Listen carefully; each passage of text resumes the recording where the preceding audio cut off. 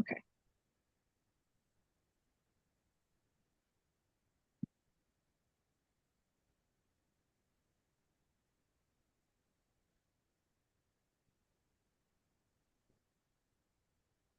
All right. I will let everyone in. Right. Now I can see a lot of people. Yeah.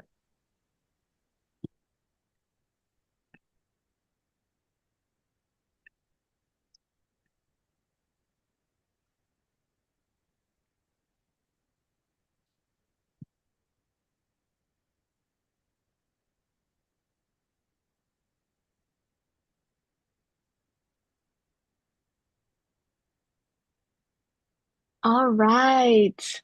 Good morning, good afternoon, good evening, wherever you are. Welcome to the tutorial session for integrating knowledge graphs and large language models.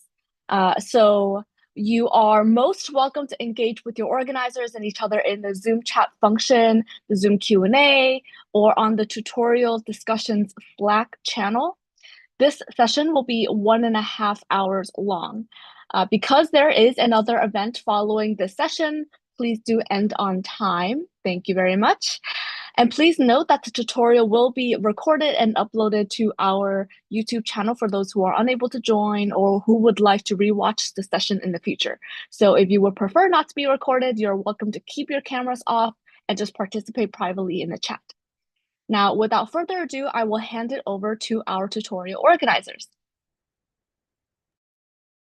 Hello. Thanks for everyone who joined our tutorial for integrating large graph and large language models for advancing scientific research. I should say good morning, good afternoon, and good evening for where you are. I'm Jiaoyan. I will give an overview of this tutorial and then introduce the first part. And we have another two speakers. Dr. Chang Zhang, who will give the second part, and Dr. Zai Chaomeng will give the third part. To save time, let me start. So this is some brief information for myself. I'm a lecturer at Department of Computer Science, University of Manchester. So I mainly work on knowledge graph, ontology, knowledge representation, and the semantic technicals or semantic web technicals, and the integration of all these symbolic technicals with machine learning and large language model. So you can find my email here. So if you have a question, you can also email me. So okay, before we give three parts, so we want to first give you some ideas why we want to combine large graphs and large language models. So large language models are very successful in many aspects. For example, they have general knowledge. They are very good at language processing. They have high generalizability. But we also know that large language models still have some problems like implicit knowledge, hallucination, indecisiveness, black box, and they may also short of some kind of domain-specific knowledge or short of new knowledge. But we find the knowledge graphs actually can complement large language model in these aspects. Knowledge graphs have structured knowledge, which are usually quite accurate, decisive, and knowledge graphs can give interpretable decision making, and knowledge graphs can have domain-specific knowledge, and also it's easy to deal with evolving knowledge. So this is a general perspective about why we try to combine knowledge graphs and large language models. We also want to give some perspective from the dimension of scientific knowledge and text understanding. So you see, this is a very typical pipeline of using large language model for task addressing. So we usually pre-train a large language model with a lot of corpora and fine-tune such a large language model with task-specific data, and then use this large language model for prediction or generation. However, there are several problems in scientific knowledge and text understanding. The one is newly discovered knowledge. So we may find some new scientific phenomenon, and how can we large language model know these new phenomena and the new facts? And also, knowledge will be updated. We have new facts, then these new facts will be updated. Will replace the older knowledge and update the human knowledge. Then how can we deal with this updated knowledge? So both newly discovered knowledge and updated knowledge, there should be no enough training samples in there should be no enough training samples. Then how can we let large language model capture these new knowledge? And also the third issue is long-tailed knowledge. So there are some, for example, rare disease, or some phenomena that do not frequently appear. How can we get enough training samples to let the language model capture these knowledge? So all these three issues are big problems in applying large language models for scientific text processing.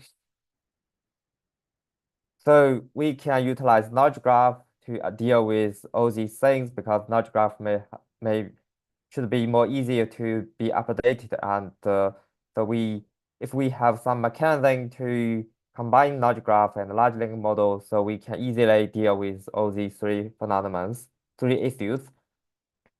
So after giving the motivation, I want to give the presentation of the first part, knowledge graphs for science.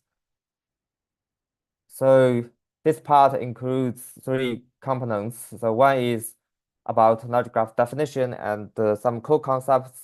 Then I will give a simple case of using knowledge graph for eco-taxonomic effect prediction.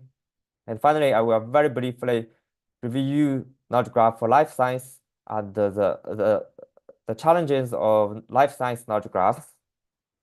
Let's start from the definition of knowledge graph. So in 2012, Google proposed the term knowledge graph.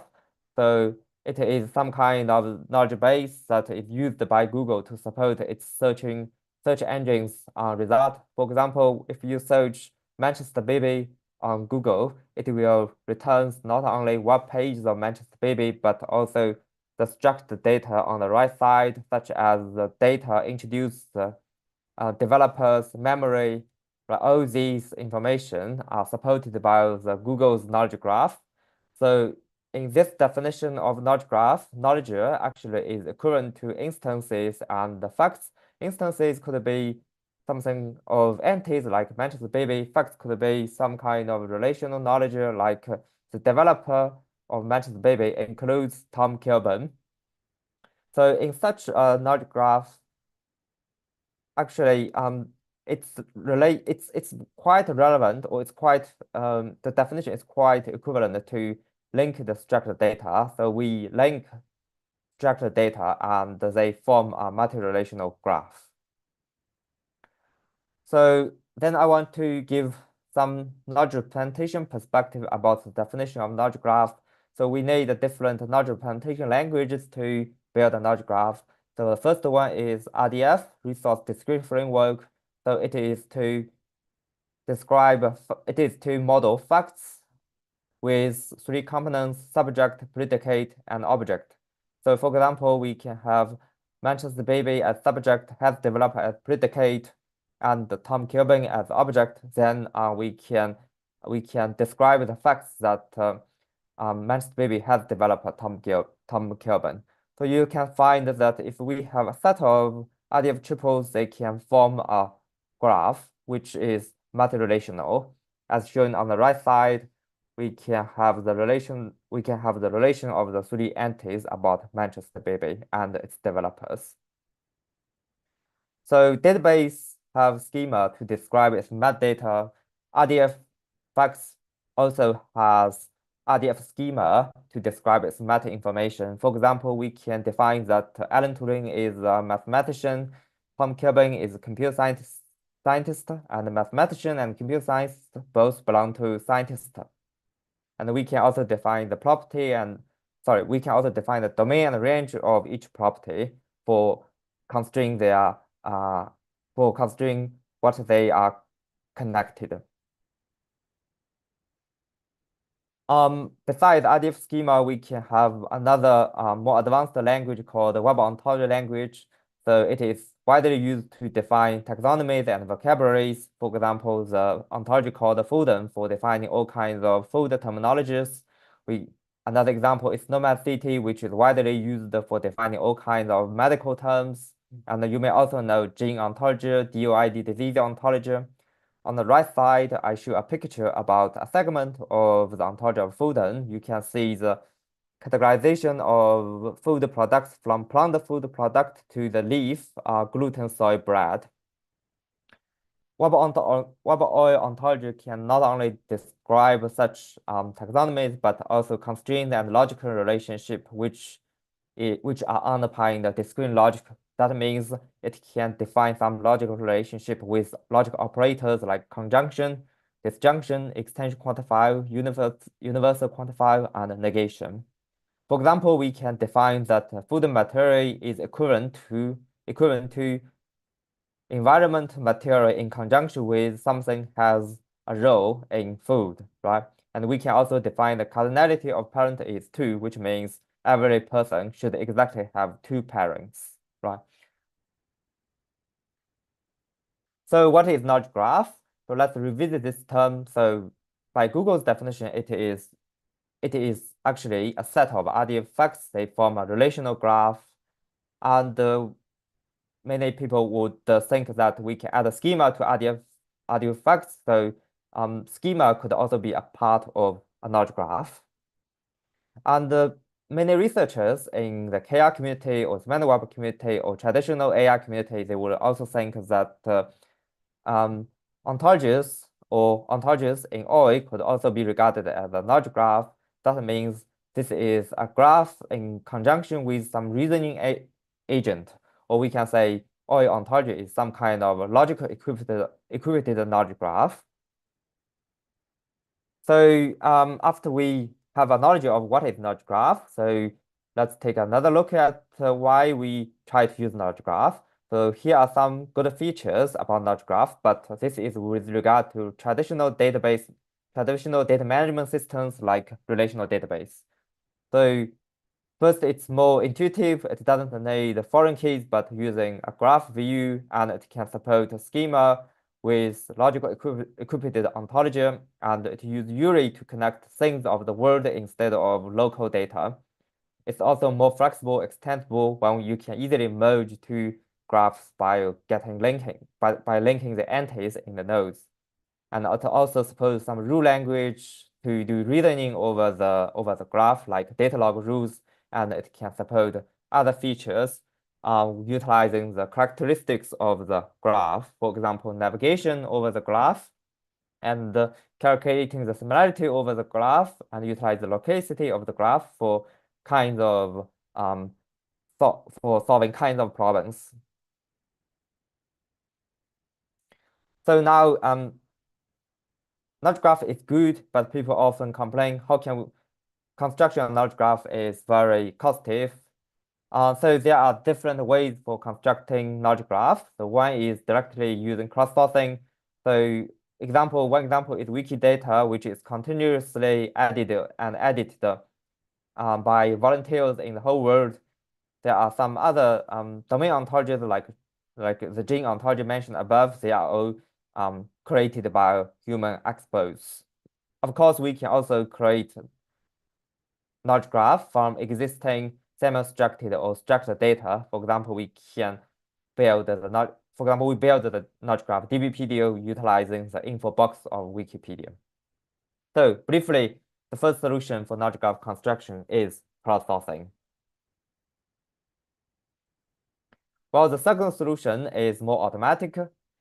So researchers in open information extraction or web mining, they try to automatically extract an instance, relations, and facts from unstructured text or semi-structured web data.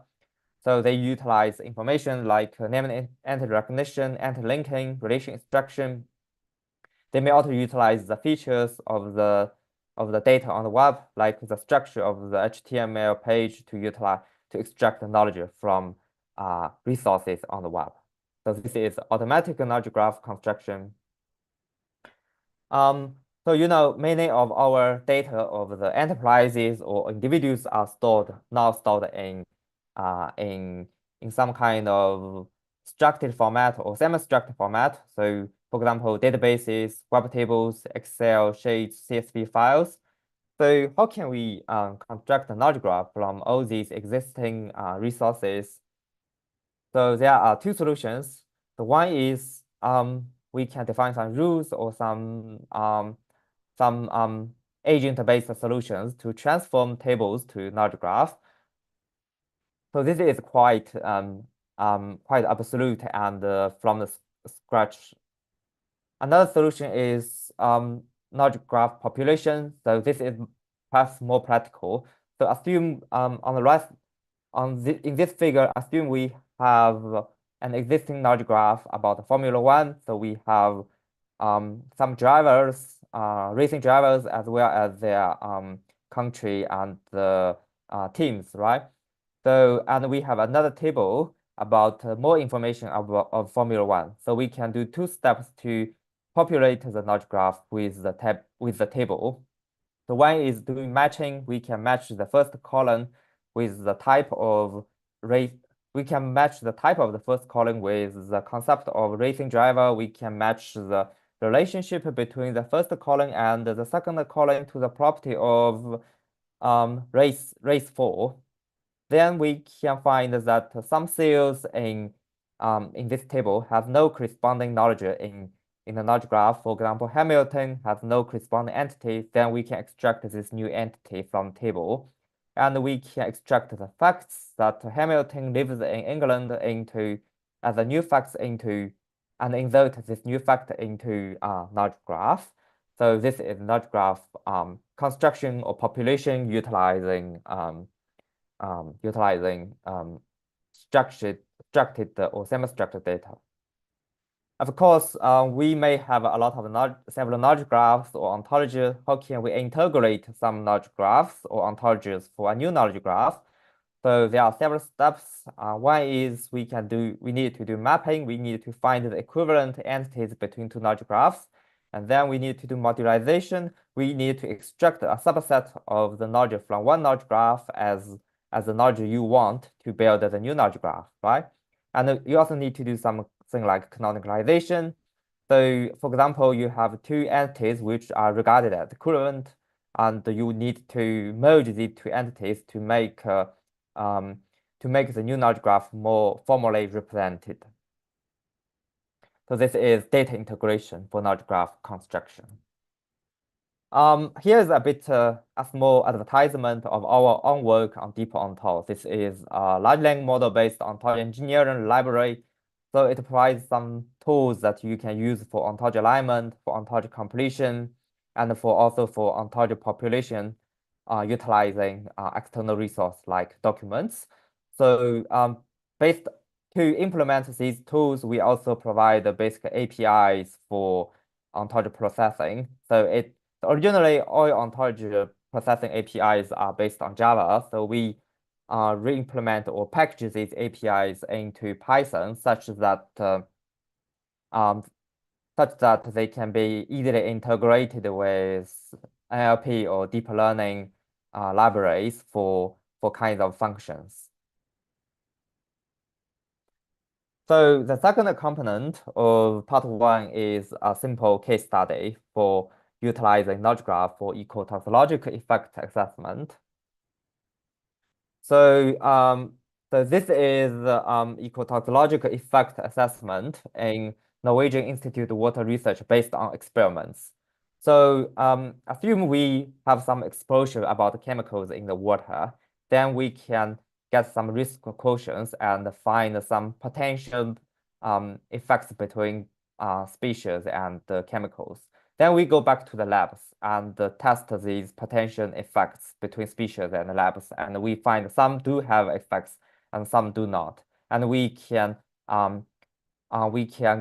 further come back to combined exposure and effects and analysis other related chemicals and other species and do another round of experiments, right?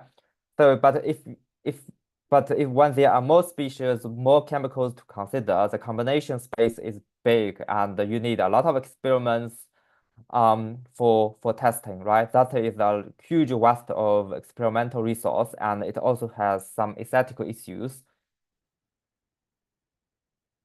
So we propose to use knowledge graph embedding and the link prediction to address this problem. So this is a PhD project from, yeah, this is a PhD project. So the idea is to construct knowledge graph with the species knowledge, with the chemicals knowledge, together with some existing experimental results about chemical species effects. And we build this knowledge graph, and we can predict further links between species and chemicals to find the potential effects. In this way, we can make a filtering before we doing experiments. So in this project, we mainly focus on one effect, which is called mortality. This is some lethal concentration of the chemical to 50% of test population that lead to death or the loss of generation of next generation, measured at 48 hours. So how can we construct this knowledge graph? So we need to select the data sources. So for the biological set, we select the ecotoxicology database, which covers 1 million testings, 12,000 compounds and compound main chemicals, and 13,000 species, and over the 0.6% of the chemical species, it has experimental results. Then it means 99.4% of the species they are missing they miss effects knowledge, and we need to using the embedding model to predict them. So for the biological side, we use the NCBI taxonomy about species to get more features of the species. We also use the Encyclopedia of Life. And for chemical side, we use the ontologies, PubChem, Campbell, and MESH. Then how can we integrate the different data sources? So first, we use the resources on Wikidata. So Wikidata provides some mappings between species from its encyclopedia, ecotoxicological database, and some species in NCBI taxonomies, for example. And the second, we use ontology alignment tools. We use LogMap and AML, which are two very typical ontology alignment systems based on lexical matching, indexing, and symbolic reasoning.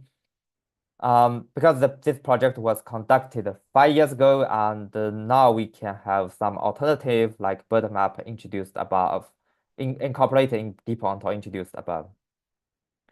So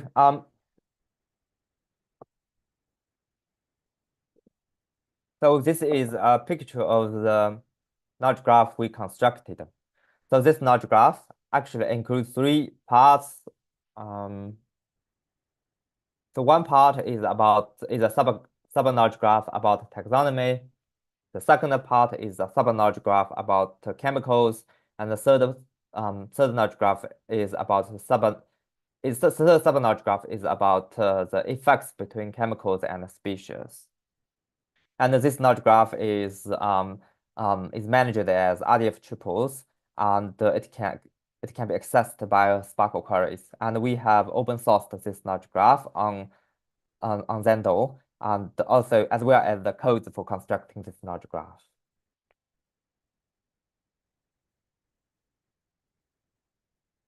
So here are some triples about the knowledge graph. I think I can omit them. And this is a picture about a segment of a knowledge graph around a specific test. So this is an experimental test, and you can find it is for specific chemical, and it is for specific species, and you can find this testing happens in the water, and also the result. This is the result whether it has a motility relationship on the specific concentration. With the knowledge graph, we can do link prediction. So we adapt 2 solutions. One is very naive, which is just to feed the embeddings pre-trained by some embedding algorithms like Chance-E into a fully connected neural network. So here we use two fully connected neural network. One is quite simple. It just concatenate the embedding of the chemical and species and feed it into a fully connected layer. Another is adding fully connected layer separately to the embedding of the chemical and the species and concatenate the output and further feed them into another fully connected layer. So the second solution is end-to-end. So it simultaneously trains the knowledge graph embeddings and the multi-layer perception.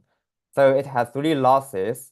The first loss is the embedding loss over the triples of the chemical subknowledge graph. The second loss is for the triples of the species subknowledge graph, and the third loss is comparing the predicted output of the multi-layer perception with the effects in the effect subknowledge graph, and that means we train the multi-layer perception together with the chemical subknowledge graph and species subknowledge graph embeddings. So we explored quite a few knowledge graph embeddings ranging from chance A to rotate E, P rotate E. And we also explored different sampling strategy. And in the end, we can take a look at some segment of the result. So we find under the best setting, the sensitive could be larger than 0.9 and the specificity could be larger than 0.75 under the combination of these two embedding algorithms, right? So before I go to the third component, I would like to discuss about using knowledge graph for addressing such scientific discovery problems from a knowledge graph perspective. So first is knowledge graph construction. So it's always hard to construct a knowledge graph considering all data sources. Currently, we use some structured data, and existing knowledge graphs. Can we consider literatures and reports? They may include new scientific knowledge, and how can we extract these new scientific knowledge facts and add them into the new knowledge graph? And there are quite a few specific experimental systems, and they use some specific language for annotating the output results. How can we extract these results and insert them into knowledge graph? And then how can we consider multimodal data? Besides structured data, can we consider text, images, or even sequences, like sequences of the genes? For link prediction, of course, we try to get better result, which means not only accuracy, but also explanation. So can we use more advanced semantic embedding techniques? Can we consider large language model for knowledge graph embedding together with interpolation? And can we consider symbolic reasoning in conjunction with these embedding-based techniques? So in the end, I try to use 2 minutes to introduce some review and challenges about knowledge graph for life science. So briefly, there's just one page to introduce, and this page gives a summarization of a recent perspective paper called Knowledge Graphs for Life Sciences, Recent Developments and Challenges and Opportunities. So it includes 3 parts. We give some literature review about knowledge graph construction and management in life science, about life science knowledge discovery, about knowledge graph for explainable AI. And in this perspective paper, we reviewed several kinds of knowledge graphs, like schema-less knowledge graph, schema-based knowledge graph, simple ontology like taxonomies and expressive OI ontologies with logics. And we also discussed quite a few challenges, like the scalability in scientific discovery together with knowledge graph construction, and also human interaction and explainability, and multimodal and multi-domain and multimodality, and also about representation learning, how to combine symbolic and sub-symbolic representation, right? So finally, I need to mention that this perspective paper is published in a new journal called The Transition of Graph Data and Knowledge. So this is a fully open source, open access journal. this is to, in the community of the semantic web, this new journal is to replace the original journal of web semantics, as the latter is non-open access. Okay, so this is all about my part, and perhaps I do not have time to answer questions. And you can answer questions by email me, but perhaps you can answer questions in the Slack channel. I think, yeah, I'm on the Slack channel, and we have created a channel for exactly for this tutorial, so you can ask questions in that channel. We will also upload the slide. So yeah, that's all my part, and if we have time in the end after all three parts, we will also be in the Zoom, and you can also ask questions at that time. So I would like to give my floor to Dr. Chang Zhang for second part. Okay, thank you. Yeah, so can you hear me? Yeah, good. Okay. And also you are able to see my screen, I believe. Can you see my screen? Yes, it's good to me. Okay, cool. So let's get started. Let's move on to the second part of this tutorial. So hi everyone. My name is Qiang Zhang from Zhejiang University. And for the second part of this tutorial, I would like to guide you through this part. So in this part, we will focus on scientific large language model. And so to give you some background, I'm currently a tenure track assistant professor at Zhejiang University. And before that, I got my PhD degree from University College London in the UK. And I also worked as a postdoc research fellow in UCL. And even earlier, and so I got my master's degree from Chinese Academy of Sciences and my bachelor degree from Shandong University. So my research interest is in data efficient machine learning, foundational models, as well as some applications in natural language processing, knowledge graphs, and AI for science. Okay, in this, so here's the roadmap for this second part. I will start with a brief introductory presentation of scientific large language models, followed by some technical details of how large language models can be leveraged and can be leveraged to deal with scientific data such as proteins and moleculars. And in the third section, I will summarize the current technical challenges in this field, and will also point out some promising research directions in the future. So let's get started with the first section. As we know, large language models have revolutionized artificial general intelligence. So it originates from the natural language processing area. Before the emergence of large language models, people use some upstream techniques such as semantic sentence parsing, syntax analysis, and semantic analysis to try to make computers understand human languages. And on top of that, researchers can conduct some downstream tasks, such as question answering, knowledge extraction, and complex reasoning. But after the emergence of large language models, a lot of things have changed. Okay, so with pre-trained large language models, such as GPT, GLM, and Llama, people don't need to deal with the previous upstream techniques. They can simply use ChatGPT or Claude to answer questions and extract knowledge and build knowledge graphs. Okay, and after that, more advanced large language model systems have been developed and proposed. For example, Hugging GPT is one of the complicated models systems. So with this Hugging GPT framework, ChatGPT could act as a controller in this system, and it can conduct task planning when it receives a user request. And it can also try to select proper AI models according to their function descriptions and execute each subtask, and gather the response from these AI models, and finally output the answers that the users expect. Okay. And another model is AnyGPT, which is published earlier time in this year. So it could tokenize multimedia data into discrete tokens.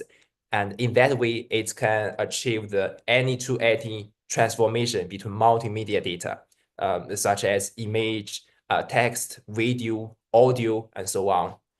And a lot of guys have must have heard Sora, which is developed by OpenAI.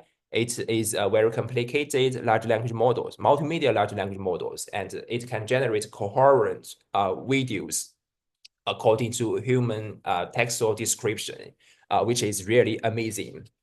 But large language models, I mean, general purpose large language models are still kind of limited. Although they are good at understanding and processing, generating human languages, they are not able to understand scientific data, such as protein sequences, genomes, and chemical moleculars. So suppose we have the information about, we know the name of a protein, we also know the gene, and we also know the sequence of a protein. And we input all of this information into a general purpose large language model, such as ChatGPT, and we ask the model, what is the solubility of this protein? Well, in most cases, these large language models are not able to give a proper answer. This is basically because these models were not properly trained with this scientific corpus. Okay, and with the words of Ludwig Wittgenstein, the limits of my language mean the limits of my world. Because these general purpose large language models were not trained with this scientific data, it is reasonable that these models were not able to properly understand and deal with this scientific data. Okay, and that's why people try to extend the limit of general purpose large language models and make them understand, make them grasp the ability to deal with the scientific data. So basically, there are some similarities between human languages and scientific languages. So in biology, researchers and scientists usually deal with the proteins and the genes. So for proteins, there are 20 amino acids which could make the vocabulary. While in terms of gene, there are 4 different types of nuclear base, and these nuclear base could make up the vocabulary for genome language. And similarly, in chemistry, chemical scientists have also formulated their own molecular language system. For example, smiles, deep smiles, and cell files. So they have their different grammars and vocabularies, but basically they use different symbols and characters to denote atoms, chemical bonds, and substructures. And they also have their own structures to define the validity of molecular. Okay. So when we try to formulate some, when we want to develop some scientific large language model, we usually make a comparison with human language large language model. Okay. So in human language processing, there is a very, very fundamental hypothesis, which is called distributional semantic hypothesis. It means that the meaning of a word is determined by its context. Okay, and with this hypothesis, when researchers try to calculate the joint distribution of a sequence, they have developed different architectures. Well, basically two type of architectures. One is BERT and the other is GPT. So for the BERT architecture, people try to mask some tokens and then train a model to try to recover the masked tokens according to the provided context. And with the GPT architecture, the model is trained to autoregressively generate the next tokens by using the previously generated ones. Okay.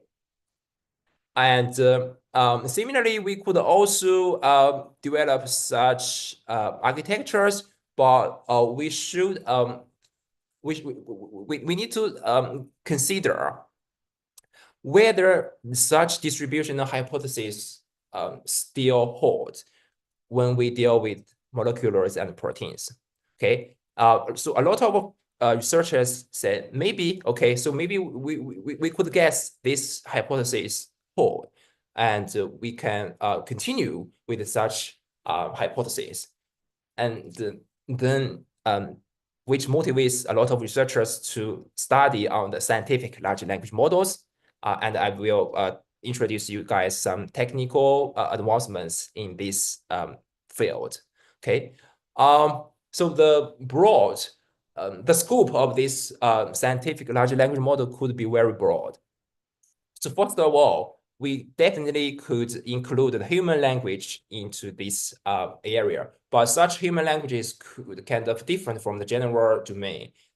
We usually use some text and human languages from research papers, from patents, or from textbooks.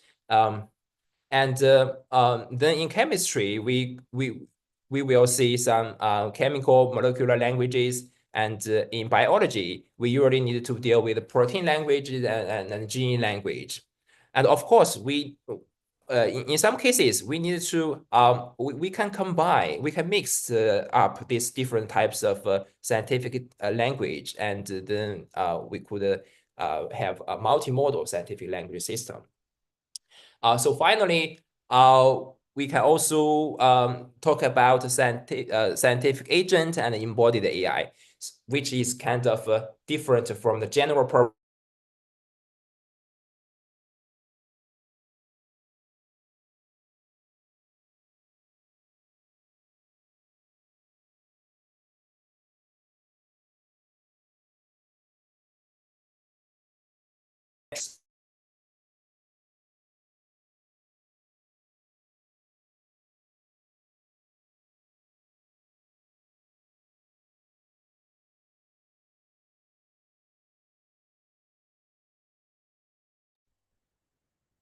Hi, Chang?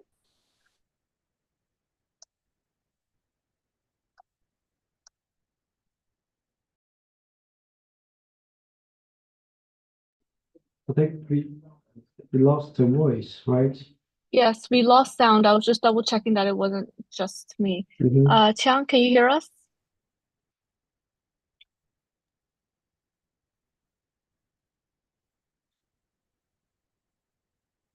Hello, Chang? I think he encountered some internet problem. Not sure. Yeah, I'm messaging him. Let's see.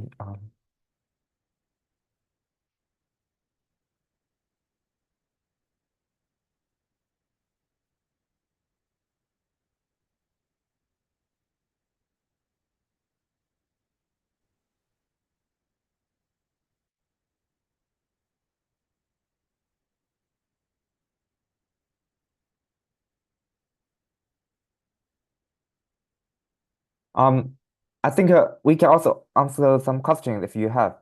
So some participants messaged me, Yes. and I have replied one question. So if you have more questions, you can also ask. Okay, Chang is here. Okay, we can continue. Hi, can you hear me? Yeah. Okay, sorry about the internet connection. So where I should continue my my talk? From this slides or even earlier? Here or here? We got to the part where you were talking about scientific agent and embodied AI. Okay, sure, cool. Yeah. Yeah, so because of the broad scope of this scientific large language model, and the limited time, I'm not able to cover every part. So I'm just gonna focus on two aspects. One is scientific text, and the other is biological protein. Okay, so let's start with the scientific text. So basically, scientific text is still text. It is human language, and researchers have developed a very common way. So, for example, in biology and chemistry, so researchers usually use BERT, GPT or GLM structures to pre-train and further fine-tune their models. So this table summarizes some good models in biology and chemistry, and even some further comprehensive area. So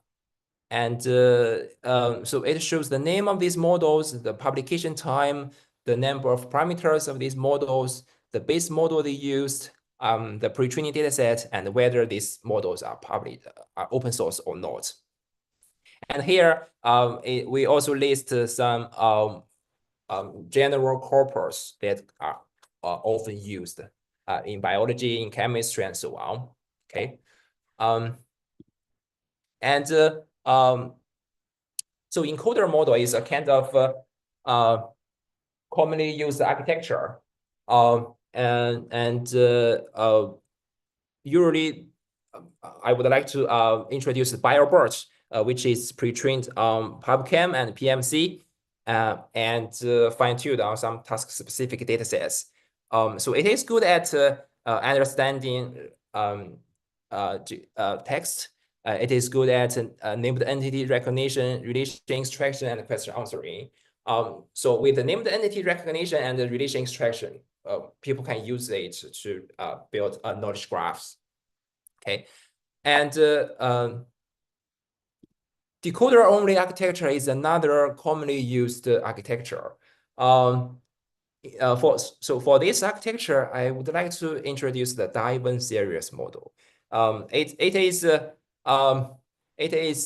based on the Vicuna 7B base model, and researchers have tried to build fine-tuning data sets.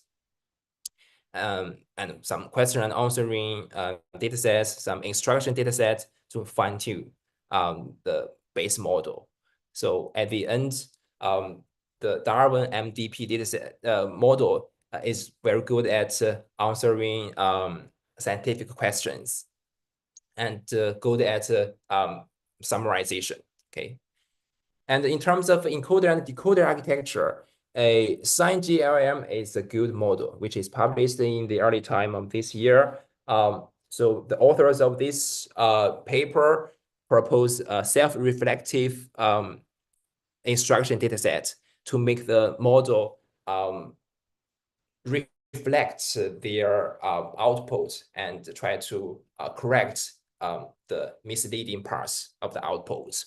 And they have also examined whether a larger model could lead to a better performance, and the answer is yes. So this figure shows the results. Okay. And when we try to evaluate such textual scientific large language model, researchers develop a lot of benchmarks. So this table summarizes the typically used benchmarks, including MMLU, C-EVO, AGI-EVO, Science-QE, 写字, Sci-EVO, Sci-Q, Sci-Bench, and Sci-Assess. So basically, this dataset contain questions and answers from different subjects, from different levels, and it could be in different formats. And one benchmark that I want to highlight is a text. It is called Sci-No-EVO. It draws ideas from the Chinese, just traditional Chinese philosopher Confucius. And there are 5 different levels in this evaluation benchmark, which are knowledge coverage, knowledge exploration, reasoning, safety, and application. And according to this benchmark, the GPT series models are still among the best performing models. Okay. So that is the the textual scientific large language models. And the other one is protein language models. Okay. Protein language models is kind of similar to human languages. It can be formulated with a sequence of symbols, but they have all their own characteristics. So a protein has 4 different levels of architectures. The primary structure is a sequence of amino acids, and it has also its secondary structure, the tertiary structure and the quaternary structure. Okay. So this table summarizes the recently published protein large language models. It can still be organized in 3 different architectures: the encoder only, the decoder only, and encoder-decoder architecture. We also list the publication time, the parameters of these models, the base model they use, the pre-training data set, and what kind of capabilities they have, and whether these models are open source or not. And these models are usually so their parameters are usually at the level of 100 million, 1B, 10B, or even 100B. But most of them are at the level of 1B and 10B. Okay. So the training data sets could be from the public database, such as Ngraph, PFAM, and Swiss protein. And with this trained data, with this pre-trained large language models, researchers can use them to do protein function prediction, protein family prediction, protein contact. It's amino acid contact prediction. And people can also use it to design some novel protein sequences. For example, sequence optimization, protein de novo design, and inverse folding. Okay.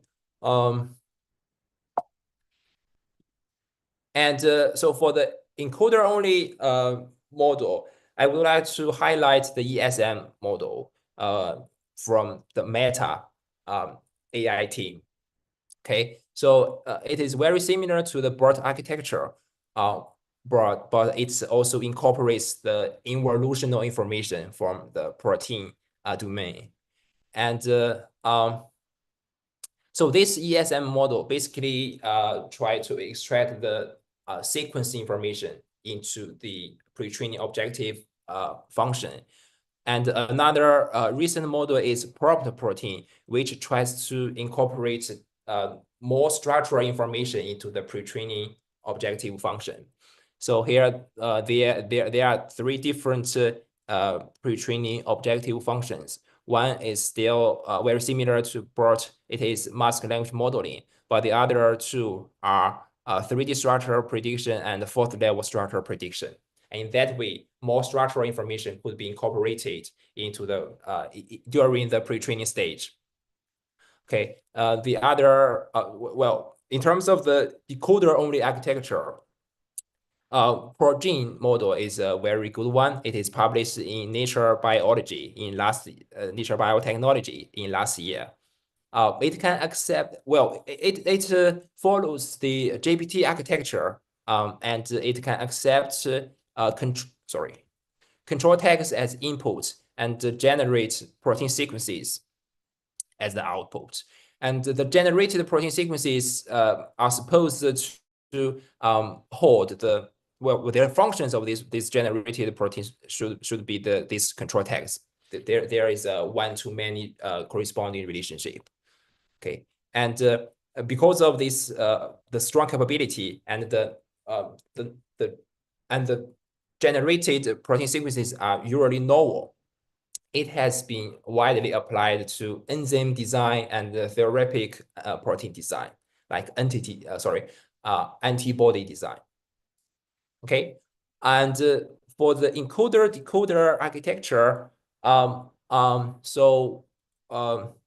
Extreme PG LLM is a very large-scale protein large language model, it has the 100B parameters, which I believe is the largest the largest protein large language model. And it adopts the GLLM architecture, which allows it to do the protein understanding tasks and also generate novel protein sequences. Okay, and this table summarizes the datasets for protein pre-training and the benchmarking. So for the pre-training, usually researchers use Ngraph datasets and also some structure-related datasets like AlphaFold-DB. And in terms of pre-training, in terms of benchmarking, researchers can use descriptive tasks like classification and regression, but the generation ability of large language models are it is more attractive and more interesting. And this leads to another problem. So how can we evaluate the generated protein sequences? There are some computation-based evaluation metrics, such as the novelty, the diversity, and protein sequence, the protein distance, the foldability, and the recovery. So with these metrics, computational scientists can compute whether the generated protein sequences are novel or not. How similar with these generated sequences with the existing sequences, and whether these protein sequences could fold into a given 3D structure, and so on. But such computation-based evaluation metrics are not that reliable, and in most cases, we still need to do wet lab experiments. Okay, so that is the technical details about scientific large language models. And then I will move on to the third section, and I will summarize the challenges and some perspectives in this field. So we have talked about scientific symbols and languages. For example, chemical moleculars, proteins, and genomes. They have their own structures, they have their own vocabularies and grammars. And accordingly, researchers have developed some molecular languages, genome languages, and protein languages, and some multimodal scientific languages. There are still some interesting problems that we can explore in the future. For example, compared to natural large language model, the scale and quality of the pre-training and fine-tuning datasets in scientific data is not that good. And more importantly, there is a lack of cross model datasets. So we must build such dataset by ourselves if we want to develop some multimodal scientific large language model. Okay, and then we need to deal with the longer sequences. Usually, protein sequence and genome sequence contains so they are much longer. They have like hundreds or even thousands of tokens in sequence, which is much longer than human language sentence. Okay, and then we must incorporate and properly utilize the 3D structure information, and then the autoregressive learning problem could also be improved because, well, human speak word by word from left to the right or from right to the left, but protein sequences and genomes are not. So there's no. It is not unidirectional. Okay, and for model evaluation, we still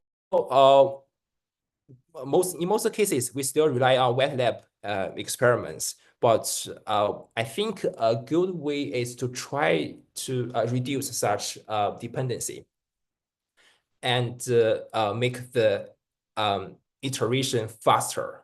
Okay, And we also need to think about data privacy, model bias, and give equal access to different organizations and researchers. Okay, so to help you guys have a better understanding of this tutorial, I will also give you some links and some relevant materials.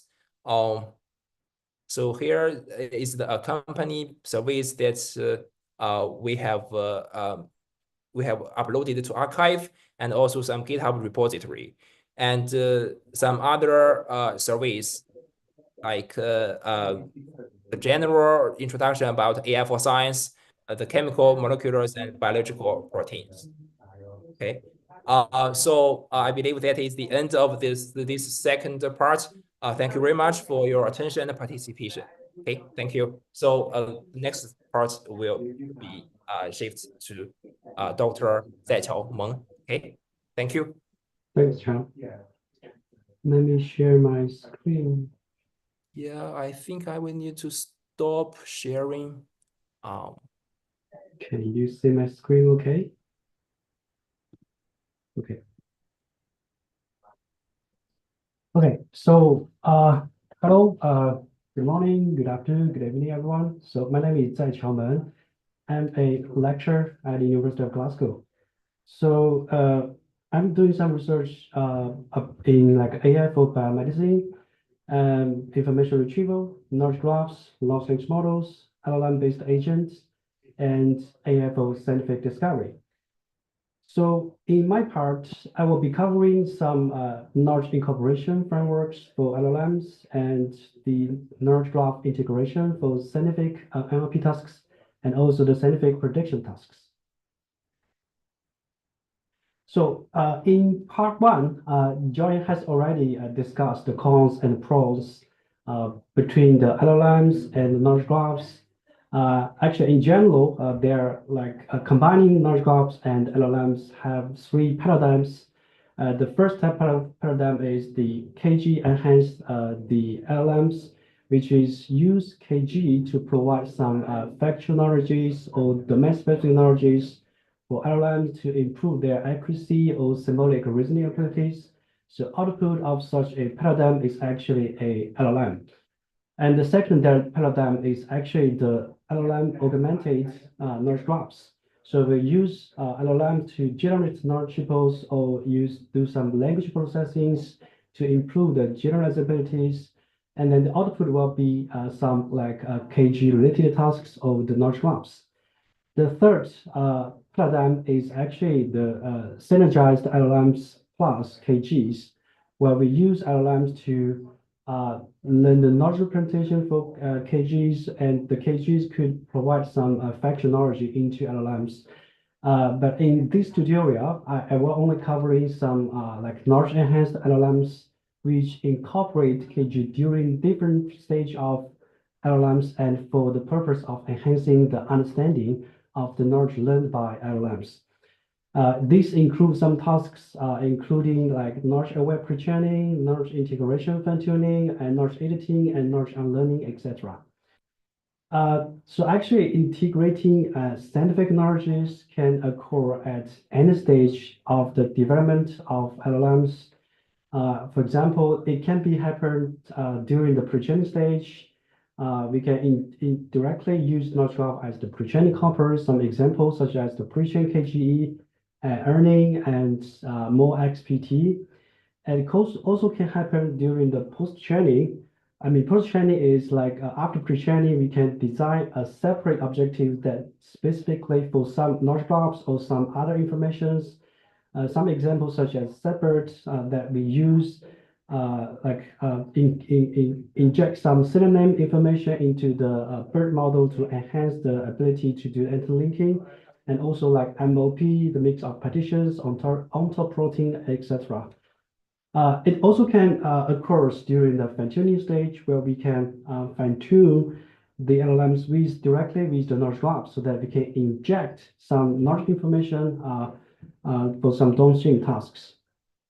And some examples include Fusion DTI, Fusion GDA, and also SciPlots have a lot of applications that can be fine-tuned for some downstream tasks. It also can happen during the inference stage where we don't need to do any training, but just put them into the LLMs as a prompts. Especially in current stage, we have the retrieval augmented generation. We can actually retrieve some knowledge graph or some knowledge triples, and then use RAG to enhance the performance, to inject some knowledge into the language models. Some example include MK-RAG or BioRAG.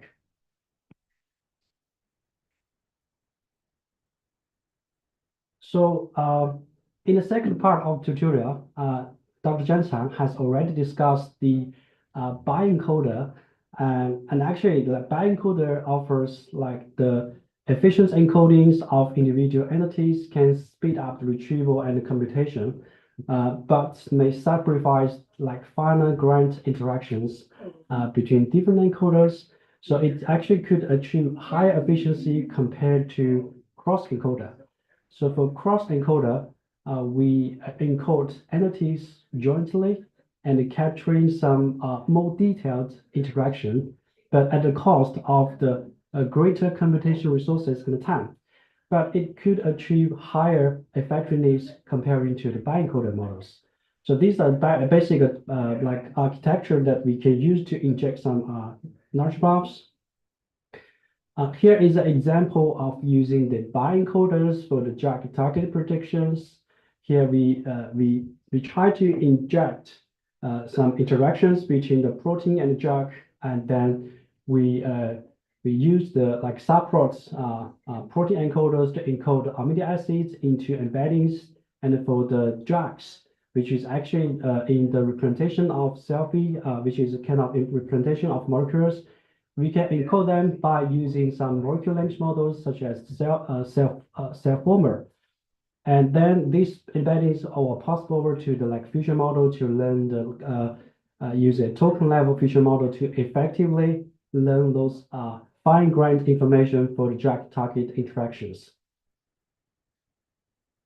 So more XPT is another example that using like cross-encoder for the molecular protein predictions. It actually is a unified language models of text and the molecules pre-trained on the smell strings and wrapped by the text. So in the process, they construct some like text and the smells tokenized separately.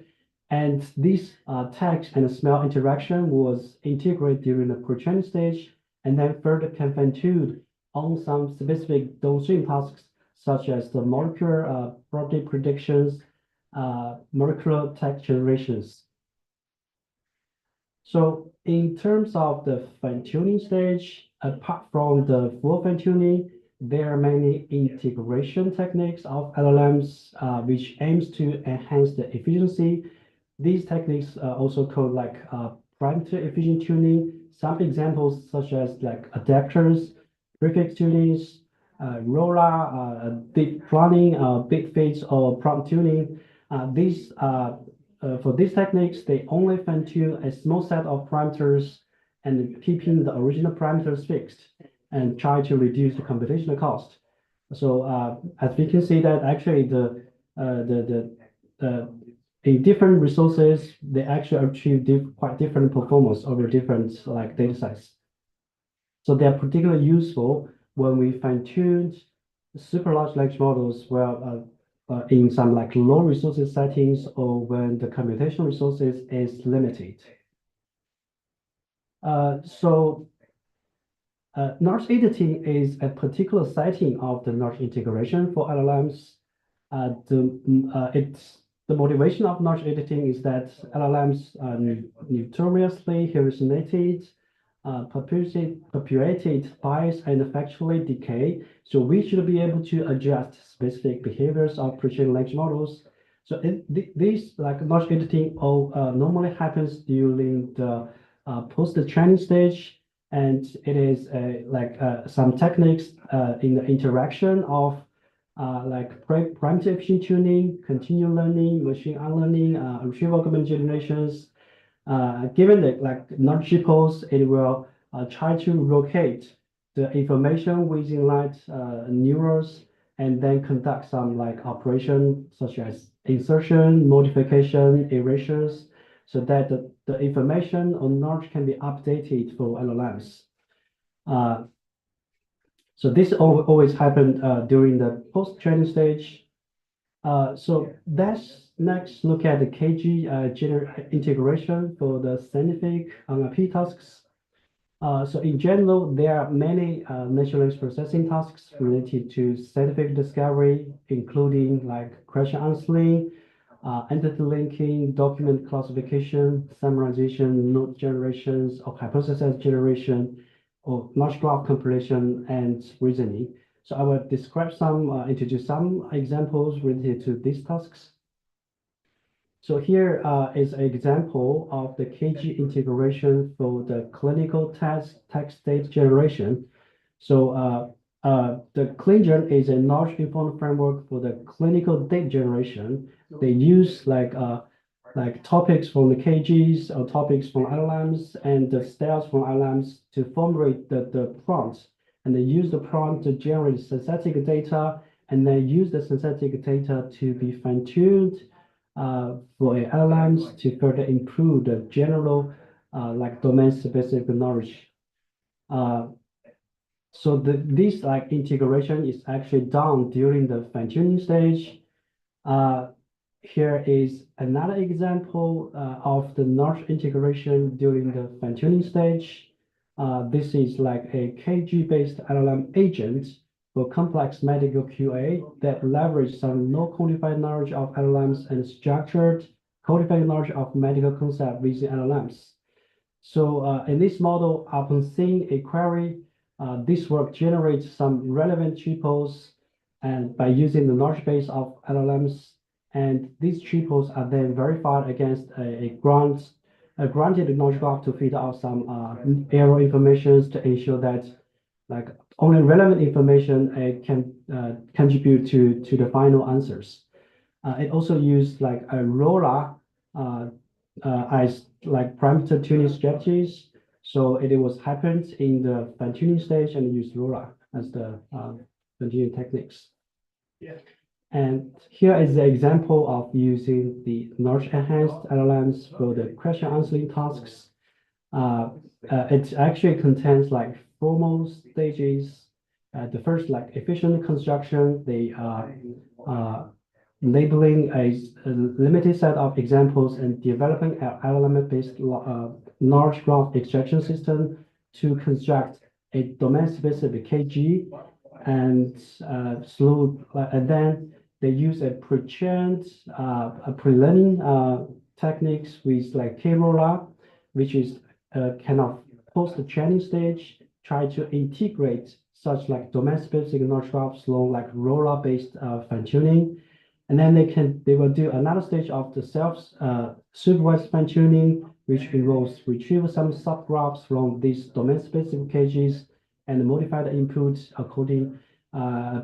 accordingly and perform some supervised fine-tuning. And then in the final stage, these KGs also will act as evaluator, provide some like feedbacks on the knowledge correctness, and so that the model can better align the domain knowledge. So this work actually use both like post-training and fine-tuning stage to integrate these knowledge informations, and the ROLA is used to enhance the efficiency for fine-tuning.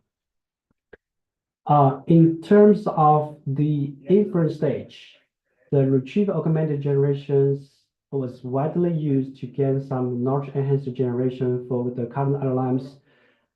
The BioRag is an example that could adaptively select some knowledge source and domain-specific tool to advance the biology question answering reasoning task.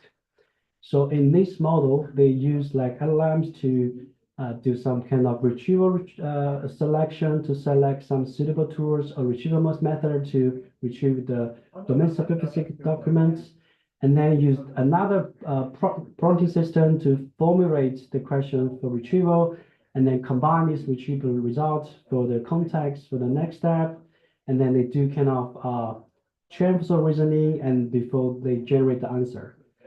So this is actually happened in the inference stage. There's no any fine tuning, and especially it's very useful for the current stage of LLMs. Sometimes we may need to deal with like super large scale knowledge graphs. For example, the UMS, which is one of the largest biomedical knowledge graphs containing 4 million concepts and more than 20 million relations. And so how to deal with this large scale knowledge graph? The model mixture of partition gives idea of divide and concord, where they actually use like a partition algorithm to partition the graph into some small graphs, for example, using MATIS, which is graph partition algorithm, and infuse these domain-specific knowledge of each subgraph into separate adapters. So each subgraphs will injected into the separate adapters. For the fine-tuning stage, they can add a mixed layer on top of these adapters and fine-tune on some domain-specific applications. So using this scheme, we are able to deal with some large-scale knowledge graphs, and this is also using some parameter efficiency tuning, and this is happened during the fine-tuning stage, post-chain stage, before the fine-tuning. So also let's look at some KG generation example for the scientific prediction tasks.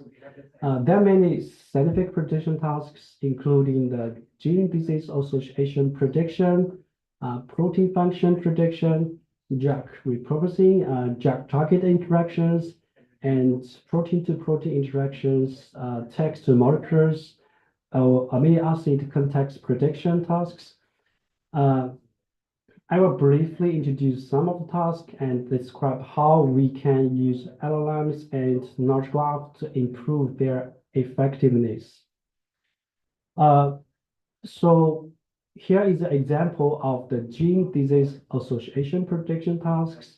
So the gene disease association prediction task is a process of identify which gene are involved in a disease.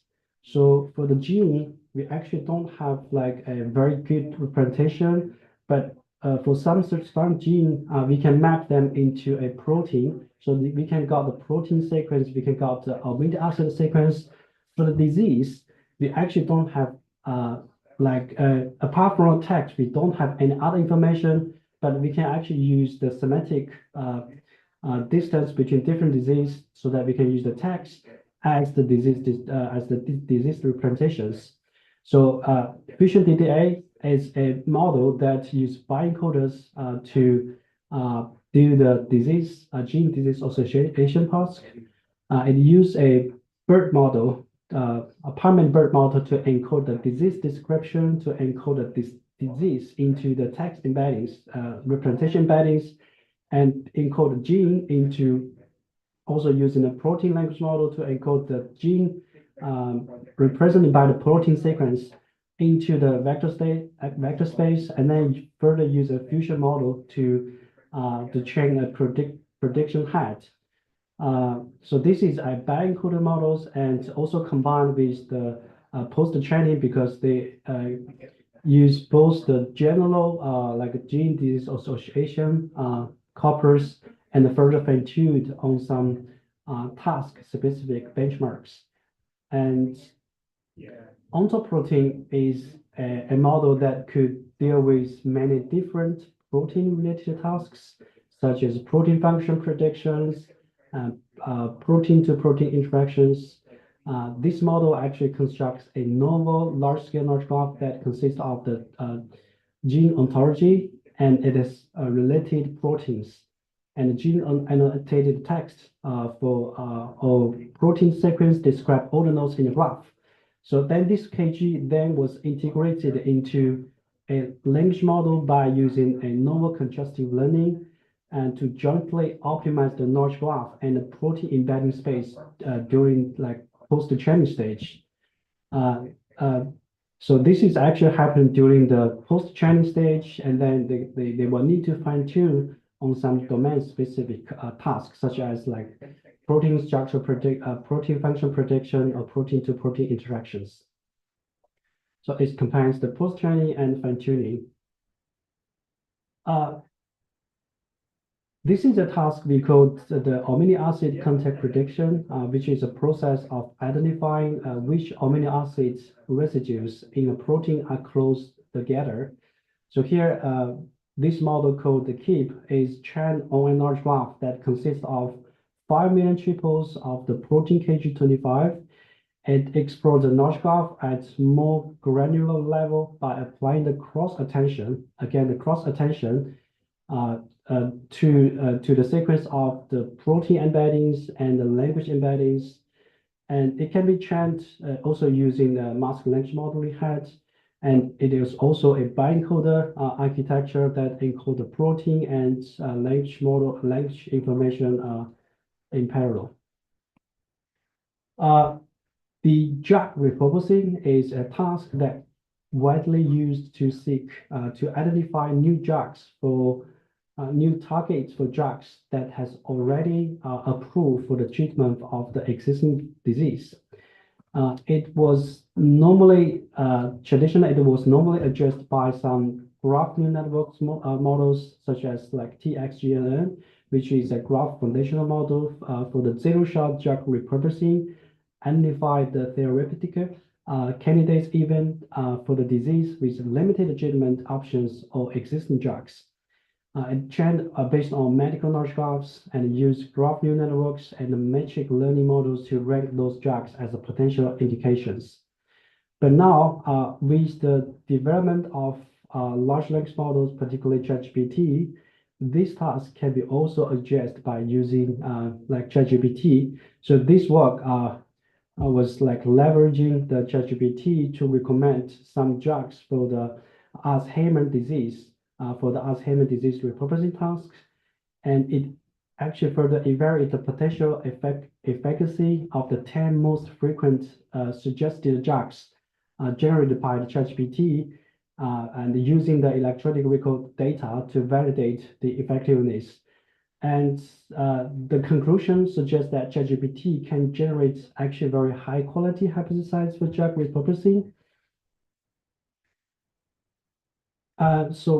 And previously, Dr. Zhang Qiang has already mentioned that for the language models, we actually need to deal with different modality of the knowledge graphs. And for example, we have the proteins, which can be represented by the amino acids, and we have drugs, which is represented by the molecules. How to combine these different modalities into language model to do different tasks is actually a challenging task, but it has been researched by many papers. There are basically three architecture to merge these multi-modality information of knowledge graphs into language models. The first is we call the multimodal congestive learning. One example, this is actually borrowed from the computer vision, the CLIP models, which learn the alignment between the text and the image. But here, I try to learn some representations by aligning the protein representation or the drug representation. So both the foundation models, the multiple foundation models will be fine-tuned, for example, by some congestive learning. The second architecture is try to align to like a central modality. This is also borrowed from some current vision language models, where the image data or video data can map into the unified representation of the text language models.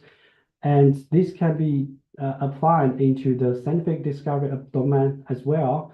Well, we can, for example, map the molecular language models, the representation of molecules and representation of proteins into a single text language models, for example, lemma, right? Then we can keep the lemma model being fixed and fine-tune those protein language model and molecular language models. The third architecture is kind of a transformation across modalities, which they call the bridge models, which is try to do some transformation from two different modalities but they will update the parameters only with the transformational model. So apart from the LLMs for scientific discovery, the LLM agents is a very hot topic recently, and it could also apply to the scientific discovery domain. There are two main paradigms of these like scientific discovery agents: the specialized language model, which are trained on some like scientific data, which are typically tailored by some scientific tasks such as molecular-related tasks, protein-related tasks, and gene-related tasks. And these models are used as tools to perform some specific tasks in which users actually provide information required for a task, and then the model output the prediction.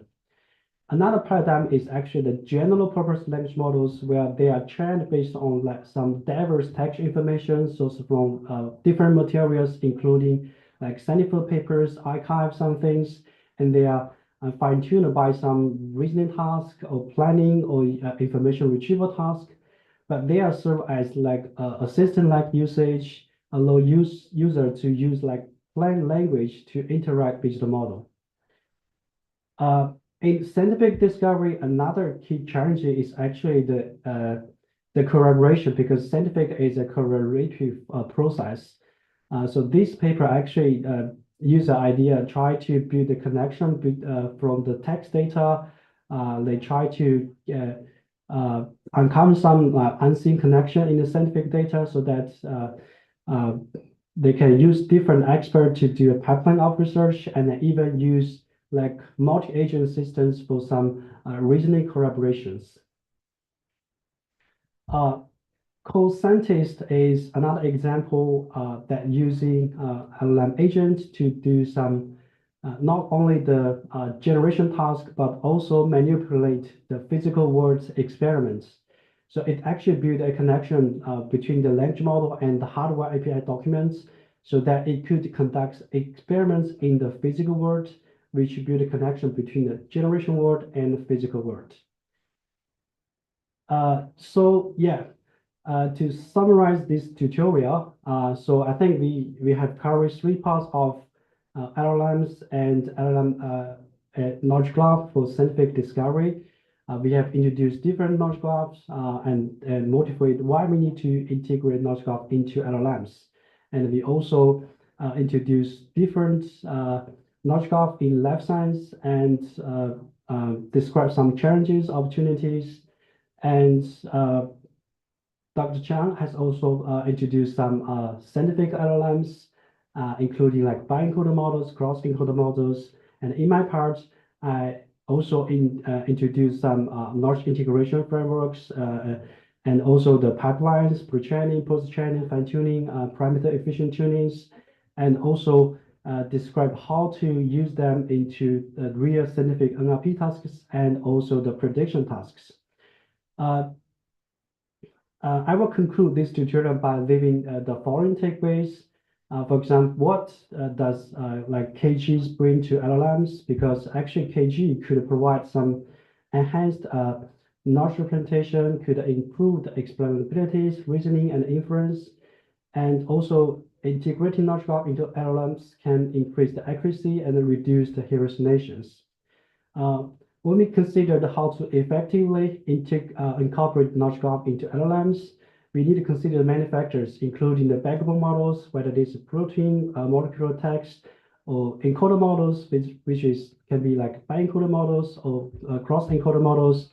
And we need to consider what stage can be used to integrate knowledge graphs, and also integrate techniques such as ROLA and context learning or LLM agents. So yeah, that's some reference, and this is the end of this tutorial, and I'm not sure if we still have time to take any questions. Perhaps one quick question. Mm-hmm.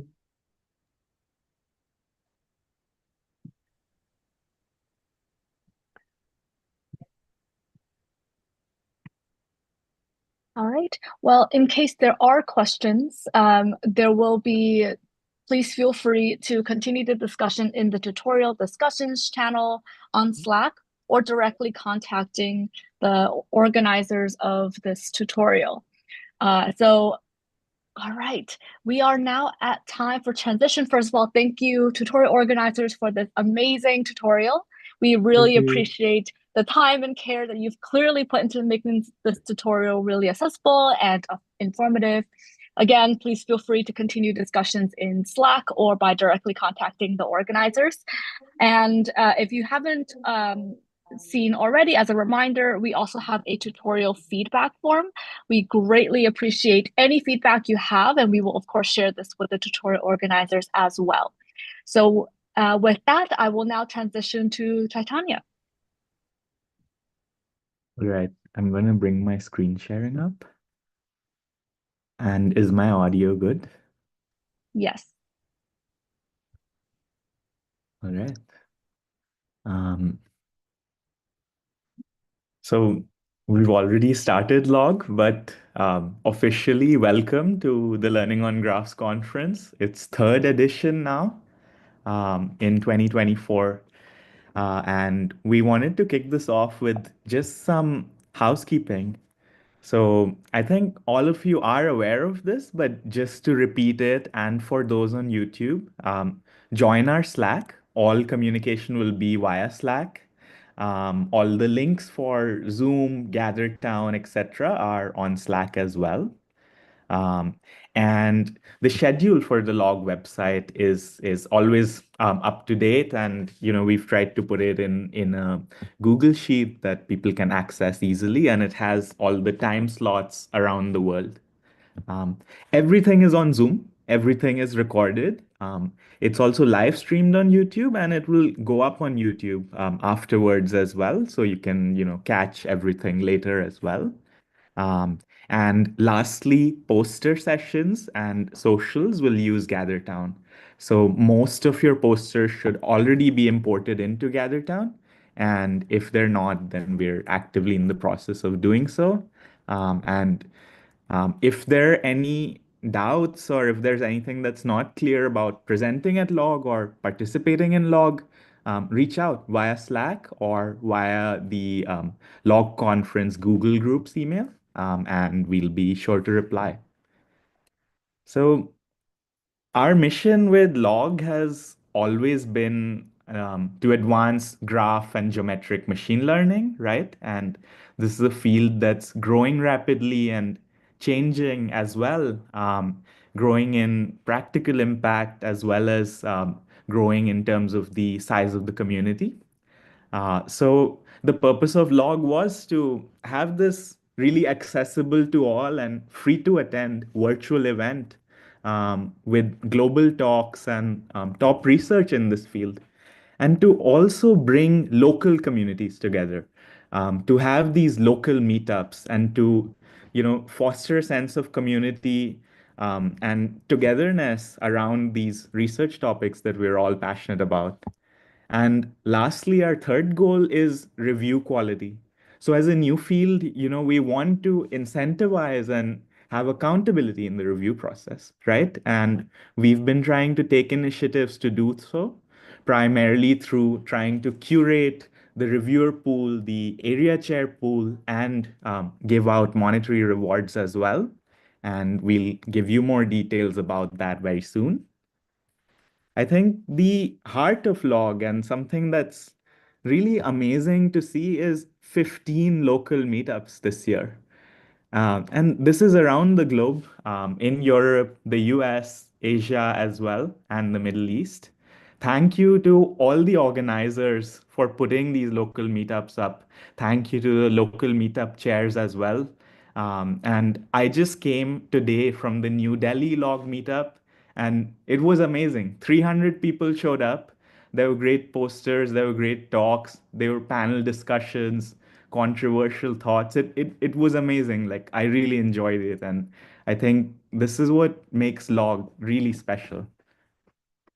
And next, I just wanted to say a word for our keynote speakers. So today we'll have Professor Yusu Wang, followed by Zachary Ulisi, Xavier Bresson and Alden Hong. We've prepared really exciting talks covering theory, methods, and cutting edge applications as well. So I hope you're all excited for that. I just wanted to also note the different time slot for Xavier's keynote and the subsequent session, which is to accommodate those of us in Asia as well. And finally, a big thank you to our program chairs, Guy Wolf and Smita Krishnaswamy. Without them, none of this would happen. And they've prepared a fantastic program, which they're going to tell us all about. So I'm going to stop sharing and Smita will be taking over. Okay, can you see my slides and hear me? Okay, cool. Okay, thanks everybody. Thanks for coming. Though. You can see the slides? I can see them now. Yeah. Oh, you can. Okay. Thanks everybody for joining today. We're really excited about LoG that's already going on. And as you saw, a lot of the meetups have happened. So people are in the swing of things. I just wanted to start off and kind of reiterate that the reason that, all of us are here, the organizers, the steering committee, and the participants are because, of course, graphs and learning based on graphs is increasing in importance with every passing year. This is a chart that's actually showing a graph of the archive citation network. In the archive citation network, which itself is a big graph, we see that the number of machine learning papers with abstracts containing the word graph have been steadily increasing. And the only reason it looks like 2024 is lower is because it stopped in August. But by December, after Ngraph, this will zoom up. So this is a topic that's of increasing importance. And so we should sort of be proud of ourselves that we're in the weeds. As you guys know, graphs are very important to the world around us, whether it be in social science, in molecular and biomedical science, in things that can help us discover drugs and targets, but actually also many other fields, including materials discovery, market modeling, finance, etc. And so this is what makes this a community that increases in importance with every passing year. It's because there's new and new data sets on many, many domains that continue to be added in the world. And most of them can be modeled as graphs. But not only that, the notion of a graph, of course, comes from mathematics. So there's a very well-developed mathematical foundation that we can take advantage of. So this combination of this mathematical foundation and high degree of application, I think, will only increase the importance of learning on graphs and understanding what we're learning. So the mathematical foundation, as Chaitanya mentioned, rests on can rest on geometry, but maybe also many other things. There's graph theory of many varieties. There's, of course, geometry, Riemannian, algebraic, discrete. Also topology. Topology is well developed on graphs, especially in TDA. But increasingly, we also see connections between Markovian and stochastic processes, diffusion processes on graphs, and of course, graph signal processing, which is at the core of a lot of the GNN-based work that we see. So our conference also encompasses all of these topics. So here's a fun LoG paper title word cloud. So you see the biggest word here is knowledge. So graphs are a way of encoding knowledge and reasoning about knowledge, which is, at the underpinning of, machine learning and data science. And we see, of course, GNNs, so graphs in the context of neural networks gaining importance. Other terms that I want to show are representation. There's a lot of things in graphs that can be represented, nodes, edges, the entire graph itself, to give us information about different layers of the data. It's naturally multi-scale, coarse-grained information. And some of the applications that I mentioned, you'll see in here. So you'll see molecular, you'll see large language, strategies, social, property, cancer, structural. So this word cloud is sort of an embodiment of where, LoG is going this year. So I hope you're very excited to join in. And with that, I'm going to pass it over to Guy, who can talk a little bit about the statistics of the papers we saw and what we were looking at. Thank you, Smita. I'm going to actually try to share here if it will let me share my screen. We'll see if it works. Hopefully everyone can see my screen now. Yes. Good. So yeah, this year we have full papers, abstracts, and TMLR papers in order to bring here exposure for multiple avenues of research. And when we look at the acceptance rate, it's at about 40% for full papers, which is a slightly more rigorous process, 56% for abstracts in order to allow a little bit more innovation and also submissions that are not necessarily going to proceedings, but can expose things that will later on be fully developed in other venues. And TMLR papers are published papers that are given a spotlight here, and that is why we have a high acceptance rate. We already rely on them being accepted and peer-reviewed there. We also have here the division of orals from each of these categories, balancing the different sources of papers coming in, and posters that still allow people to expose their work without necessarily having a slot in the program. This is a very big operation, so you can see here how many area chairs and reviewers we have. We thank all of them. This is not easy to go through all of this process and select the best papers we have. And when we look at the scores that we expect, out of 10, and you can see here we have the average score for a poster on the positive side, around 6, which is above acceptance threshold, basically. And for orals, we expect more confidence and full clear accept. And the confidence score is roughly where we want it to be. Anyone who's reviewing knows that we hesitate to put 5 as full confidence. There's always a possibility of missing something, but at the same time, we don't want educated guesses. So we're very happy with where the quality of review ended up in terms of these statistics. The average review length, you can see a distribution. We have a relatively good amount of text coming in from reviewers in order to justify their decisions. We can always do better, but at the same time, we have to remember the limited time and all the other duties, especially with our review process being relatively short, and in parallel to iClear and other conferences, people have a lot of workload. So we definitely appreciate those who took the time to have lengthy enough reviews to help us make the decisions. In order to improve, we also rate the reviewers. The area chairs are helping us with this. And again, we would thank the area chairs for this. Most of the reviewers were meeting expectations. Though that exceed expectations, we will be giving out awards, and I will mention it in a few moments.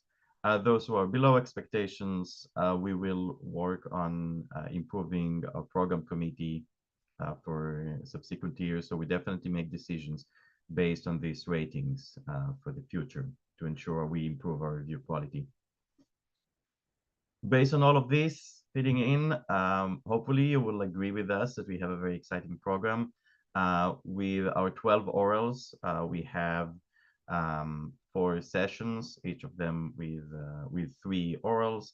They are spread over time zones, of course, based on our audience, mostly concentrated on on North America and Europe, but we also have a session dedicated to our audience in Asia. And then on top of it, we have, of course, the poster sessions and the tutorials to complete the program, and the keynotes, of course.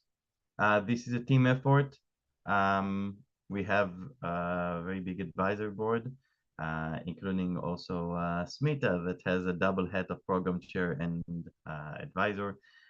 They are ensuring the consistency of the program across years. LoG is an annual event, so we thank all of them for being engaged and ensuring the longevity of this endeavor. And we also have an organizing committee, just like Chaitanya said, without the program chairs and the reviewers and the area chairs, none of this would happen. Also, without the organizing committee, none of it would happen. They were extremely helpful throughout the process. We relied on them, Smith and I, with a lot of the help behind the scenes. So I definitely want to highlight them.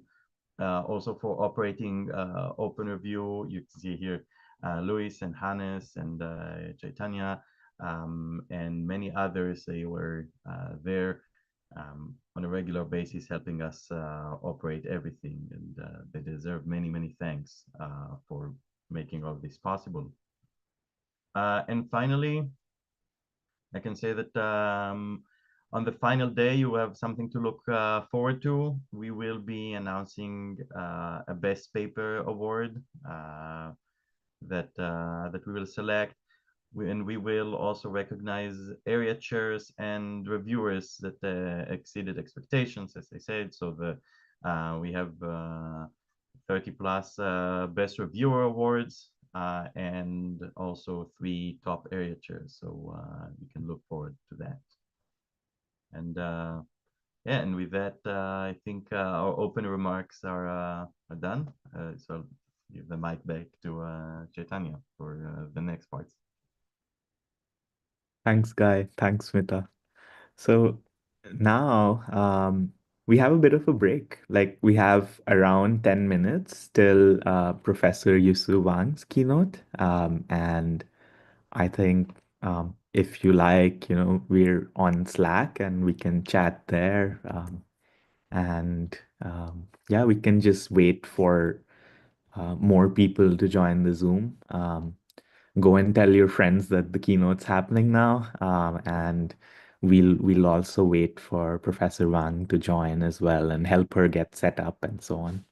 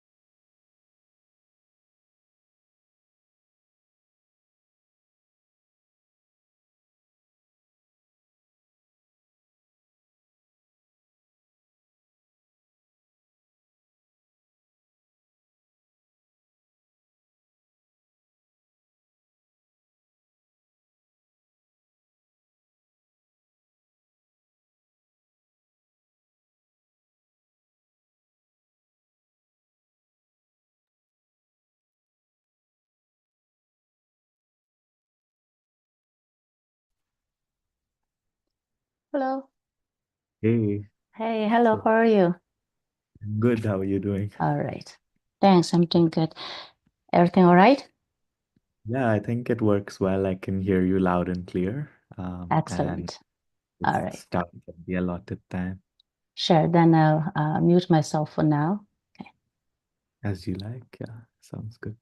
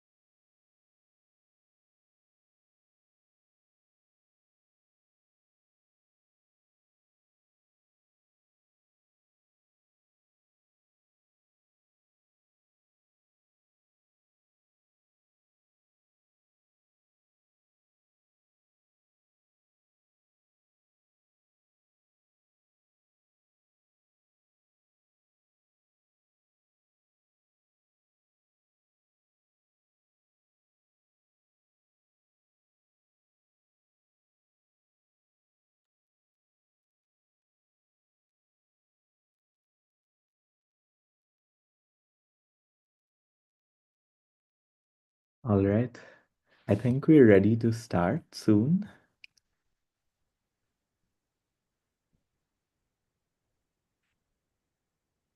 So welcome back, everyone.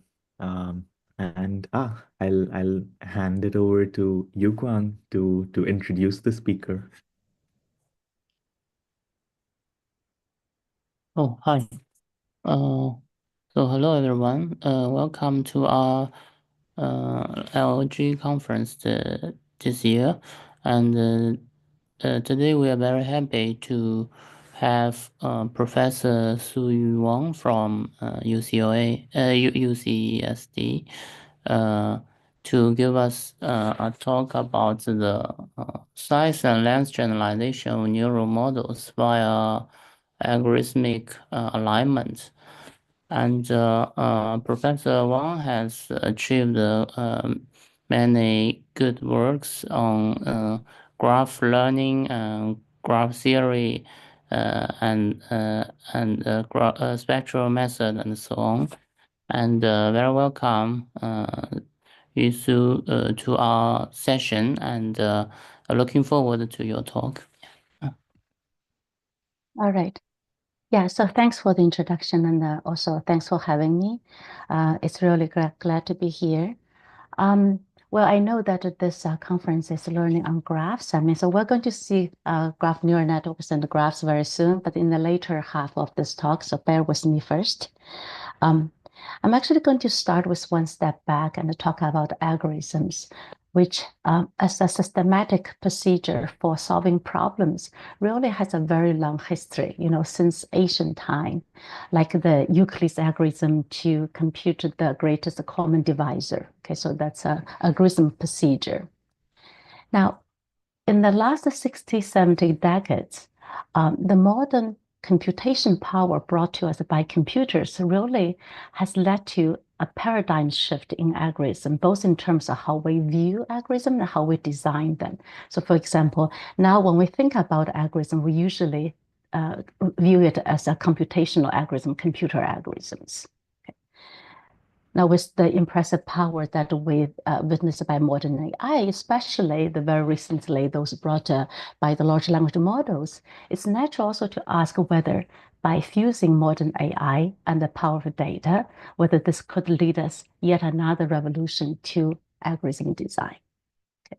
So in particular, so let's not forget that in computer science, the classical algorithm design really has been one of the cornerstones in the last 40 years, 50 years. Okay, so there's a huge literature on that, and this gave us many very beautiful, deep insights about the mathematical structures behind the problems, elegant algorithm frameworks, many approximation algorithms with theoretical guarantees, etc. But at the same time, not all theoretically sound algorithms readily transfer to practice. I mean, they may have nice asymptotic time complexity, but it's still not necessarily practical.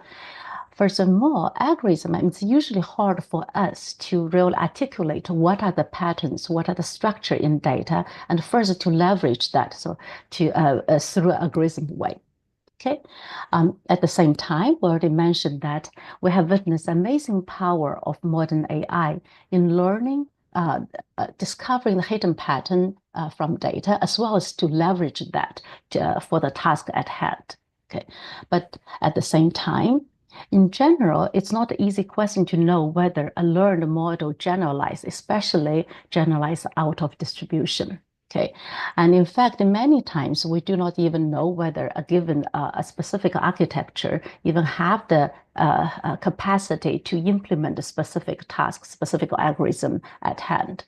Okay, so one of the things that I've been really interested in the last couple of years is how can we combine the best of the both worlds to advance this neural algorithm design. So how can we combine algorithm ideas and insights with neural network so to develop more powerful frameworks that can learn from and adapt to data?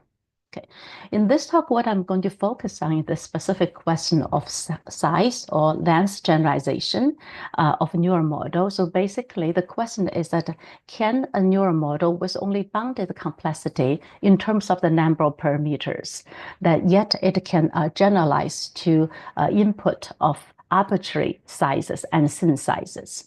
Okay, so that's a question. So you want a neural model because once it's trained, you have to freeze it. So the neural model has only bounded complexity, which is independent of the input size, but you want it to work for input of any length. So this, I'm using the size generalization instead of length. I mean, you will have seen that the recent years have a lot of work on, for example, length generalization for large language models. I'm using the term size because I mean, the input doesn't have to be a sequence. So the size is the cardinality.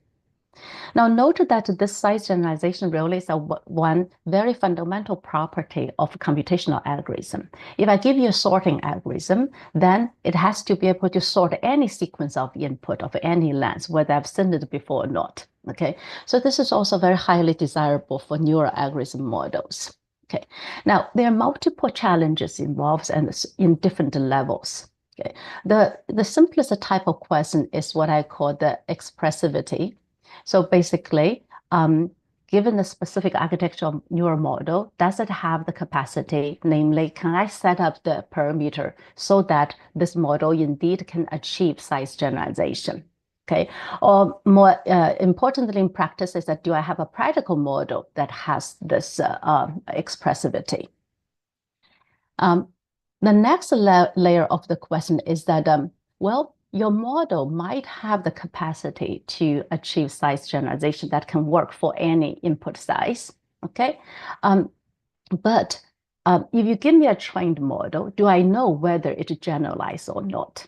Okay, so do I have an efficient way to certify, prove correctly that a given trained model indeed has this property, can work with any input correctly?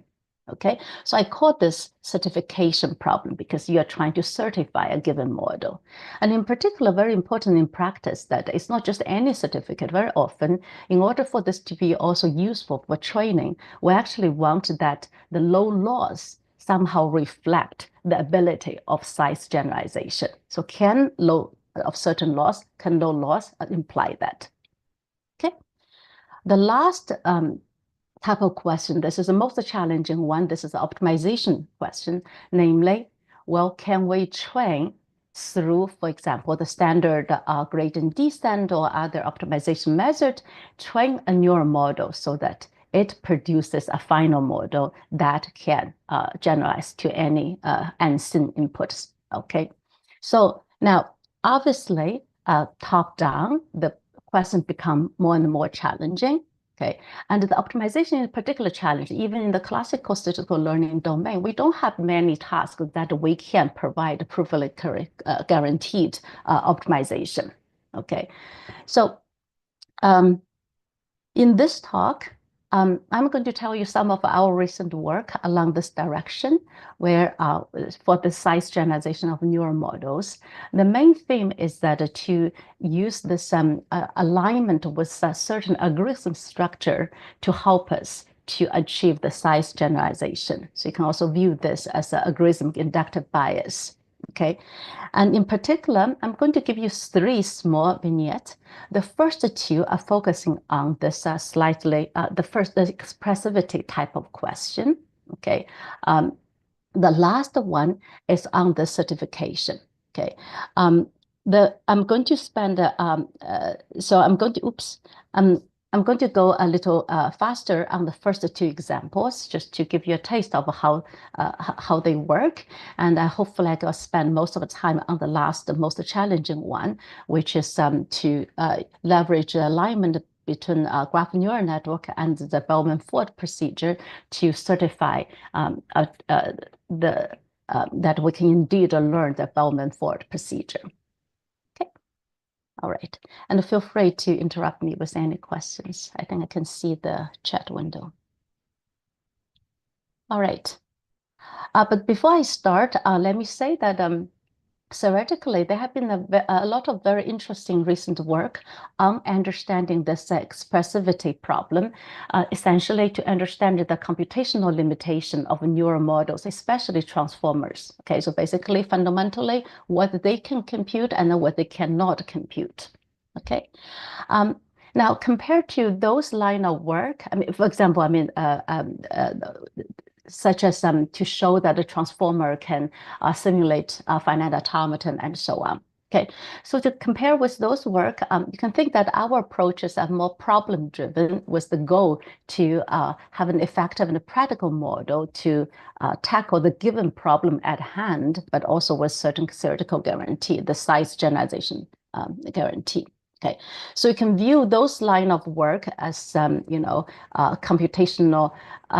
complexity, computability type of study, while our goal is to algorithm design. We want to have this neural algorithm design, okay, to solve your given problem, which can be a hard problem, say combinatorial optimization problem at hand, and I would like to have a neural model to tackle that. So there are different challenges involved. Okay. Now, this is also closely related to all this interesting work on neuro-algorithmic reasoning, as well as in the last few years, there's also a line of work on using machine learning for combinatorial optimization problems. Okay, so this is closely related, but our focus again is on to have this size to pay attention, be careful about this size generalization issue. Okay, and ultimately, as I said earlier, one would like to go beyond the expressivity and representation power. One would like to be able to optimize a neural model to achieve that size generalization. So the second part of my work on this neural Bellman Fort will be one step towards that goal. Okay. All right, so I'll start with the first example. So this is a joint work with my colleague Andrew Kahn, students Riley Ngraph and Qingyi Yang. So the problem here is it's actually an NP-hard problem. It's called a rectilinear Steiner tree problem. Very briefly, it sounds very simple. You're given a bunch of points, say in the plane Euclidean space. Here are the blue points, and you just want to connect them using a tree structure, and you want to minimize the length of the tree, the total length of the tree. Okay, it's called a Steiner tree because you allow to add additional nodes, like this red nodes that you see here. Okay, and it's called a rectilinear because here we're going to measure the distance using L1 norm. So but this really doesn't matter whichever norm you use. It doesn't change the hardness of the problem. Okay, so this rectilinear Steiner tree, we'll consider the specific version of rectilinear using L1 distance because it's coming from motivated by VLSI chip design implications, where the rectilinear Steiner tree is usually used as a first step to give the global routing of the wires for a net when you put them on the chip. I mentioned that the problem is NP-hard, but it's very easy to get actually constant factor approximation algorithm. However, in practice, given that this really directly tied to the cost of your the heating, the cost of the chip, so people really try to improve this, make it as accurate as possible. And there are many different heuristic approaches developed. The best theoretical approximation algorithm is a beautiful p-test given by Sanjeev Arora, which gives us this 1 plus epsilon approximation for this problem. Okay, but as I said, there are heuristic algorithm, and recent years there's also machine learning based approach. REST is one reinforcement learning based approach for this problem. Okay, now this best theoretical algorithm, this p-test, even though it's a 1 plus epsilon approximation, but we'll see later that this is not practical, so hasn't been implemented. Okay, so in practice, fluid is what's been used the most commonly. All right. Now, this is a question that we want to solve. And on the surface, it sounds like that, well, this is an NP-hard problem. How can we just have a neural model with only constant number of parameters, but applicable to input point sets of arbitrary size? Okay, how can that be achieved? Well, the key idea is that maybe what we can do is that we don't do it just in the end-to-end neural model. We actually mix this with some outer level algorithm framework. Okay, so we let the algorithm also to carry a lot of weights to handle the complexity. Okay, so in particular, what you're going to see is that we're going to have this outer framework, which is an existing algorithm framework, but inside we're going to call the neural modules to which those neural modules are going to have only bounded size independent of the input. Okay, and this is why this is using the algorithm alignment idea, because we're now using some algorithm framework. Okay, and in particular, what I'm going to next, very briefly tell you, and Steiner is just a mixed neural algorithm version of this best theoretical algorithm, this PETAS, proposed by Aurora. Okay. I will not get into detail. I just want to give you the high-level ideas. But first, I mean, how does this PETAS, the theoretical algorithm, work? It's actually have a very simple and beautiful idea behind. So let's say that we're just looking at a two-dimensional case. All the points are in the plane, okay? And I want to find the Steiner tree connecting, best Steiner tree connecting them. We just first we put a bounding box around it, and then we just build a quad tree on top of that, which it just keeps subdividing this bounding box till every cell contains only one point. Okay, and for the technical reason, to get a theoretical bound, we actually need to randomly shift this quad tree. Okay, so the result is this is a randomized algorithm. Then we're going to build this Steiner tree by choosing the Steiner points in a bottom-up manner. Okay, so in particular, you don't have to worry about details, but the key idea in this PETAS is that if I just look at a particular cell in your quad tree, that's what you see here. I really don't care how the tree look like inside. In order for me to build the tree, I only need to know. So this is a key idea by Aurora. I only need to know how the tree leave the cell, how they exit this side of the cell. Okay, and in particular, I don't care. I don't have to check all the possible place where they live. I can just focus on those orange points called portals. Okay, so you can assume that your the tree you're constructing is going to leave the cell only through those portals. I only need to know that the cost for those exit pattern. Okay, and to build that cost, you can do this in a bottom-up manner. And when I consider a parent quad tree cell, I can just assemble this from those exit pattern from its 4 child cells. Okay, so this is the dynamic programming step where you just simply take those portal configurations from the child cells and use them to assemble the portal reconfiguration for the parent cell. And then you go all the way up to the root, and at the root cell, you pick the portal configuration that give you the lowest cost, and then you kind of propagate it back to retrieve the optimal Steiner tree, and then that's the algorithm.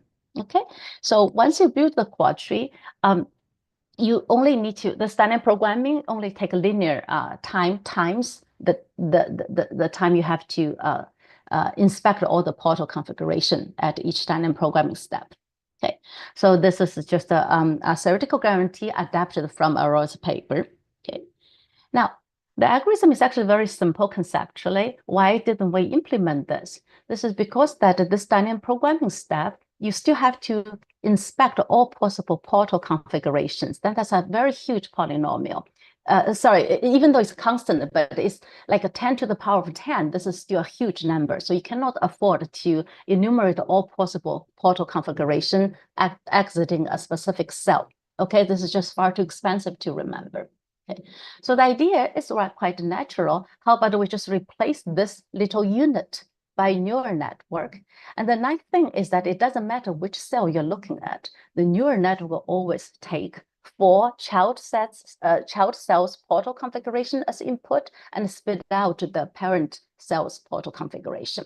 Okay, and you can, instead of enumerating all possible portal configuration, you can try to learn this latent representation of the portal configuration. Okay, this is independent of size and the input size, but hopefully it's also much, much smaller than your explicitly enumerating all the configurations. Okay, so that's the main idea. Okay, so in fact, you need more than just one this neural model. You need 4 of them to handle the leaf case, the dynamic programming step, the top case, and also this retrieve case. Okay, but the key is that each of them only work locally. Okay, each of them is independent of the input, has only bounded the size, and your algorithm outside is your dynamic programming algorithm, and that algorithm will call this neural modules multiple potential linear number of times. Okay, and once these little components are learned, they generalize to any input size because you're just repeatedly calling those components. Okay, so that's and your training can be restricted to very small size input because you just want to train this components well. And I will not get into the results here in detail, but roughly speaking, we only train this on point sets of size 200, but then we tested on size up to 5,000. Okay, and as we can see that as the size become bigger, the bigger, so this red is the best. So the bigger the numbers, the better it is. This is improvement. Then as the size become bigger, we actually have more improvements over the other existing algorithms. Okay, and it's also much faster because it's a new approach. So that's the first approach where the problem is hard and we kind of mix. We use existing algorithm to help us to design a neural model to tackle that. Okay, so that's where the algorithm alignment come in to help us. Questions on this? All right, so now let me give you the second example. So here, the ultimate goal, so this is joint work with my students Samantha and Chen. So here, the high-level question is to compare complex objects such as, point clouds sampled from some geometric shapes that you want to compare them, or maybe you want to find the mean or median of a collection of complex objects. Okay, so in particular, here I'm just going to focus on the having a neural approximation of the Waterston distance between 2 Euclidean point sets. Okay, so now the question is, what is the right architecture so that we can efficiently approximate this distance? Okay. What you'll see later is that we're going to use this alignment with the sketching-based approximation algorithm to help us to reduce the model complexity to be constant. And you also have to put some consideration to be what's the right neural architecture so that to make sure that the resulting architecture can really approximate such functions. Okay. All right.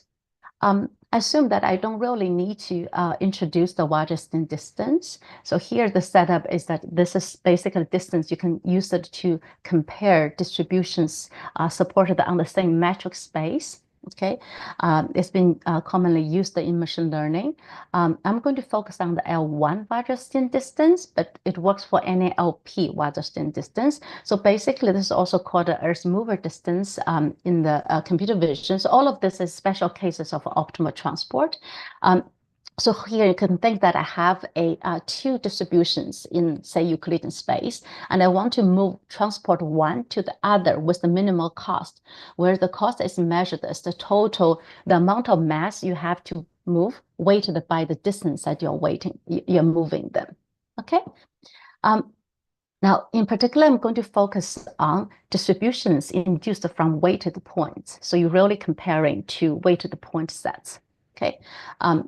Now, if the input are 2 weighted point sets of size, let's say n, then to compute them exactly takes n cubed log n time, but you can also use this sinkhorn, this entropic regularization, which takes quadratic time. But what we want is that we want just a bounded size neural model to approximate this even more efficiently. And note that once you have a neural model to approximate the Waterston distance, then this can be differentiable. This is a differentiable, so you can now actually use this in much more easily in the machine learning pipeline, where the Waterston distance is used, say, as part of the loss. Okay. All right. I should emphasize that here I'm only approximating the Waterston distance itself, not the optimal transport map that induced that distance, which is a harder problem. Okay, so here I just want to know the distance. Okay, since we want to approximate this distance, how do I model this distance? So for simplicity, let me just assume that my input points A and B, they're all in some hypercube in d-dimensional space, and the cardinality is at most n. Okay, so we don't need this, but this is just to make it easier to describe. Okay, so now you can, each of the point sets now, it's basically can be represented by this tensor where you have n rows. Each row represents the coordinates of a point, and you have n number of points. Okay, so you can, this way you can view that this Waterston distance simply as that you give me 2 point sets like this, and I spit out a single distance. Okay, a real value, which is the Waterston distance. But obviously, this function has some constraints. The function has to be symmetric with respect to this 2 input, because if I give you B and A or A and B, the function value is the same. Okay. Furthermore, for each of these factors, A and B, they themselves has to be permutation invariant, or well, it has to be invariant to the permutation of each of these factors. So you have some permutation, 2 permutations. If I permute this input points, I should get the same distance. It doesn't change the distance value. Okay, so in other words, what we're approximating is a function that satisfies these conditions. Okay. So this is a special case of what we call this SFGI function. Here, it's just slightly more general, allow you to have not just 2 objects, but k objects. So if you want to compute the mean of k objects, and allow you to have other group actions instead of just a permutation group. Okay, but you don't have to worry about this more general concept. Basically, the key is that we're interested in approximating this function from this product space to R, and this function should satisfy all these symmetries. Okay, all right. Now, we have seen a lot of really beautiful work in geometric deep learning in handling all kinds of symmetries. Okay, and using those work, it's very easy to see this first observation, which is that, let's just focus on here. Basically, because this function is symmetric with respect to this 2 input here, A and B, okay? Because of that, there exist the functions phi, which has to be G invariant to the group action. In this case, that means that the phi has to be permutation invariant, such that you can just apply the same operation phi to each of the input phi and of A and B, and then add them up. This is how you make this function to be permutation, to be symmetric here, and then followed by another function rho outside. Okay? So this is just following from existing work on handling the symmetries. Okay, and what this suggests is that okay, we have this simple architecture actually to approximate this Waterston distance. This is just a CMS network plus MLP at the end. In particular, for each of the input point sets, you first go through this phi here, and then you sum them up, and then you follow by another MLP at the end. Applied to the sum of this image after phi. Okay, so it seems that to be very easy. We have the architecture. Okay, well, if we just use this, the issue is that right now we don't know what's the complexity of this, whether they're really of bounded size or not. Maybe they need to grow as your input A and B become bigger. Okay, in particular, note that this phi itself has to be permutation invariant. It has to be invariant to the order of input points in each of the point sets. Okay, and we know how to handle that. I mean, we have many models that give us permutation invariant, achieving permutation invariant. Deep set is one, but you can use some transformer and so on. Okay, the issue is that if we just directly say we're going to use a deep set here, the dimension, the latent dimension of a deep set, at least what we know right now, the best dimension actually depends on input size n. Okay, so we cannot argue this module is of bounded size. Okay, And this is where this alignment to algorithm come into picture. So here is actually a very simple sketching idea to approximate the Weierstrass distance between 2 point set. So we have this black points, that's the input, okay? Instead of using, so that's the input point set. Instead of using them as using these points directly, imagine that I have something called an epsilon cover of my domain. In this case, it's a hypercube. And the epsilon cover is just a bunch of points, in this case, these blue ones, such that the epsilon ball around them, the union of this epsilon ball covers the entire space.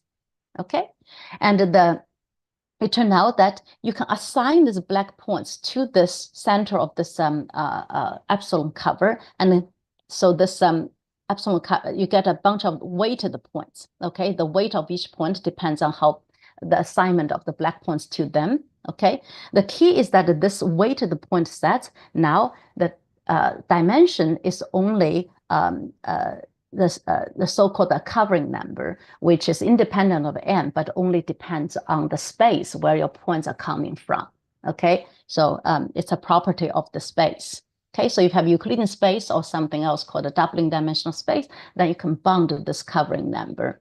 Okay, so that's, in other words, I have this function h that map every input points to a bounded representation now. Okay, this weighted point sets of bounded size, such that now if you give me 2 point sets, instead of computing the Weierstrass distance between the original 2 point sets, I only need to compute the Weierstrass distance between these 2 weighted point sets. Okay, this in this output, and that gives you an approximation of the Weierstrass distance with additive error, epsilon.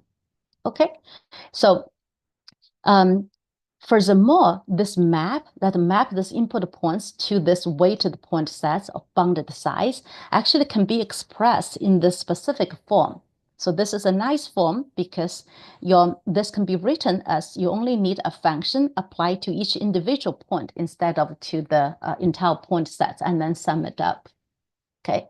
Now, this is important in having the model. With this, we're now finally ready to have the final model. It's still a CME's network, but conceptually, you can just think that every input point set, first, I'm going to go through this mapping to map to this weighted point.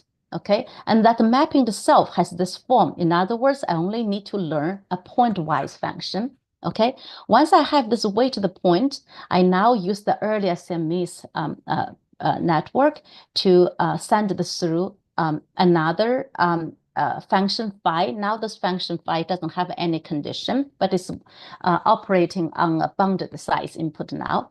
Then I sum them up and then apply an MOP at the end. So all of these neural modules now only need to work on bounded size, only depends on the input space where your points are sampled from, independent of the n. Okay, so you get this expressivity of this final model that can it has the capacity of approximating the Weierstrass distance of any 2 input point clouds.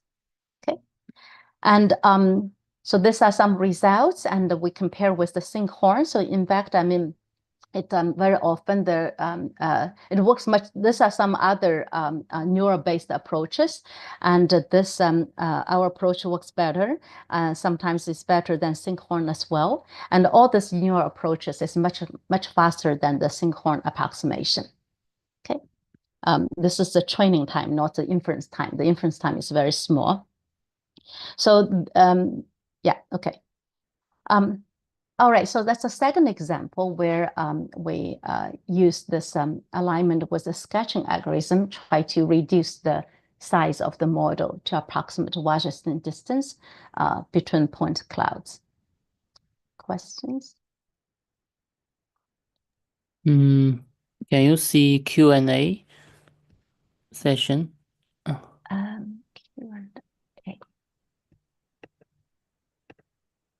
Okay.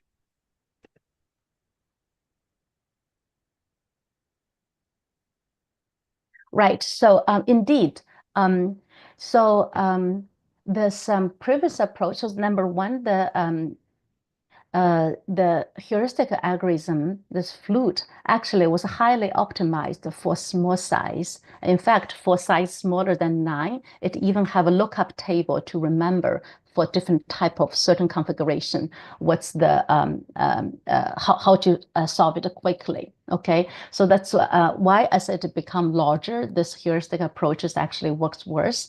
And the same thing. So what's interesting is about this previous machine learning based approach using reinforcement learning. Okay, so that model also works really well when the input size is small. But my suspicion is that for the reinforcement learning, since it's only trained on small instances, when you increase the size, it may not have really learned the right strategy that extends to the large input size. That's why as the size increase, the performance become worse. Yes. Right. Okay. Thank you. Yeah. All right. So now I want to go to the last part of the talk, which is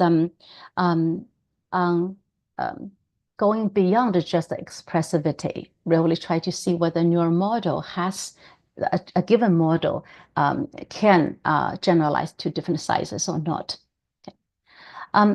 Okay, but first note that the model efficiency of a neural model is often affected by the interplay of your neural architecture and the task structure. Okay, so for example, the work by Sanford et al. Shows that transformer, because of this self-attention, also the parallelism, it actually is much more effective than at simulating this K-hop induction head, which essentially used in terms, it's kind of reasoning, okay, than RNN-based approaches. That's one reason that they believe that the transformer is more effective, is better, okay?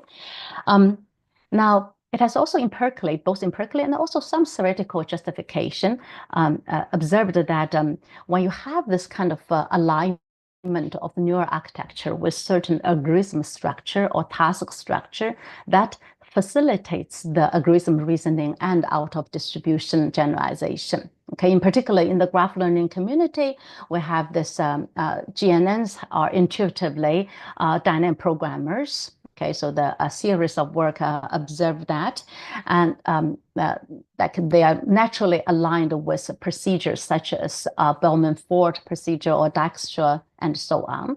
Okay, but in general, it's not very clear that how do we really articulate the precise benefit when we have this alignment of the let's say that the graph neural network with the Bellman-Ford, okay? Can we articulate that advantage having that alignment? And that's what we hope to solve. What can alignment of graph neural network with Bellman-Ford procedure really give us in terms of this size generalization? Okay, so that's what I'm going to talk about next. Well, for this audience, I assume that I don't need to introduce graph neural networks. There are many different families of graph learning models that have been commonly used. One is the widely used is the massive passing graph neural network. There are the graph transformers, high-order tensor-based models like IGN, etc. Okay, so I'm going to focus on this massive passing graph neural network, which, roughly speaking, you basically maintain at every node some feature, and you keep at each layer, you just keep updating this feature, okay? And the way you update the feature is that every node will collect messages from its neighbors, okay? And then it's used the message from the feature from the neighbors to update and get a new feature, okay? So this is a very common generic framework, and you can, in particular, so here just saying that at the case level, every node will first collect features of its neighbors, and then it aggregate them in a certain way, and then it use this aggregated information with its own feature to update to give a new feature at this node V. Okay, you can set up this aggregation and update function in different ways. These are going to be learned. Often they're represented by some, let's say, MLP. Okay, the only condition is that this aggregation function should be permutation invariant. So it should take the, it shouldn't depend on the order of its neighbors. Okay, now to achieve this permutation invariance, we already seen this. We could do something similar to the deep set, namely, I have this. I sum up all the neighbors feature and then followed by another function. Okay, so this is one of the most common strategy people do in GNNs. I mean, just the sum all the neighbors, or sometimes it's the average instead of sum. Okay, another way to achieve this permutation invariance is that I use the max of all the neighbors feature. Okay, so both the sum and the max are permutation invariant. Okay, and so this has also been used in the GNN. Sometimes you also see some models, they use all the strategies. They use the sum, the average, and the max, for example. Okay, I'm going to consider this max version, okay, as the aggregation function in my GNN model. Okay, and instead of max, I'm going to take the min, but it's symmetric, it's the same thing.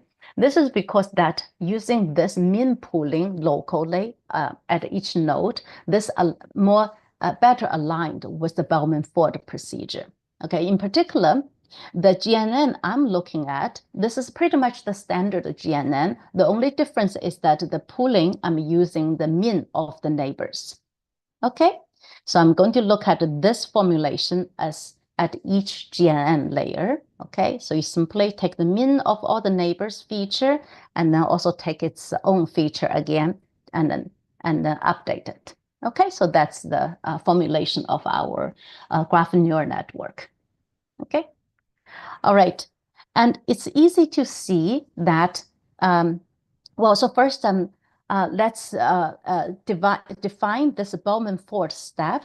This is following the previous work by Dudzik and Velichkovich. So this is in graph theory, in algorithm, we know this is how one algorithm to compute the shortest path, where every node, we have some original distance estimate. The new distance estimate is just that it's original distance estimate, and also you look at all the neighbors and what's the best way to reach from one of the neighbors. Okay, so we call this a Bellman-Ford step. Okay, and it's very easy to see that one can easily set up MLP to represent this update MLP and the aggregate MLP so that it exactly simulate this Bellman-Ford step. Okay, so that's the alignment. That's why that intuitively, graph neural network has a natural alignment structure resemblance with the Bellman-Ford step procedure. Okay, but that's not our goal. The goal is that it's easy to see I can simulate the Bellman-Ford, but can a GNN really learn either one-step Bellman-Ford or the k-step Bellman-Ford procedure correctly, over only a fixed set of training graphs? Okay, so you give me a training graph and then we train our model. Does it really learn the Bellman-Ford, or did it just fit the input training graph and memorize everything? Okay, so that's the question that we hope to tackle. Okay, so in particular, so the setup that we assume that our GNN, so we're given a graph where the initial nodes is just some initial shortest path distance estimate. Okay, and the goal of a GNN is to predict what is the new distance estimate at each node after if you perform k Bellman-Ford steps. Okay, and the training loss intuitively, so if you have a GNN and given a set of training graphs, the training loss is basically defined as the average distance prediction error at each node across all the nodes in all of the training graph. Okay, so that's the training loss. Okay, all right. So is it hopeful to get this generalization, size generalization? Well, let's actually first look at a very simple case. Okay, this is a warm-up case. let's assume that my GNN right now is what I call a one layer small GNN. So we have only one single layer, okay? Furthermore, for the single layer inside, this is how we set the GNN. Basically, each of the update and aggregation is just the one MLP layer where the dimension, the latent dimension, essentially is as small as possible, the smallest model to simulate the Bellman fault, basically. Okay, and the activation is ReLU. Okay. So very interestingly, in this case, you can actually show that the low loss. So if you train your neural network so that the loss is low, say the loss, you train your neural network, okay, so that the loss is at most epsilon, okay, then your parameter has to satisfy these conditions, okay? So what does this mean? Well, if this norm equal to exactly 0, then these are actually all solutions for the Bellman fault. Okay, so in other words, if this equal to 0, they will exactly implement the Bellman fault procedure.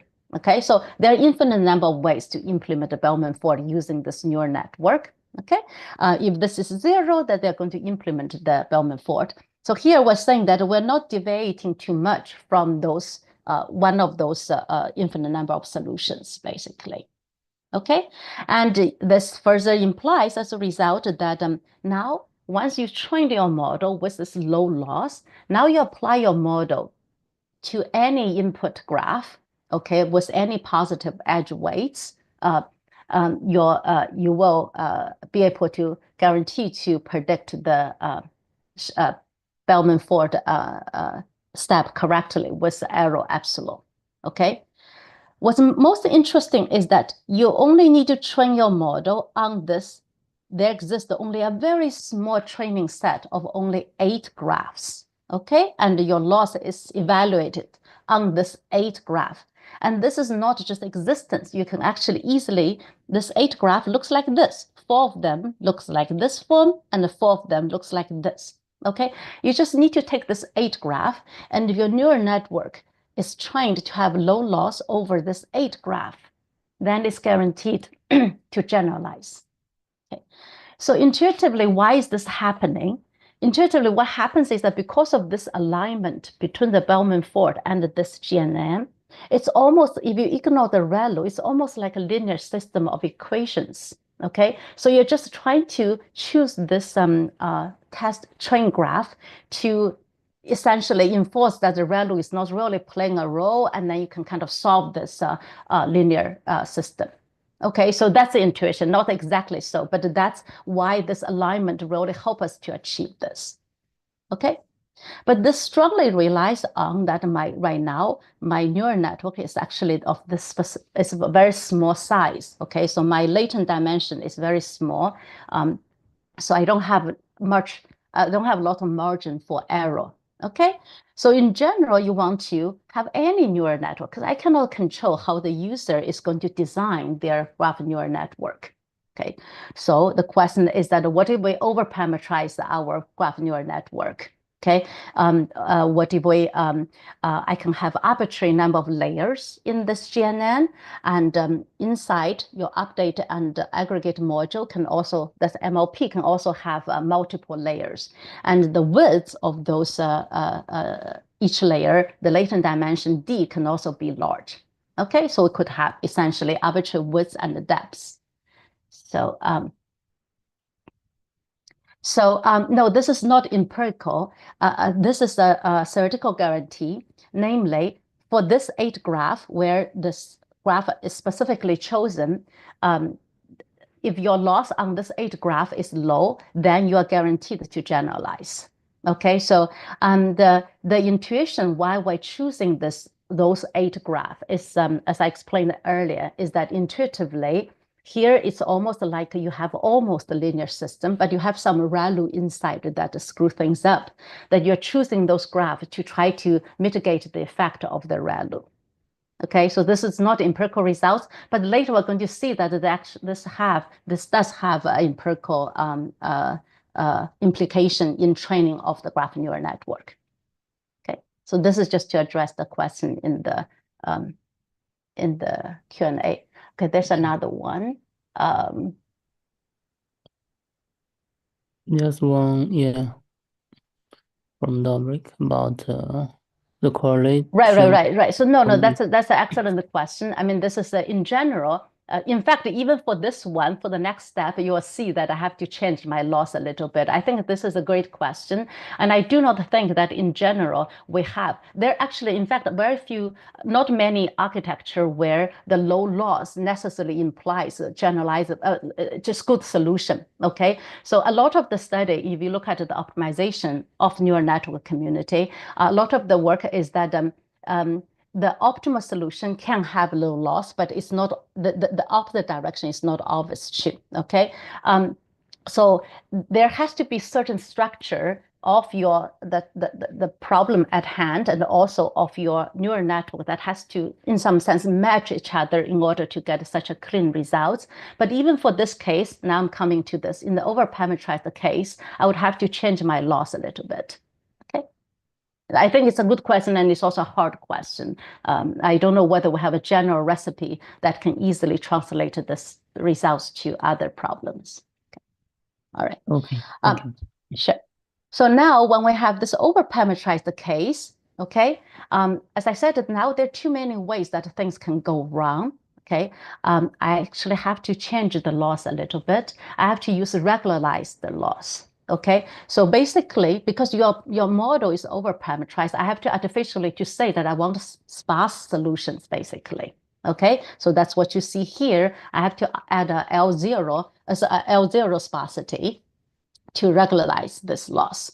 Okay, but with this regularized loss, let's still just consider one-step Bellman-Ford. Okay, again, you get this theorem. This is theoretical guarantee. Okay, so this is the same 8 graph that we saw earlier, okay? Your training set can actually be bigger than this 8 graph. You can have additional graph, but you need to contain this 8 graph, okay? And let's say that that's the total complexity of the training sets, okay?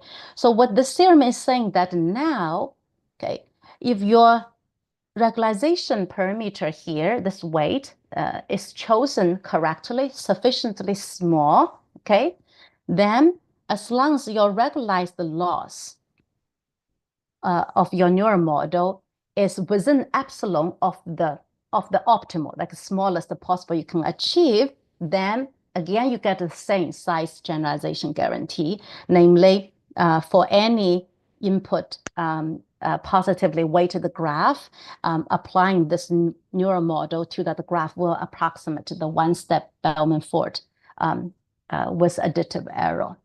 Okay, so it's so once you, in other words, it's very similar to the previous one.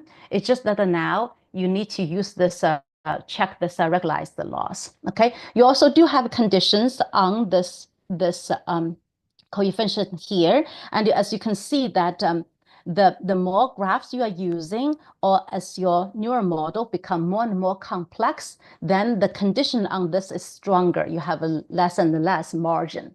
Okay, so you have to satisfy this condition.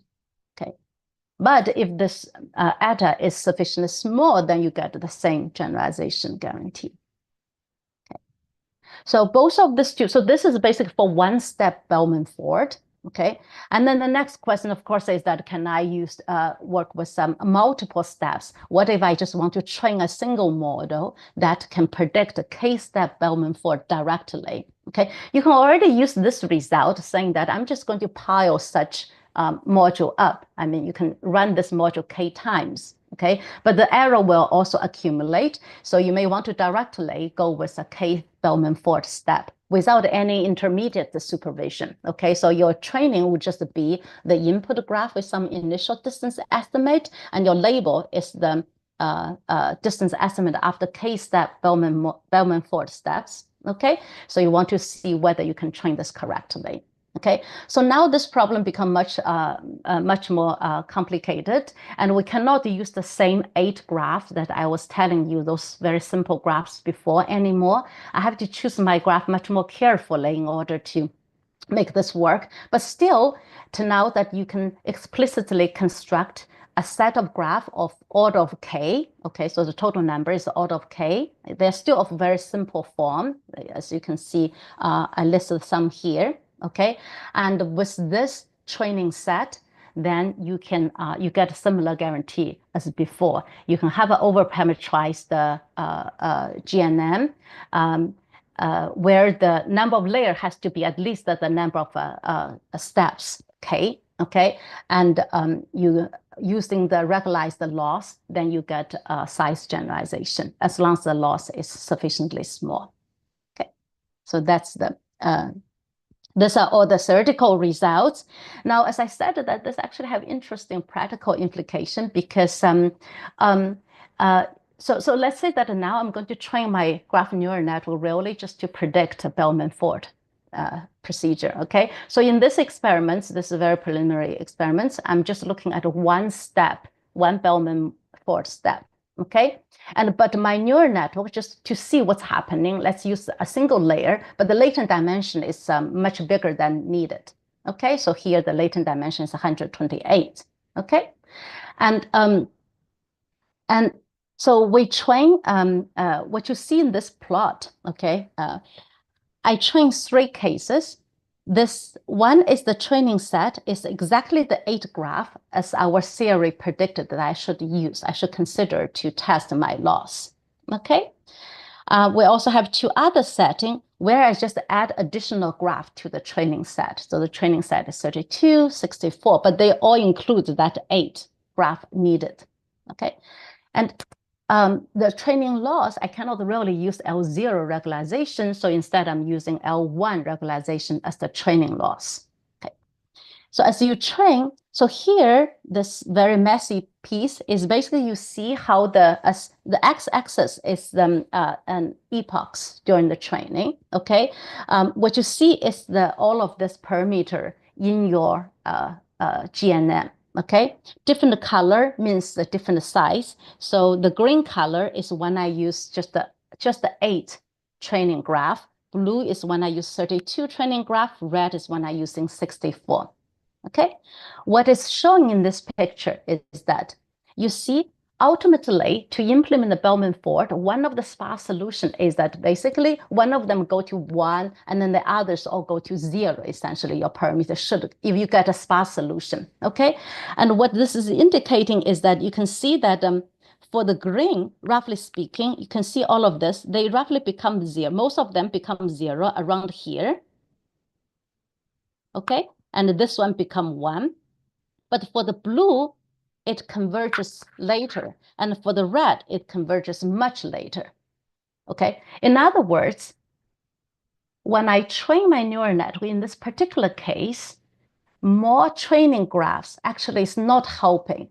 If I use the correct 8 graph, it actually converges to the optimal solution, the sparse solution, much faster than when I add additional 1. And the reason is because that we know this 8 graph contain the right signal. And when you add additional graph, it essentially kind of blurred the signal intuitively. Okay, so I find this a very peculiar, very interesting phenomenon because in general, in the classical statistical learning, because we don't have other assumptions and we just assume that the data coming from this same distribution, testing data coming from the same distribution, in that case, the more training set we have, the more beneficial it is. While here, interestingly, from optimization perspective, seems that if I just use this correct set, smaller set, it actually converges much faster if we know what our target task is. Okay, so this is all showing similar behavior. Okay, all right. I mean, there are many interesting questions immediately after this. I mean, our theoretical guarantees for L0 regularization, but in practice, it seems that L1 works pretty well empirically. Could that actually L1 is sufficient to get theoretical bound as well? And can we also? I'm very carefully choose those 8 graph or order of k graph in order for the theory to work. Okay, but we have some intuition that make us believe that I may not need to choose them so carefully. I could choose certain random graph with bounded size. It looks like that those are sufficient. Why is this interesting? Why do I want to just use a random graph? Imagine that suppose in the future, I'm going to train a neural model that is capable of implementing different procedures, Bellman-Ford and other procedures, okay?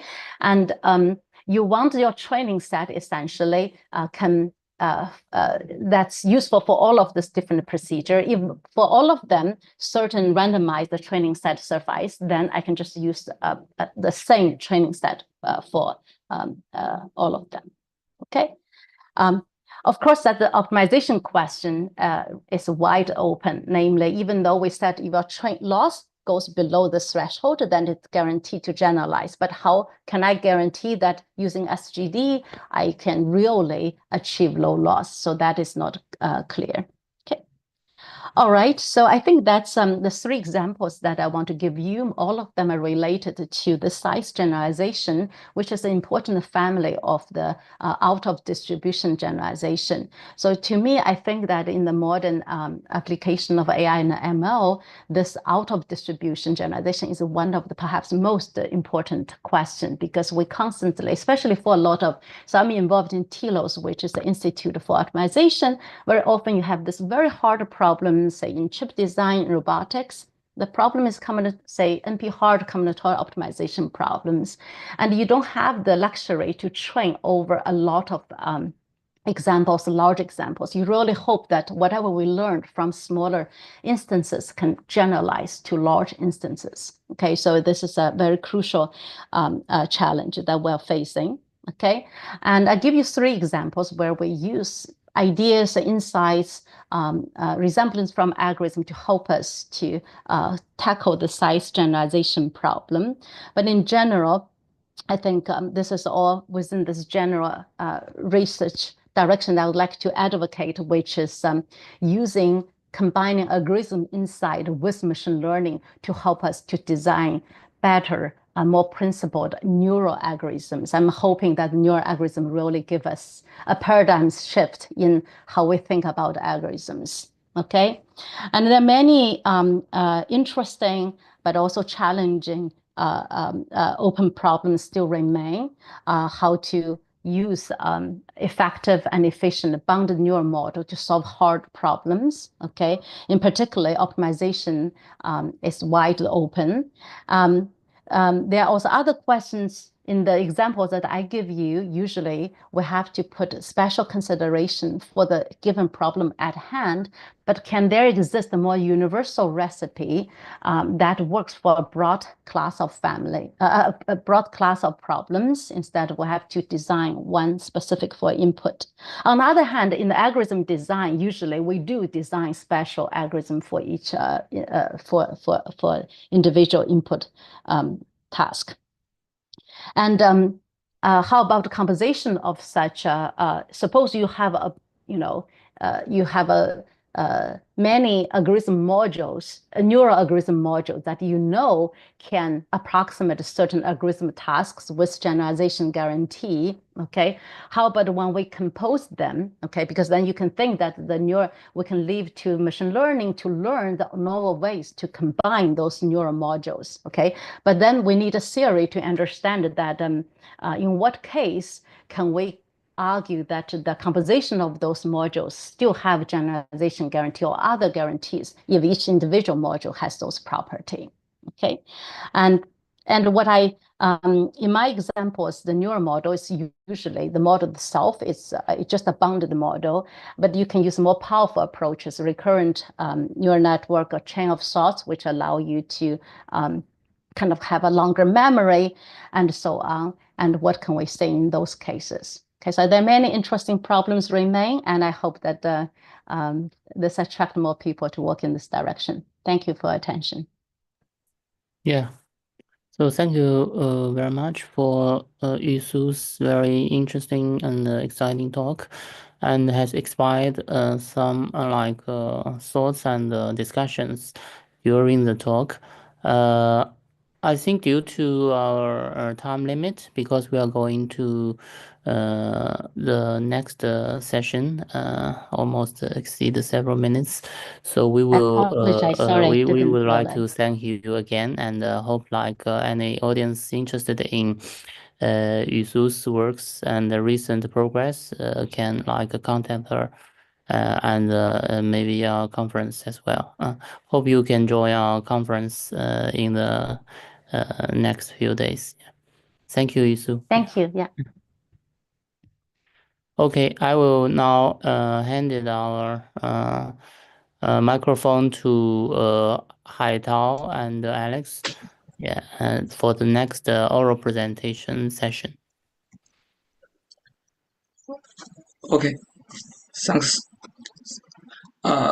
So, hi everyone. I'm the session chair of this oral session. I'm Haitomo from the Michigan State Universities. And let us welcome the first speaker is Floridano. So Tori, are you here? Yeah. Can you hear me? Yes, I'm here. Yeah. I think you can check and share the screen. And so Floridano Tori is a PhD student from YJ University, Brazil. And today, his oral talk is about a very interesting paper. It's called "The Effectiveness of Curvature-Based Rewiring and the Role of Hyperparameters in the GNNs Revisited." Yeah, I think I can see your screen. Yeah. Yes, perfect. Thank you very much. I was about to ask. Okay, so good afternoon, everyone, or morning, depending where you're listening from. So my name is Floriano, and indeed I'm a PhD student at the Vrije Universiteit Brussels in Belgium. And for today, I will be presenting some of our work on reanalyzing curvature-based rewiring in graph neural networks and the role of hyperparameters in GNNs revisited. Now, first, let me take a step back to acknowledge the performance that graph neural networks have shown on graph structured data in recent years, which is really due to the ability of GNNs to use the implicit geometric prior underlying in the data, so the graph structure of the data, which is really crucial in order to solve all kinds of graph problems. Now, one of the issues that does hinder graph neural networks is the issue of oversquashing. So this is really because graph neural networks use message passing. And so that means that oversquashing appears when a lot of messages have to pass through one single edge, or there are there's a local region in the graph through which a lot of messages have to pass. And then we can call these edges. So the message passing through these edges is then compressed. So there's a sort of loss of information. And so we can speak of bottlenecks in these graphs. So these edges through which these oversquashing occurs are then called bottlenecks. And the graph neural network will then lose performance because these messages don't contain the necessary information anymore in order to solve the task. Now, altering the graph structure has therefore become an important approach to alleviate this oversquashing problem. And this graph modification can happen in different ways, but today I will focus on rewiring. And by this, I really mean the targeted addition or removing of edges in order to improve message passing. Specifically, I will focus on discrete graph curvature rewiring. So this is a rewiring where we use discrete graph curvatures in order to detect local bottlenecks in graphs. So we can, for each edge in the graph, we can assign a curvature value. And depending on the value of this curvature, whether it's positive, 0, or negative, it will be associated with a certain local topology of the graph. And so depending on this topology, message passing will behave a bit differently around this edge. And so we see if an edge has a negative curvature, we can associate more of a local tree-like topology around it. And indeed, this will correspond to edges more responsible for oversquashing, because we have this tree structure which grows the numbers of neighbors. And so there's a lot of messages that have to pass through a couple of very specific edges, which can cause oversquashing to happen. Now, the question is, how can we compute these curvature notions?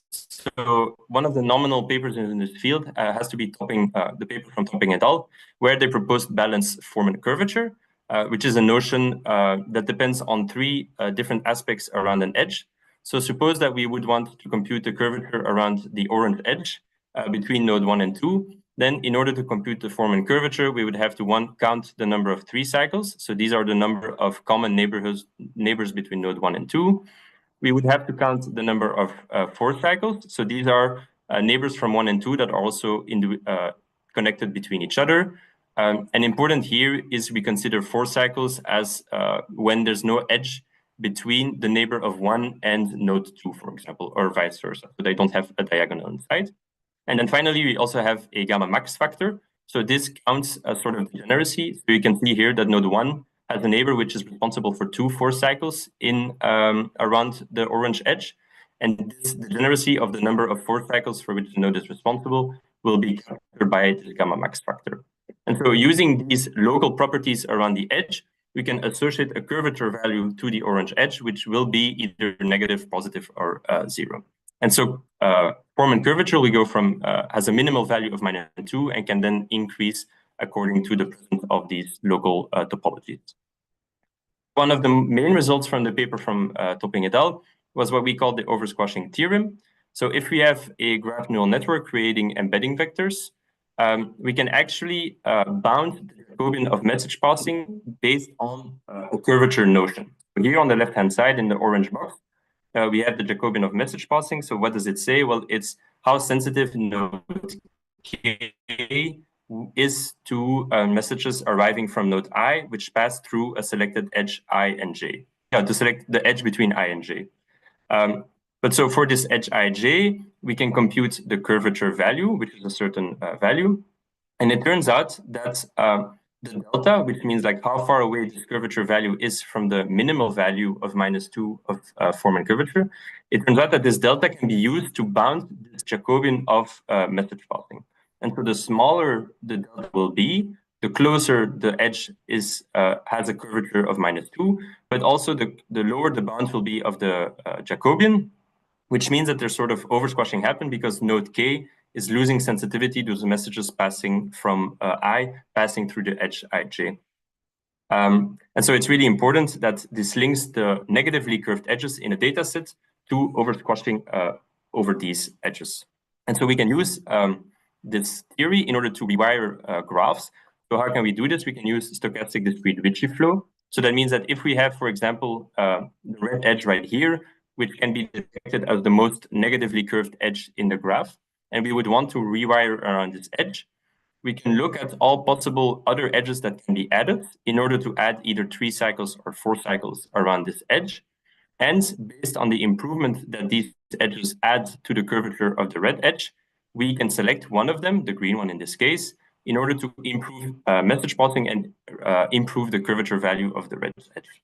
And in this way, we can improve we can rewire the graph in order to help message passing around these negatively curved edges, which should be responsible for oversquashing. Now, there's one aspect of the theorem that I didn't discuss, which is the fact that there's also a condition on the edge selected. So if we have the edge ij, which has a certain curvature value denoted by the value of delta, well, actually, this delta, which again is the difference between -2, the most negative value of curvature, and the value of curvature of the edge ij, well, this delta has to satisfy 2 things. One, it has to be smaller than 1 over the square root of the maximum of the degrees of node I and j. So here, di and dj denote the degree of node I and j. And this delta has to be smaller than 1 over gamma max. So this is a condition, and it's important because mathematically this condition is required in order to prove the final part of the theorem, which is namely that the Jacobian can then be bounded by this delta value. So once we have an edge and we have a delta value, it is necessary to check these delta conditions before we can actually make a statement about the oversquashing nature of this edge. Namely, is it a bottleneck or not? It turns out that when we perform rewiring, actually these conditions are never checked. So it means that when selecting edges to rewire around, these conditions are not explicitly checked in the process. And if we look at the datasets such as Texas, which was used to evaluate rewiring, if we would rewire 89 edges, it turns out that none of them actually satisfy this condition, which we call condition 2, this condition on the delta. So that means that none of the edges satisfy the condition that delta has to be smaller than 1 over gamma max, or 1 over the square root of the max of the degrees. Now, it turns out actually that this condition 2 is very stringent because none of the edges satisfy. But actually, mathematically, there's a sufficient softer condition that actually can be applied to obtain the same results. And so here we call this condition 2b. So actually, the condition on the degrees can be replaced by a condition on the number of 3 cycles, so on the number of triangles. And in this case, the condition then becomes that delta has to be smaller than 1 over the number of 3 cycles and smaller than 1 over gamma max. And indeed, this is a softer condition because we see that out of the 89 edges rewired for the Texas dataset, around 7% of these edges, which is still very low, satisfy condition 2b during rewiring. But so here we still see that most of edges selected during rewiring actually don't satisfy this condition, neither condition 2 or condition 2b, which really limits their interpretation as oversquashing edges. Because again, this condition is needed in order to interpret the final part of the theorem as the edge being oversquashed, an oversquashing edge. Now, one question might be asked is, well, maybe this is a temporal type effect, namely that edges that do satisfy the condition are selected earlier, and then edges are selected that actually don't satisfy the condition. And this is something that we checked. So here on the figure, on the x-axis, on the figure, we have all edges that do not satisfy condition 2b. So these are the 83 edges from the data sets that we selected to be rewired, and the curvature value. And on the x-axis, we have the number of 3 cycles around this edge. And so the dotted line indicates 1 over the number of 3 cycles. So this is the condition that the edge has to satisfy. And so any edge above this dotted line implicitly doesn't satisfy the condition of the number of triangles, while anything below the dotted line also doesn't satisfy the condition, but it doesn't satisfy the condition based on the gamma max parts of the condition. And so we color-coded all of these edges selected during rewire based on when they were selected in the rewiring process. So the lighter the color, that means the earlier the edge was selected, and the darker the later. And we see actually that all these edges that don't satisfy the condition are selected a bit during the entire rewiring process. So this is definitely not a sort of saturation effect, that these edges are selected at the end of the rewiring, but you see that this occurs during the entire process. So again, we have edges that don't condition, and which really, if by rewiring these edges, which strictly adhering to the theorem, don't necessarily oversquash information, because we can't use the subsequent result of the theorem since this condition isn't satisfied. Now we can ask, where does this problem stem from? Well, actually, if we look now at all curvature values of the edges in the Texas dataset, so these are not only the rewired, but these are all edges in the dataset, we see that -2 is the most minimal value for the curvature, but we see that there are very few edges actually close to this minimal value. And recall that delta, which indicates how close we are to -2 as a curvature value, has to be small because it needs to be interpreted as a bound on the Jacobian. But here we see that very few of these edges actually are close to this -2 bound, which really limits their interpretation as a oversquashing edge. Now, of course, this is not a dataset-specific artifact. We checked for multiple datasets that are used to evaluate rewiring methods. And we see that this problem occurs over all these datasets. There are some outliers, for example, Cora and PubMed, which are citation networks, do have a higher rate of around 70% of edges selected that do satisfy the condition. But we see that in general, most datasets only have around 30% of these edges that do satisfy this condition.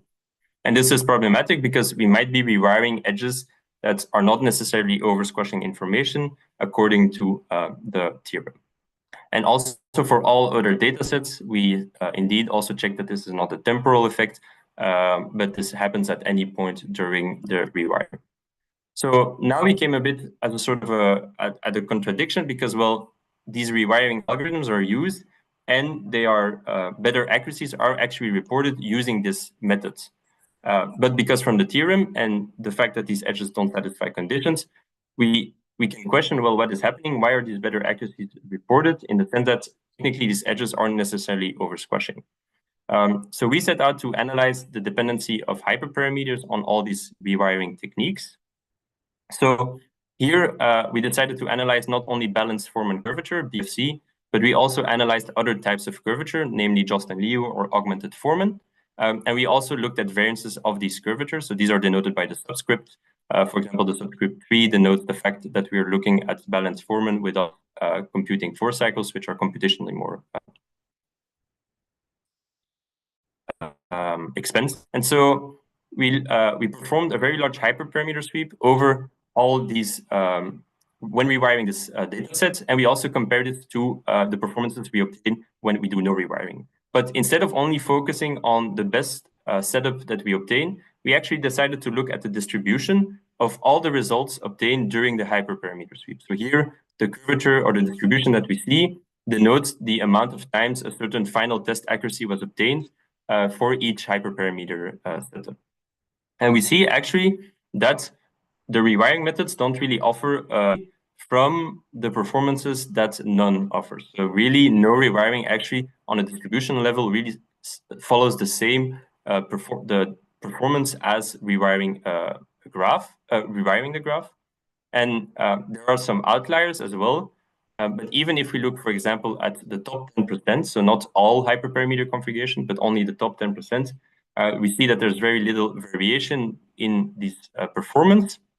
And even if we look at the top results, so really an outlier in the distribution, well, the top 10 performing results, we see that there's very little variation in the result as well, and that the rewiring seemingly doesn't offer that big of an advantage to no rewiring. So it seems from these results and from the results that we get, and of course we tested it on various data sets. So this was not only for the Texas, but we analyzed this for all data sets presented in the papers.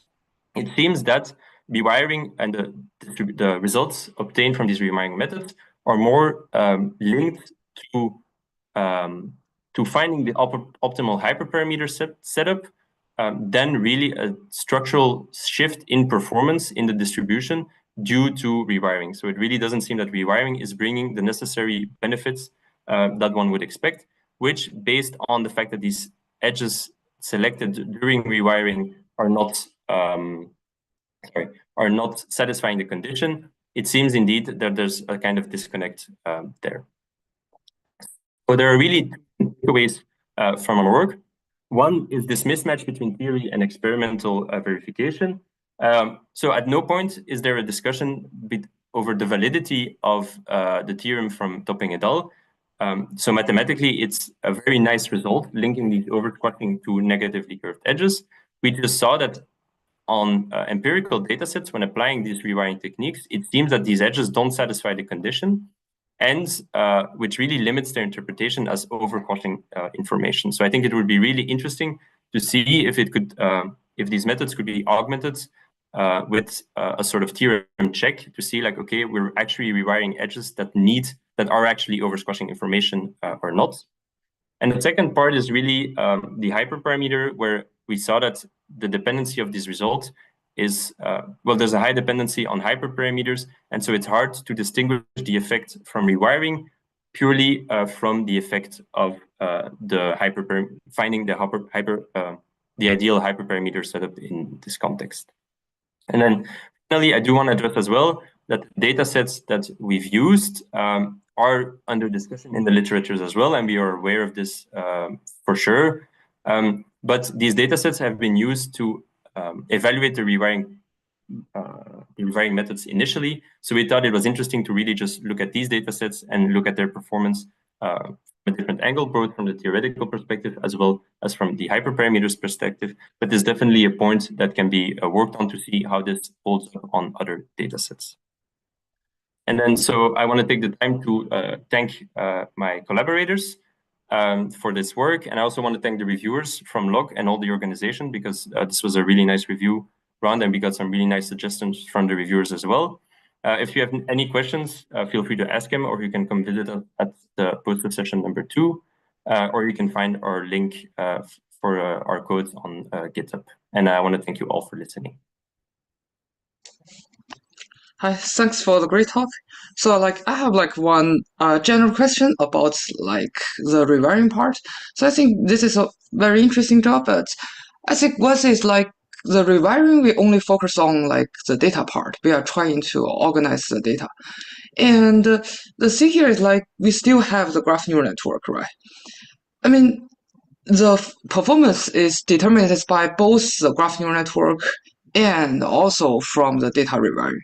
So do you think there are different kind of graph neural network architectures, or you even use a graph transformer can somehow will influence your experimental results? Yeah. Well, I think there's on the graph architectures, I think there's definitely different performances based on which architecture we use.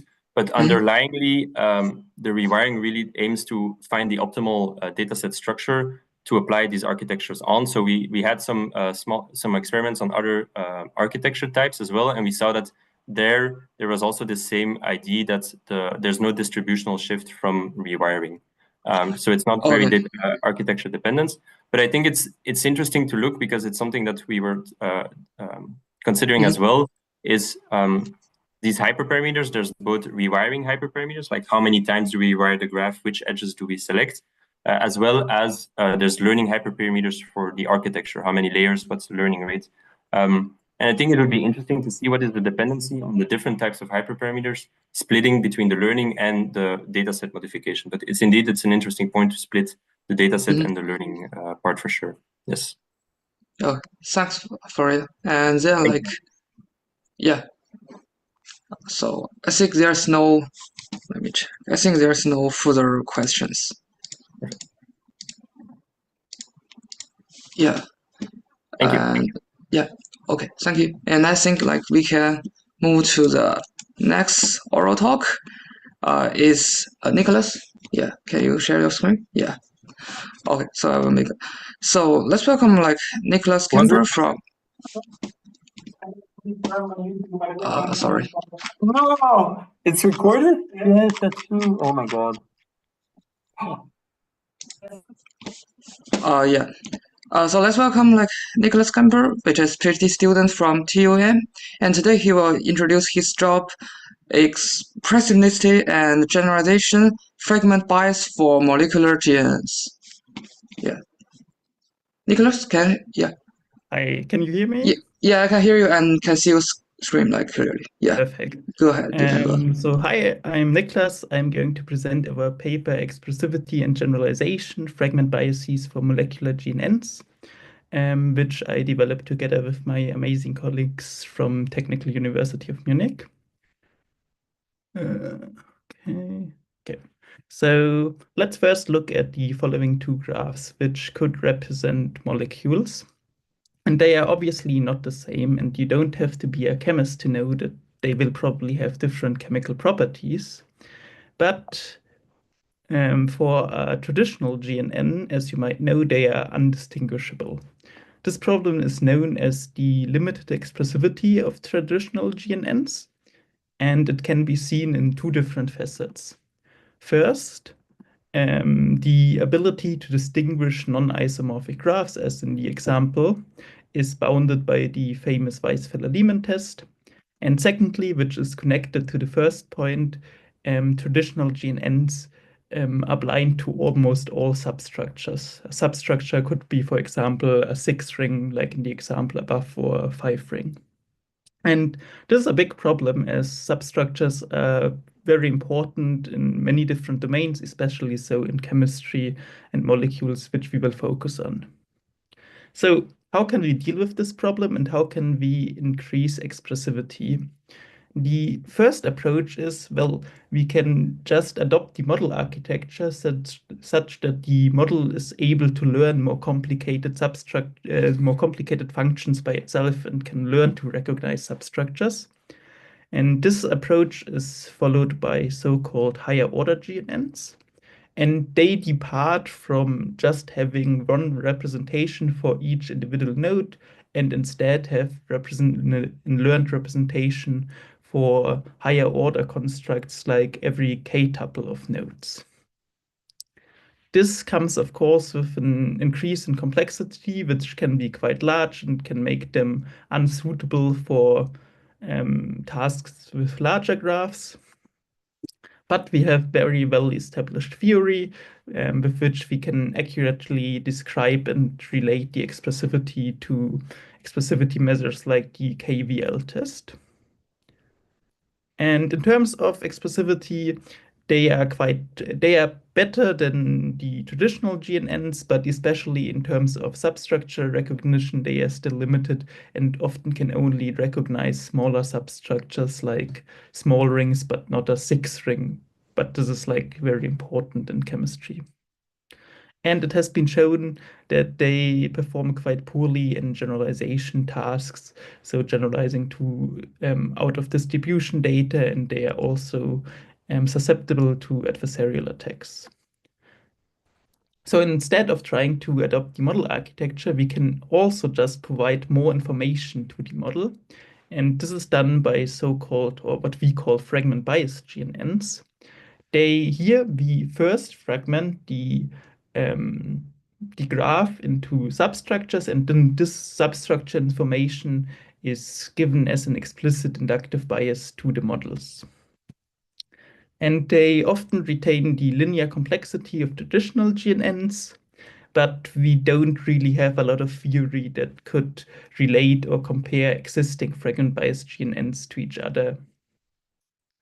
So we can't really say much about the expressivity, and there's also not a lot of work on generalization for those fragment-biased GNNs. So in this work, we want to focus on those fragment-biased GNNs with a particular focus on expressivity and generalization. So if we want to build a fragment-biased GNN, we have to answer two main questions. First, how should a graph be fragmented? So what are the substructures that we want to give to our model as inductive bias? And then secondly, how are we going to use these substructure informations in our model? Okay, let's first focus on the fragmentation. And in all generality, a fragmentation scheme looks something like this. We have a set which is predefined of substructures, and we call this our vocabulary. And then the fragmentation scheme just identifies some of the substructures in our vocabulary in the given input graph. And so which substructure should we consider? On the one hand, we of course want to have all important substructures because, well, this gives the model valuable information. Important obviously depends on the domain and the task at hand. For the chemical domain, a 5, so rings could be important, maybe a junction too, and you could think of many other important substructures. But on the other hand, we don't want to be too fine-grained because the fragmentation should still facilitate generalization across diverse graph structures. So even though this particular substructure might be very, very important for a particular task, we probably shouldn't include it because it might only appear once or twice in our complete data set and might make generalization to other data from other distributions difficult, or finding similarities between different graphs. So we somehow have to find a balance between a fragmentation that's too fine-grained and too coarse-grained. And we propose a rings path fragmentation that tries to be somewhere in the middle. And so it works like this. We get a molecular graph. Then we first extract a minimal cycle basis, and the remaining edges are then connected to form maximally long uninterrupted paths. And with this, we are able to fragment the complete graph using only two types of substructures, basically rings and paths. Okay, now that we have fragmented our molecular graph, how are we going to use this information in our model? And we first have to encode it. What's traditionally used in fragment-biased GNNs is a simple one-hot encoding, which also means that similar fragments get completely different encodings, as all fragment types get completely different encodings. And This might be a problem, as we might suspect that the 5 ring and the 6 ring are actually quite similar and share similar properties and should get similar encodings. Additionally, this only supports a fixed number of fragments. Our ordinal encoding, on the other hand, is designed with the idea in mind that similar fragments should also get similar encodings. And we achieve this by splitting the encoding into 2 parts. And the first part only encodes the class of the fragment, so if it's a path or a ring, and this is then shared across all paths and shared across all rings. And the second part encodes the size of the fragment, and this is just scaling a learned embedding.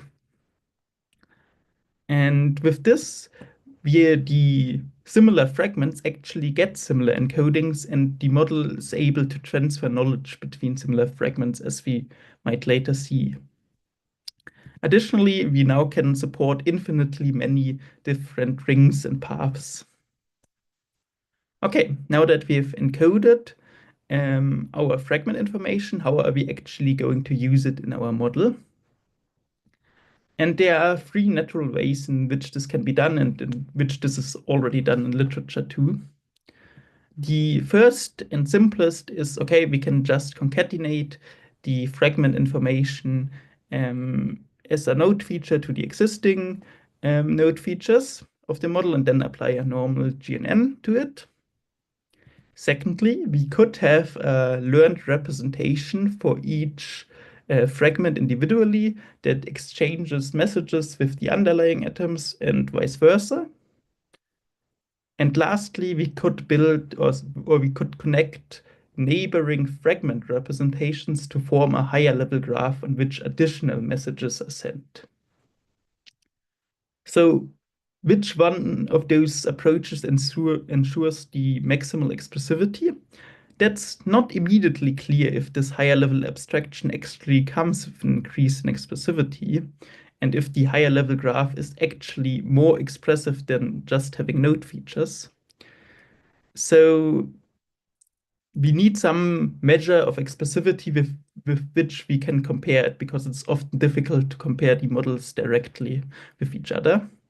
And here we take inspiration by the classical Weisfeiler-Lehman test, which is used for GNNs without any fragmentation.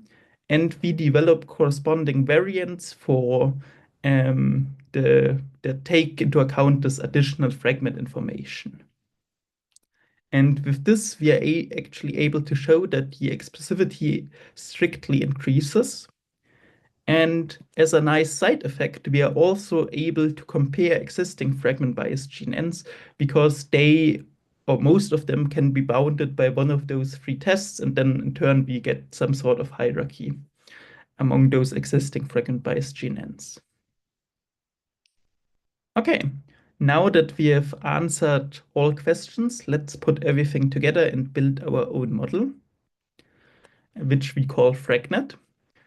So given a molecular graph, we first apply our rings path fragmentation, and then we use our ordinal encoding to get like representations for each fragment.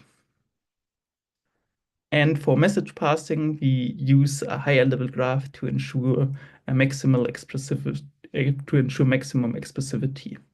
So we have in total 4 kinds of messages on the original graph, messages from the higher level to the lower level graph, the other way around, and messages on the higher level graph.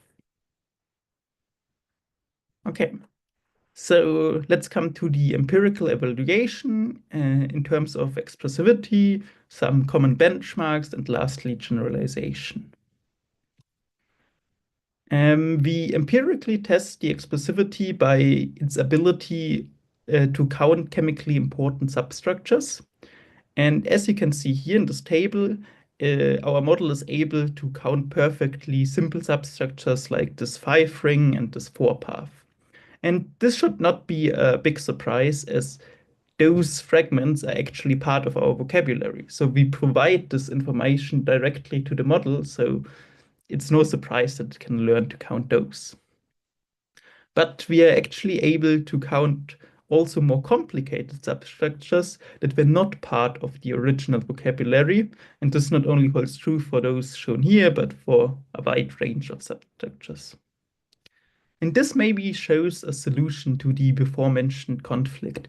We don't have to include all important substructures. We just have to include enough such that the model can then learn to combine the existing substructures to learn more complicated ones. It might be maybe a bit like in the German language, where you can like combine simple words to build really complex ones like Donaudampfschifffahrtskapitänsgesellschaft. Okay, let's come to the empirical performance. And here we focus on the popular penalized log P regression on zinc and the long-range peptides benchmark. And Fragnet is best among all fragment-biased GNNs and at least achieves comparable performance to the state-of-the-art model, which is the transformer grid. Okay, lastly, let's come to the generalization abilities. And we test the generalization abilities by removing we want to test the ability to generalize to molecules containing completely unseen fragments. And for this, we remove all molecules containing 7 rings from the training set, but the test set still contains molecules with 7 rings. So we have to generalize to molecules containing completely unseen fragments. And here our ordinal encoding actually really helps, and we are able to greatly outperform the state-of-the-art model. And this shows that we actually can transfer knowledge from similar fragments with our ordinal encoding. And in our paper, we not only showed that we improved generalization for unseen fragments, but we can also show that we are better in the setting where molecules contain very rare fragments, so at the tail of the distribution, and also molecules from a completely different distribution. So in summary, we present Fragnet, a robust and highly expressive fragment-biased GNN. It retains the linear complexity of traditional GNNs. We develop theory with which we are able to compare the expressivity of existing fragment-biased GNNs. In this theory, we achieve with the higher level graph the highest degree of expressivity. We show that our ordinal encoding actually helps for generalization, and we achieve state-of-the-art performance, at least for fragment-biased GNNs. And yeah, you can find our code and our full paper under this QR code. And thanks for your attention, and thanks to the organizers. And now I'm happy to answer questions if you might have any. Yeah, Nicholas, thanks for the great talk. So I have a small question. It's recently, more and more people are talking about the foundation model, in the molecular domains, and also I want to see a small question. Maybe I'm not so familiar with that, but I want to ask do you think such kind of Fragnet is a more suitable way to observe better scaling behavior? Because I see some kind of paper they are working on this direction. Yeah, thanks. I am not actually sure. I think Fragnet provides really strong inductive bias by providing this additional fragmentation, and I think it's especially important if you have if your data set is smaller, then the model actually needs this inductive bias. And I think for bigger models, it might not be needed. And we already saw that the transformer, which doesn't have this strong inductive bias, was actually able to outperform us on those bigger data sets. Okay, gotcha. Let me see if there's any other further question. I think there's no further questions. Thanks, Nicholas. It was a great talk. Yeah, thank you.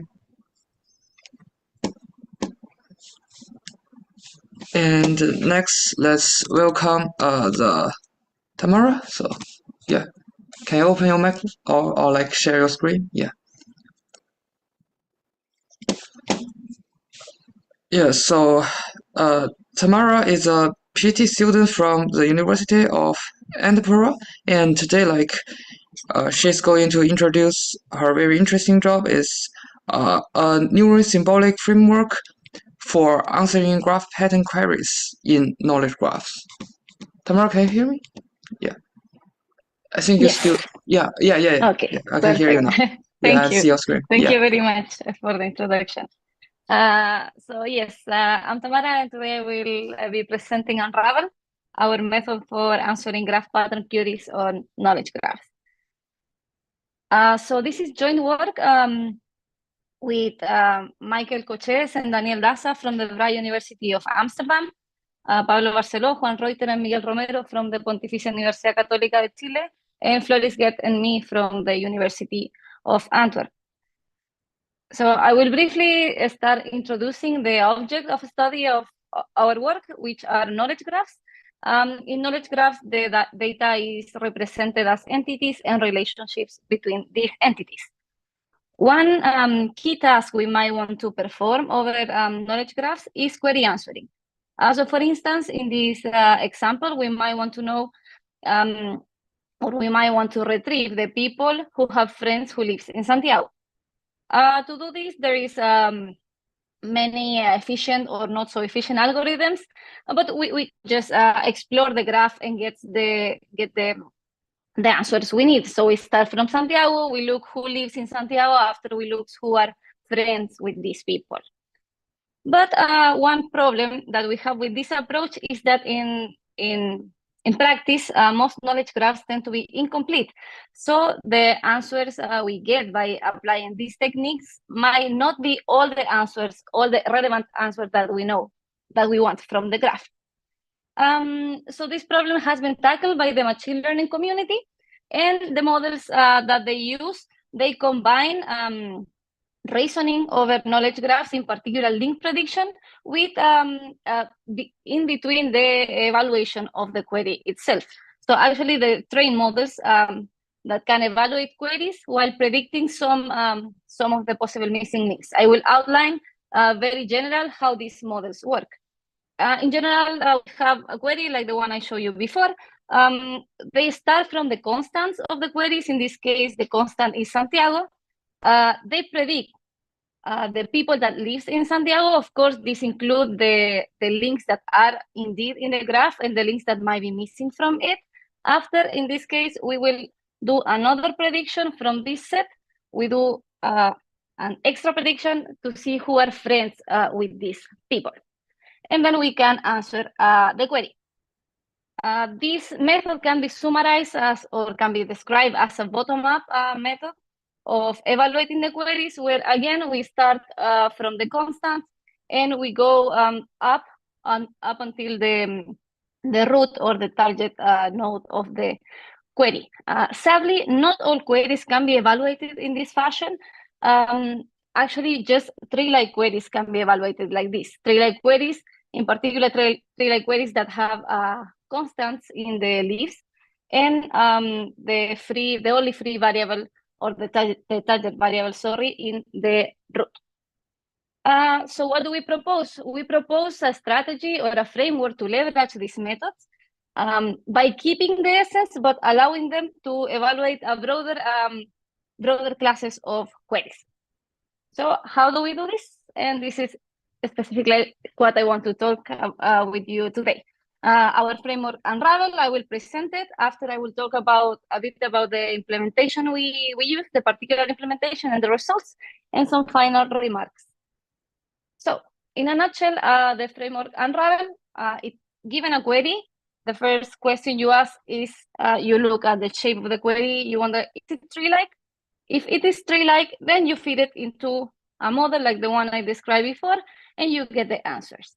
If it's not tree-like, then it goes inside of our little unraveling process, where from this non-tree-like query, we approximate it using tree-like queries or tree-like approximations, and after we feed these approximations into the model and we get the answers. So what kind of approximations are? Of course, they are tree-like, and I will now illustrate how to get this approximation. So let's take the triangle query. In this case, our target variable is X, and we have relation R, S, and T. So let's go unravel the triangle query. We start by the target variable, in this case, X, and we will go navigating the query. Let me start going from X to Z via the T relation. So I will go from X to Z, after from Z to Y. Here in this case, I'm using the inverse of the S relation, and then I go from Y to X. Okay, and I can keep going and make this query as long as I want. After, I can do it the other direction. I go from X to Y, from Y to Z, and from Z to X. And this way I have a tree-like approximation of the triangle query. I can do several approximations depending on how deep I want this approximation to be. So for instance, here I have the unraveling of depth 1, 2, 3, and you can go on and make them as deeper as you want. So the nice thing about this unraveling, about this approximation, is that they enjoy some strong theoretical guarantees. The first two theoretical guarantees I want to discuss are safety and conservativeness. Safety means that the approximation, we are getting an over approximation, which means we don't get false negative.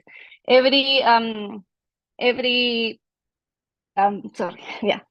don't get false negative. Every answer to the original query is also an answer to the approximation. Okay, and the other property is conservativeness, is that if we apply this unraveling process to a query that is already tree-like, we get a query that is equivalent to the original one. Second, and maybe more important, is the optimality. For any query, we have that the unraveling. This is the query that we get by unraveling this query is the best possible over approximation from, if you consider any other tree-like approximation, the unraveling is the best one. And finally, one other interesting property is that, as I said before, these are over approximations which have no false negative, but might have false positive.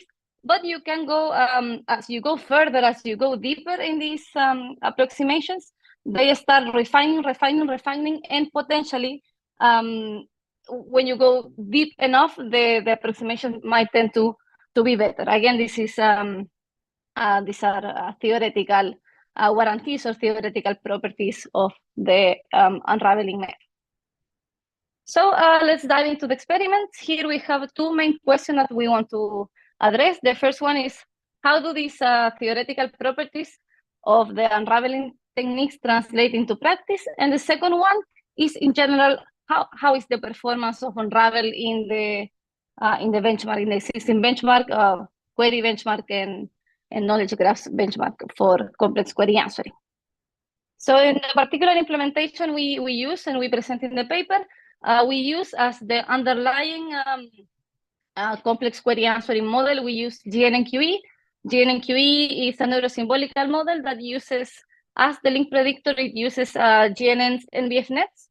And for the other logical operators, it uses fuzzy logic set operators. Basically, all the operators are done using fuzzy sets, and then fuzzy logic operations over these fuzzy sets.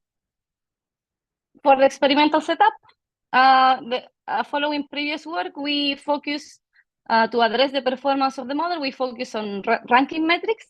This is the model will give us a score for all possible answers after the answers or the possible answers are ranked according to these scores. And we calculate the ranking metrics such as the mean reciprocal rank or the hit set K by comparing this with the ground truth. let's say, with the real answers of the queries. And for the query sets, we also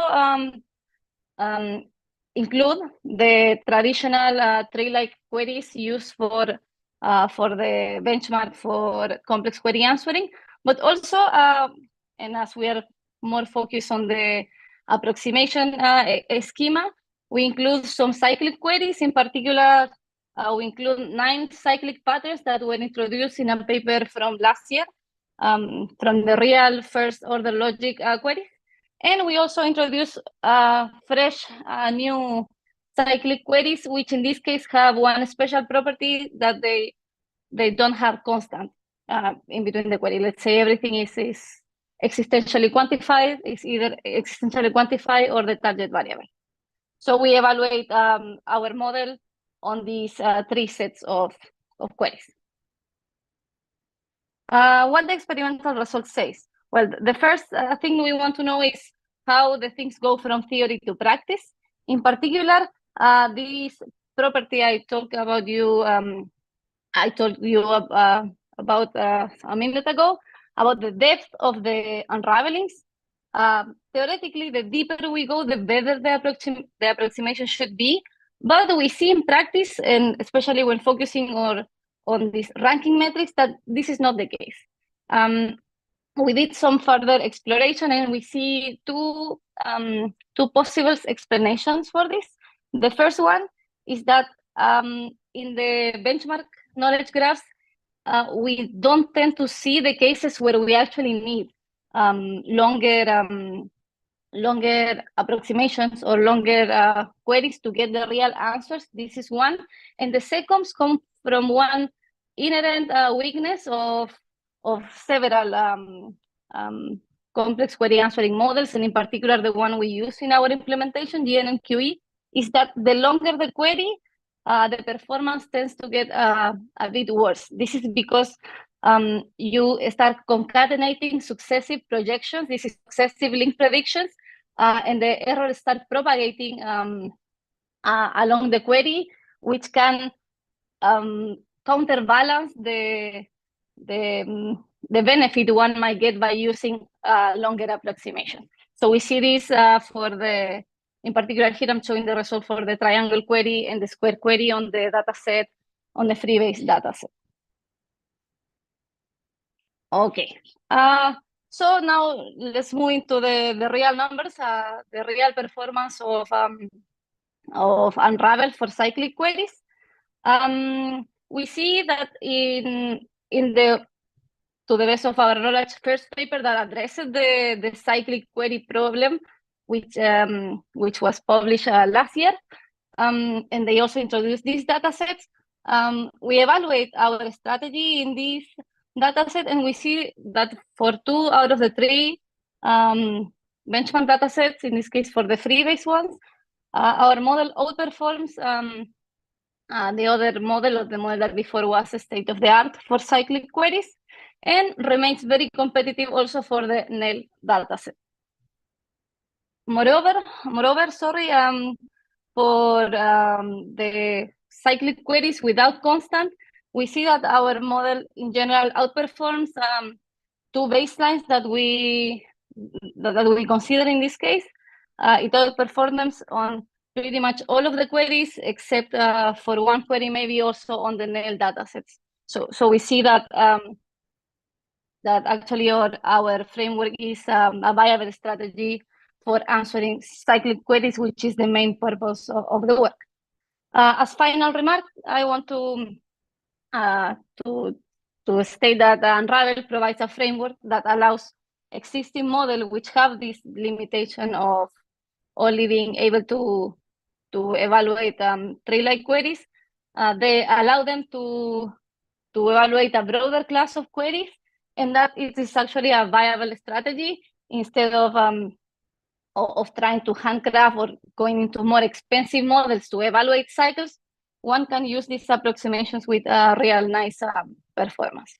So thank you very much for your time and your attention.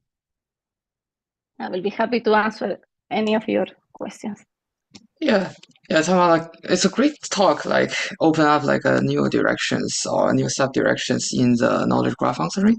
So I have like very quick questions. So the thing is like yeah, for a long question is like what is like the time efficiency problem like across like those tasks because it seems like very like expensive like especially the most those higher order problem I think especially like NBFNet they miss this problem quite often so I'm very curious about that part. Yeah.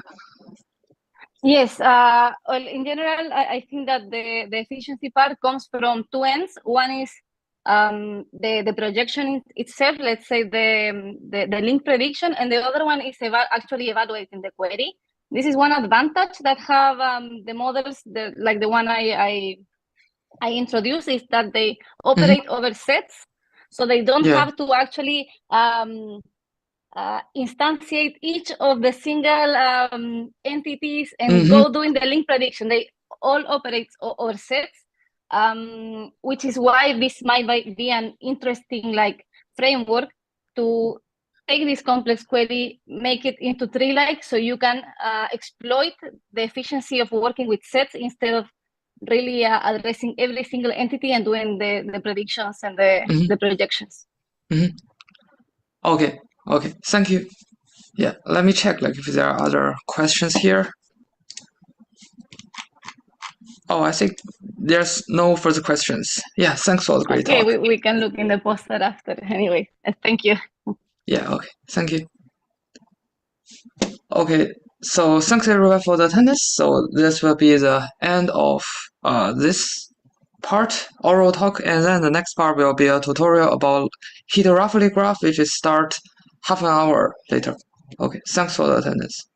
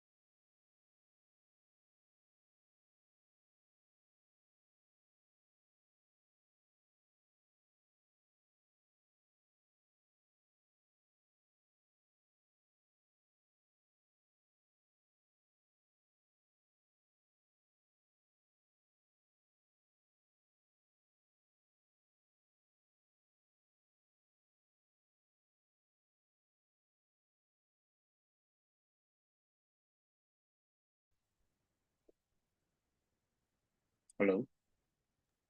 Can you hear me? Yeah. Okay. So hello everyone.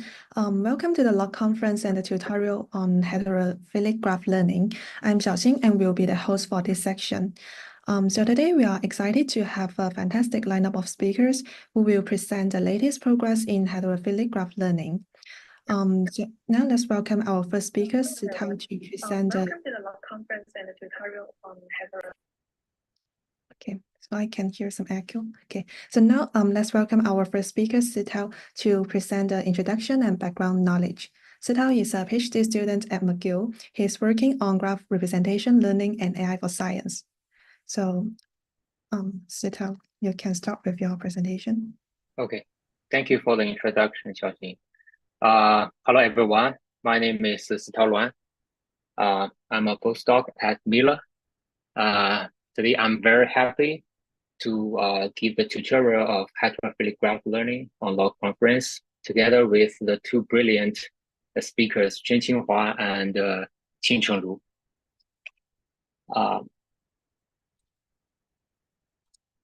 I would also give some special thanks to our code assistant Jiaqi Zhu and advisors Ngraph and Xiaowen Chang. So, what is heterophily and why should we care about it in graph learning? So before we introduce heterophily, we need to know the concept of homophily. So homophily, in ancient Greek, it means same, common, or friendship, love. It is a concept in sociology and evolutionary biology, and it states the tendency that individuals with similar characteristics are easier to communicate and bond with each other. There are a lot of examples in our world that has the homophily phenomenon. For example, the birds of the feather flock together, or assortative mating. And in our real life, there are also some homophily phenomena. For example, in social media, people with similar ideology, religion, interests, education background, race, and ethnicity are more likely to connect or follow each other. So what is homophily in graph learning, or more specifically, homophily in message passing? It is in message passing, homophily is a principle or assumption that is implicitly imposed in our message passing process. As shown in this figure, for the indiscernible boundary nodes, if we have a homophilic graph structure, this kind of structure will provide extra useful information into the aggregated node features over the original node features, so that the indistinguishable nodes will become distinguishable after the message passing. So such kind of relational inductive bias is thought to be a major contributor to the superiority of GNNs over traditional neural networks on various tasks, especially on node-level tasks. So heterophily means lack of homophily or low homophily. More specifically, nodes with different labels or from different classes are more likely to be connected. If we do message passing on such kind of graph structure, nodes from different classes are more likely to be connected and their features are more likely to be mixed, so that nodes from different classes will become indistinguishable, and this will make our GNN harder to classify them. There are also some empirical observations. We found that some graph-aware models will underperform their corresponding graph-agnostic models on some data sets. For example, on Cornell, Wisconsin, Texas, and film, a simple MLP can outperform some baseline GNNs like GCN, GAT, and GraphSage. And heterophily is considered as one of the main reasons for this kind of performance degradation. And they found that these data sets marked by red have some low homophily metric. So this means there do exist some kind of bad benchmark graphs that we need to be very careful about that. So can we recognize those kind of bad graphs with a scalar metric? And which set of graphs are the really bad graphs, and how can we categorize them? So in the next two sections, Qingcheng will introduce these two topics. Let's welcome Qingcheng. I will stop sharing here.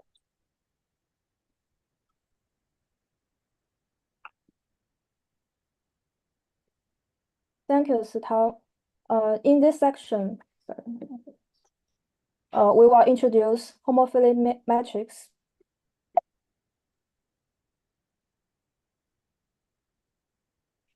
First, we have metrics based on graph label consistency.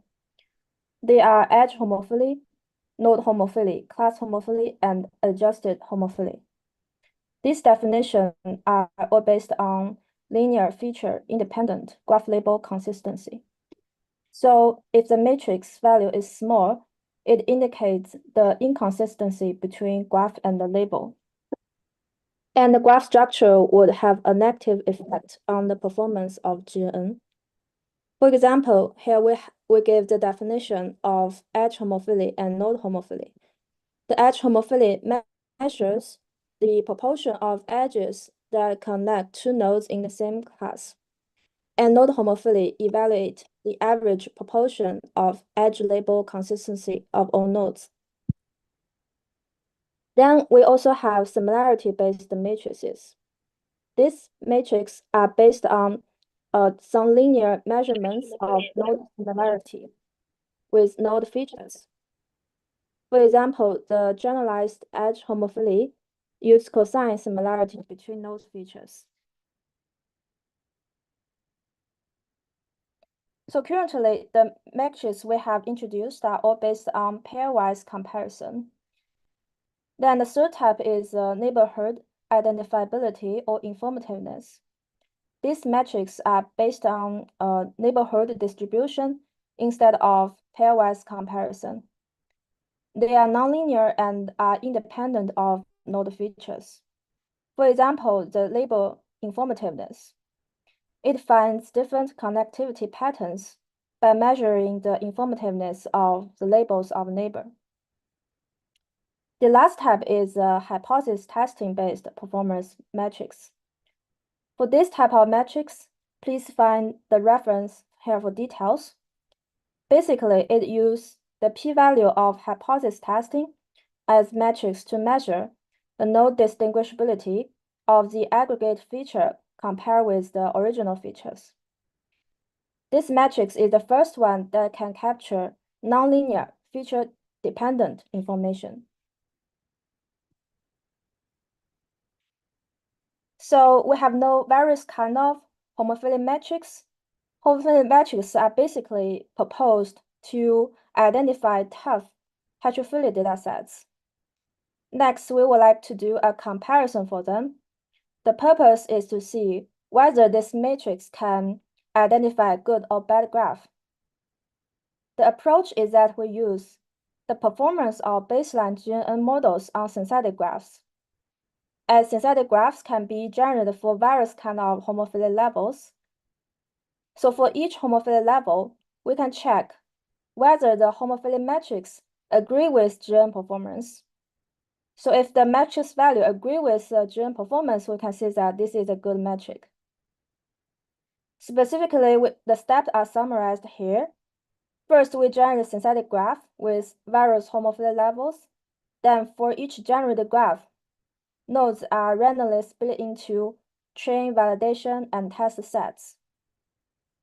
Next, we train the baseline model on this graph and calculate matrix values for each graph. Finally, we plot the matrix values and the GN performance curve with respect to homophily levels to see whether there is an agreement between matrix and the GN performance. In this comparison, we generate a synthetic graph use the following three frameworks: the regular graph, preferential attachment, and the GNCAT. the first one, the regular graph, is generated according to the edge homophily level and the base data sets, where for each node, it uniformly generates some random intra-class edges and some inter-class edges. And the node features are sampled from the corresponding class of the base data sets. The preferential attachment method uses a coefficient to control the probability of creating intra-class edges and the sample node features from overlap to the Gaussian. The last one, the GNN model, generates graph based on the edge connection proportion coefficients and the base data sets, where a large coefficient means fewer intra-class edges, and they propose an algorithm to generate node feature and edges based on the coefficients and the base data set. We conduct experiments, and these are the results. Here, each column corresponds to a generation method, and the first row is for GN performance, where the green and the blue lines are for GCN and SGC performance. And the second row shows the matrix values. And for each graph, the x-axis represents the homophily levels. Then for each generation method in a column, we compare the GN performance curve in the upper figure with the metric curve in the lower figure. Then from this curve, we have several observations, and we conclude that current homophily metrics are not good enough. Because when we compare the GN performance curve and the matrix curve, we can see that the correlation between different metrics and the GN performance are different. For example, we can see that on RG in the first column, the GN performance curve in the figure A is U-shaped. Then a good homophily metric should also have this kind of U-shaped curve. Then we check the matrix curve in figure D. For RG, we can see that probably the aggregation homophily is the best one. However, we can see that on other two types of synthetic graphs, the agreement between aggregation homophily and the GN performance is not so good. Therefore, we still need to find a good homophily metric, and an ideal homophily metric should show same correlation with GN performance on graph generated by all these three methods. So in the future research, a newly proposed metric should be tested on synthetic graphs with all three generation methods to get a comprehensive evaluation and comparison. So here we provide the repository for synthetic experiments. The repository can be accessed here by scanning the QR code.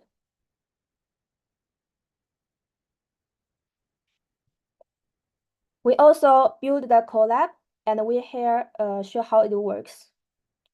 For each generation method, the workflow is the same, and here we use the RG for example. First, we choose the coefficients, which control the homophily patterns of the graph, and we use the query data sets as the base data sets. It will generate 10 graphs use the coefficients. Then we would evaluate all these metrics on the graph. And finally, we can get a plot showing all the matrix values. Here, the position of each circle stands for the mean matrix value, and the size of circle stands for the variance. So in the next section, we would discuss benchmark datasets. So in the previous section, we found that current homophily metrics are not good enough. So for distinguish good graph and a bad graph, the only standard we have now is the actual performance on datasets, which means that we need to compare the performance of so-called graph-aware model and the graph-agnostic model to know whether the graph structure is beneficial or not. So in this section, we would like to summarize and categorize the popular benchmark datasets for heterophilic graph learning. So here, for example, the GCN is a graph-aware model. and the corresponding graph-agnostic model is the MLP2. Since the only difference between GCN and the MLP2 is whether the graph is used. And similarly, the corresponding graph-agnostic model for SGC1 is MLP1.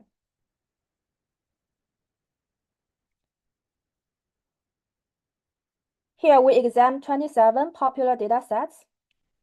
We compute the edge and the node homophily on these datasets, and we provide the performance of baseline, graph-aware, and the graph-agnostic models. So we say if the graph-aware model performs better than the graph-agnostic model, then the graph structure is beneficial for GNNs. Then based on these results, we can observe 3 kinds of patterns for heterophilic datasets. So for the first category, for these datasets, the edge homophily and the node homophily are very low, and the graph-aware model performs worse than the corresponding graph-agnostic model. So these datasets are the most difficult datasets for GNN, so we call them malignant heterophily. In this case, the graph structure provides harmful information in the feature aggregation step. For the second category, we can say that the graph-aware model performs better than graph-agnostic model, but the node and the edge homophily values are very small. So we still regard them as heterophilic datasets and call them benign heterophily. Then in this case, heterophily aggregation is actually beneficial for GNNs. Now we look at the third type. Here, the graph-aware model and the graph-agnostic models have inconsistent comparison results. For example, for the square filtered these datasets, we can see that the MLP2 performs better than GNN, but SGC1 performs better than MLP1. So we'll call this kind of datasets as ambiguous heterophilic datasets. In this case, the underlying synergy between graph structure and the model nonlinearity can influence GN performance altogether. So here we summarize all these results. Our tutorial repository also provides codes to train these heterophily-specific GNNs on 27 datasets. So let's go through the workflow together. First, we can choose a GN model from the menu. Here, for example, we'll choose the ACM GCN. Then here on the left panel on this page, it shows the step where we choose the datasets. And on the right panel, it shows that we are training the model on these datasets. Next, we'll introduce heterophily-specific models.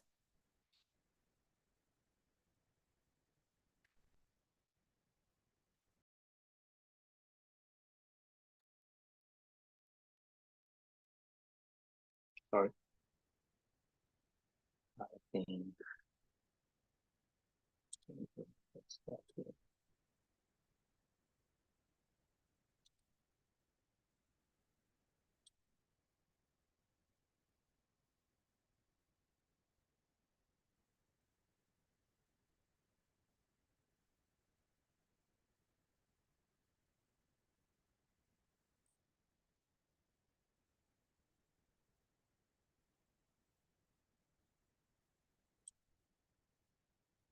Okay.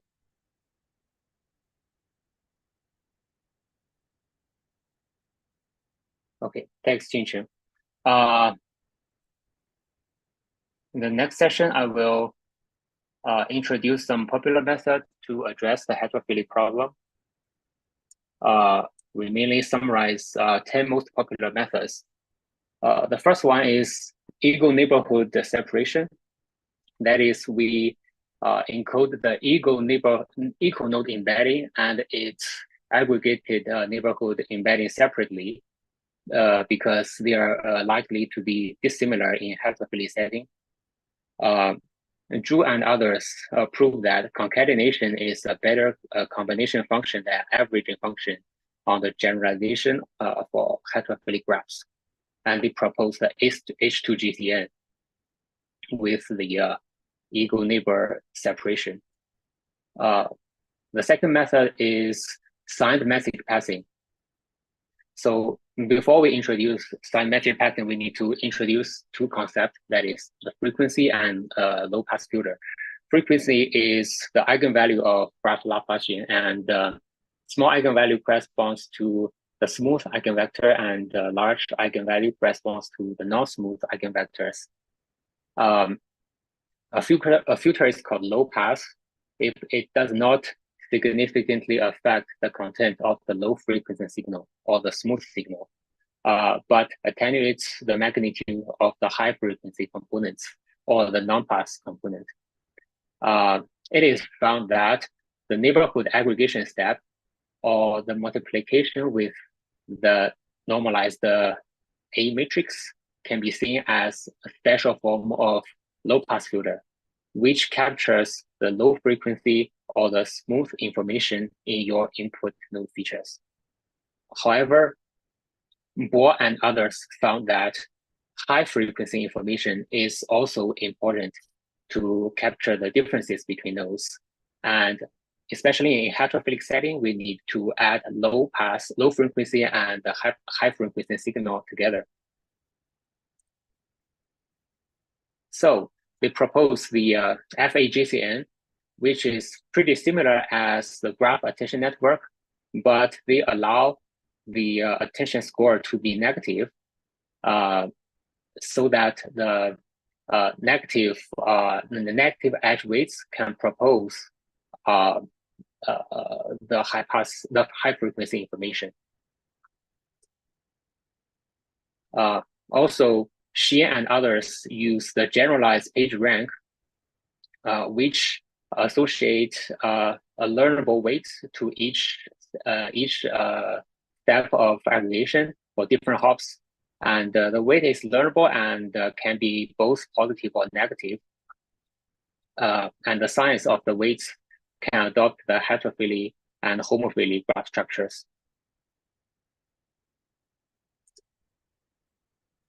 Li and others proposed the GNN, which estimate a coefficient matrix to model the relative importance of nodes. The coefficient matrix Z is learnable, and it can be solved by solving an optimization problem on local feature similarity and multi-hop graph structure similarity. So the Z matrix is different from the simple attention mechanism or the self-attention mechanism. It allows the negative scores and is more efficient to compute so that it can solve the heterophilic problem. The third method is directly using the high-pass filter and use the node-wise channel mixing mechanism. So it is proved that high-pass filter is effective for some kind of heterophilic situation. And Luan and others also found that different nodes may have different kinds of local heterophilic situations, as shown in this figure. For different nodes, some nodes has pretty low local homophily situation, and for other nodes, they might have very high local homophily situations. And this curve, this distribution, are different from between different data sets. Therefore, different nodes may need information from different channels. Some need information from low pass channel, some need information from high pass channel. Therefore, they develop a adaptive channel mixing mechanism, which include low pass, high pass, and identity channel together in each GN layer. They also develop a node-wise channel mixing mechanism, which is learnable to combine the channel information adaptively and node-wisely. So here is a realization of the output. So as we can see, the input feature is pretty noisy. We can see no patterns in the input feature. If we feed it to GCN, the output of GCN still has no clear boundaries between different classes.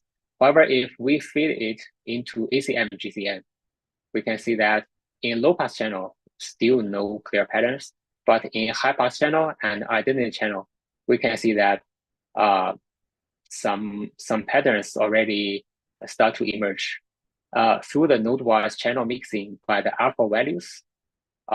In the final output, we can see there are very clear boundaries between different nodes, especially when you compare it with the output of the original GCN. And through ablation study, ACM is demonstrate that it can boost the baseline, the performance of baseline GNNs, and it can surpass the total models on almost all data sets. The fourth method is the selective message passing. That is, we impose a selective mechanism in the message passing framework so that the model can learn to return the useful or relevant information and discard the detrimental parts in the node embedding. For example, in GBKGN, the author used 2 kernels in GCN. One kernel to deal with the homophilic node pairs, and the other part deal with the heterophilic node pairs. And they also use a gate which is encoded by an MLP and is learnable. It can understand which of the 2 kernels should be applied for each node pair.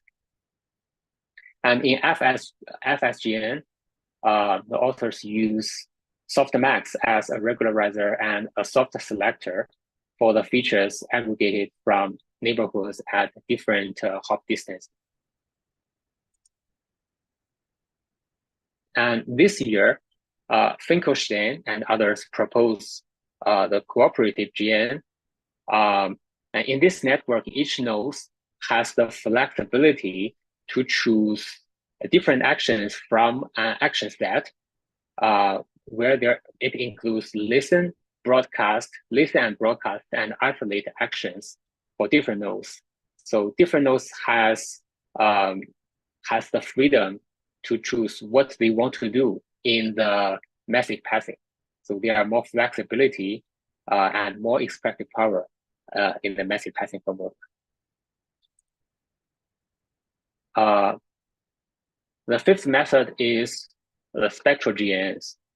Spectral GNN is a type of network that is built on graph signal filtering technique in the spectral domain. People try to develop more expressive spectral filters to enhance the aggregation function for better performance on heterophilic graph. For example, He and others propose a BERNet, which use Bernstein polynomial to learn arbitrary graph spectral filters. Wang and others propose the Jacobi-conv. They use the Jacobi basis due to its orthogonality and flexibility to adapt to a wide range of weight functions. He and others propose the Chebynet-2, which fixes Chebynet with Chebyshev interpolation. It enhances the original Chebyshev polynomial approximation and can reduce the range binomial. So another method is beyond local information. So the logic behind it is that since we know that the local information are not informative or they are bad, so why not try the information from distant nodes? So there are mainly 2 different methods to encode the distant node information. The first one is through the multi-hop information. We can do it by deep GNNs, for example, JTNet, APPNP, or others. There is a special multi-hop method called LinkX. It is pretty simple. It encodes the adjacency matrix by an MLP, and the author showed that it can encode the monophily information in social science into such network, and it can be considered as a kind of 2-hop method. Another kind of method to encode global information is to connect to distant nodes in a latent space. That is, you rebuild the neighborhood with a latent node embeddings. For example, in GCN, Pei and others pre-compute the unsupervised node embeddings in the latent space and redefine the geometric relation and reconnect the nodes so that some distant node might be directly be connected.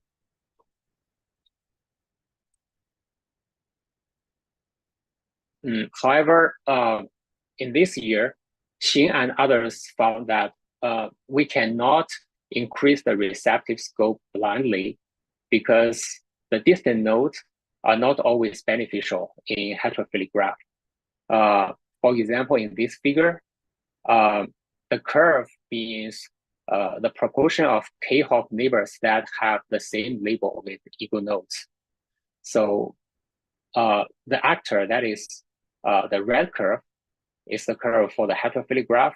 And as we can see, for one hop neighbor, there are around only 20% of the local neighbors that will share the similar labels with the equal nodes.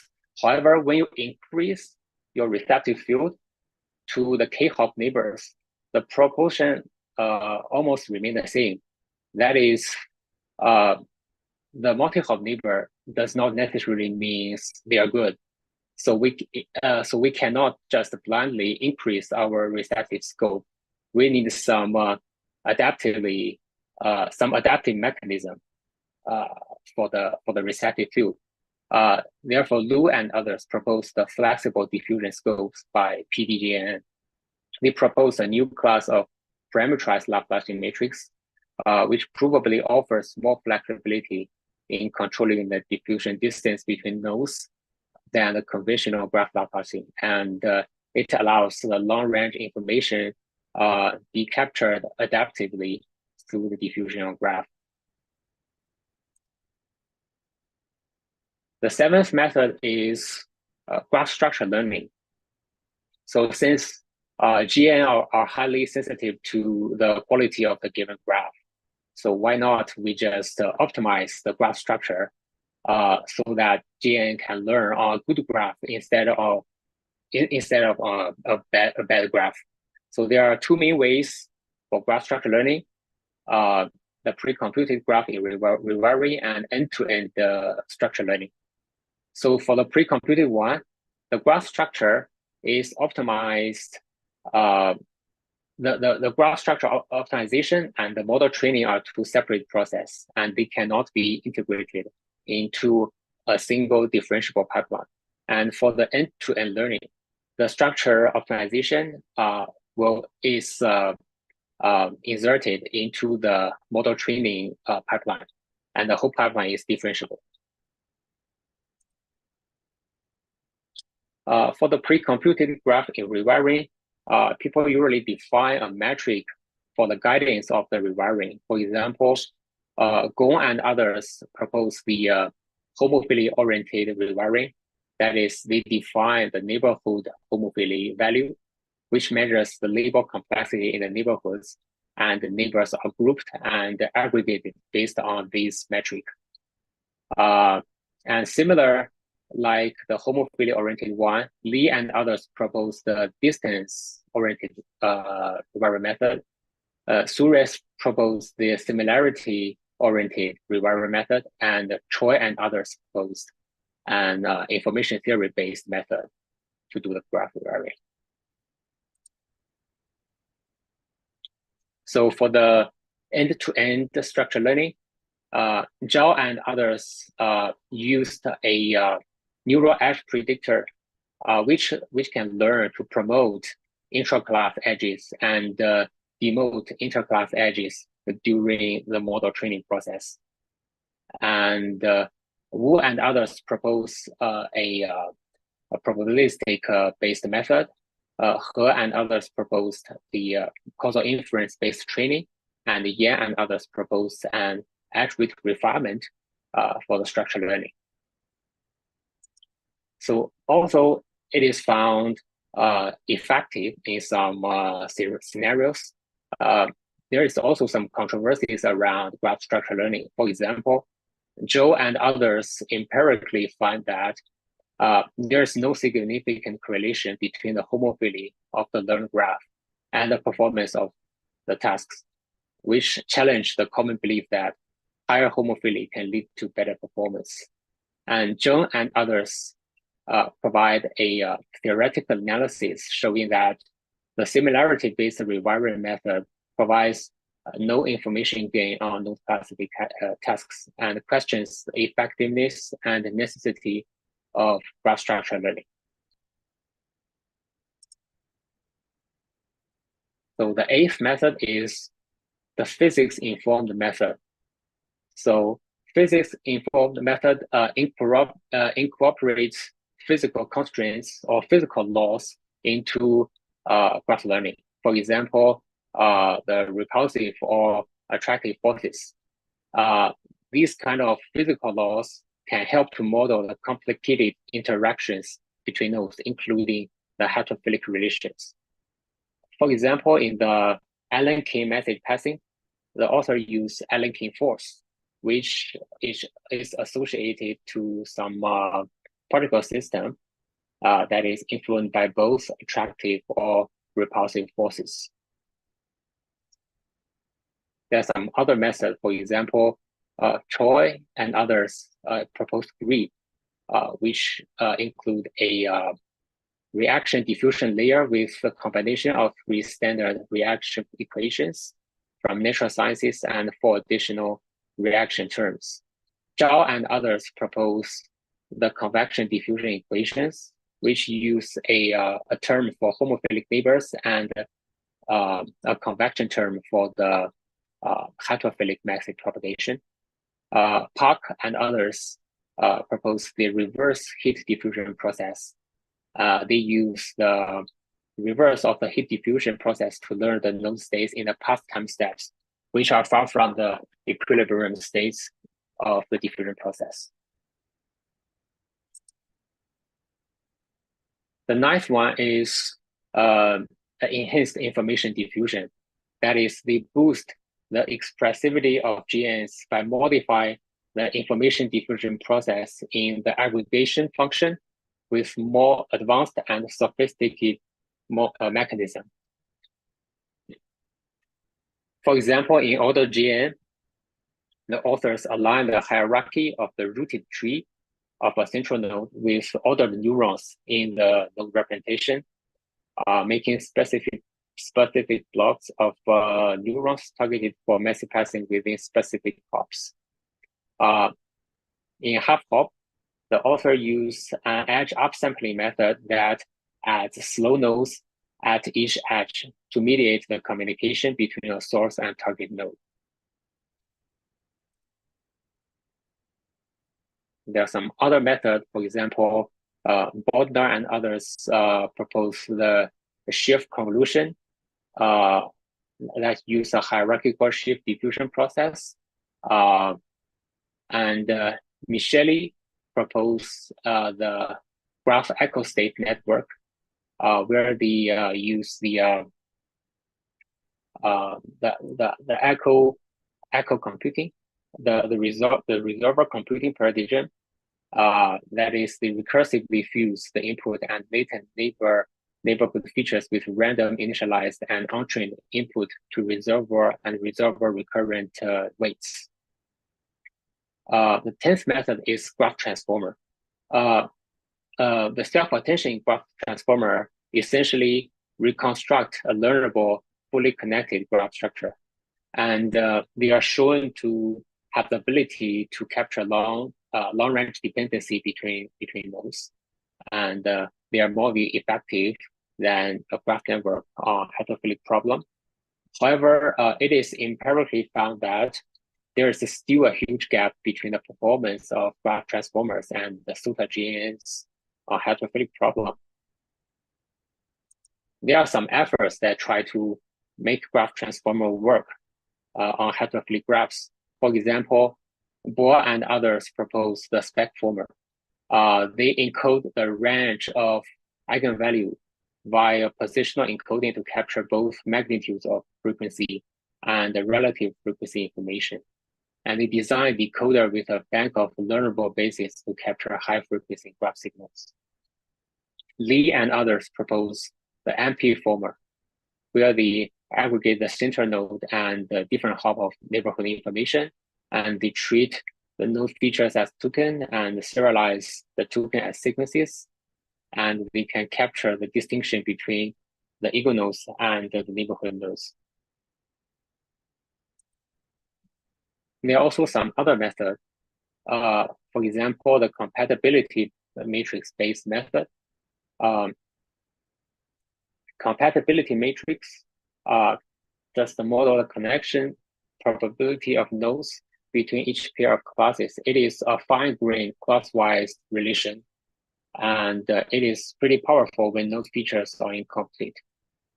Zhu and others propose the CPGN, which model the label correlation through a compatibility matrix and propagates prior belief estimation into the GN with the compatibility matrix. Zhou and others propose CLEAP.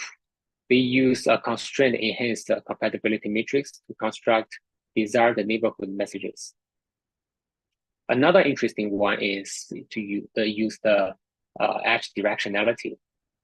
Rosie and others shows that treating the edges as directed increase the effective homophily of the graphs, suggesting that a potential performance gain from the correct use of directionality information. The logic behind it is that if we have an edge from A to B, it is possible that we don't have an edge from B to A. So we should allow this kind of flexibility in our message passing instead of that we only assume a connectivity between A and B, and we assume this kind of symmetric relation. So they designed the DIRNet, which account for the edge directionality information by separate aggregation of the incoming and outcoming edges. Luan and others conduct a fair and comprehensive evaluation over almost all the above popular methods. And from their experimental results, they found that only the high-pass filtering with adaptive channel mixing and the selective message passing are verified to be really effective for heterophily.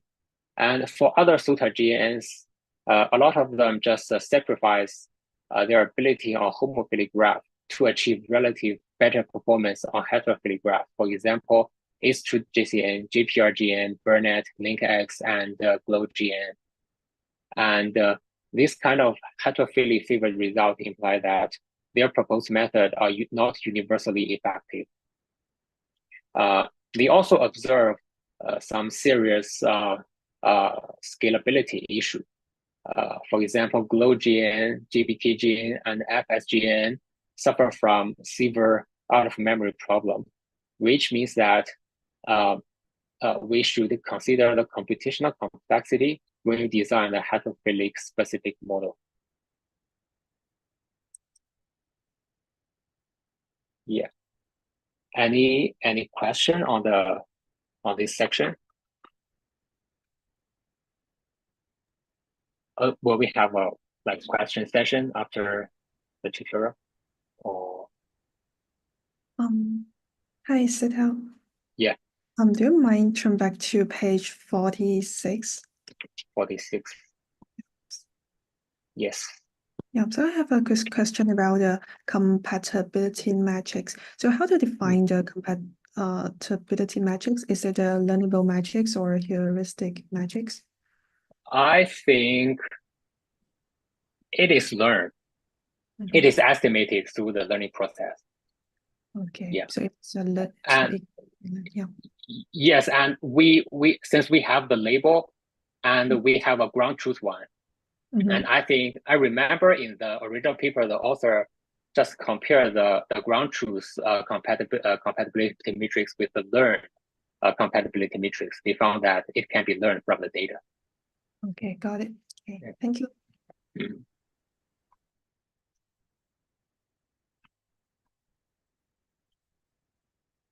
Are there any Yeah, other questions from the audience? Yeah, if no, please go ahead. Okay, let's move on. So in the following section, I will introduce the theoretical analysis around homophilia and heterophilia.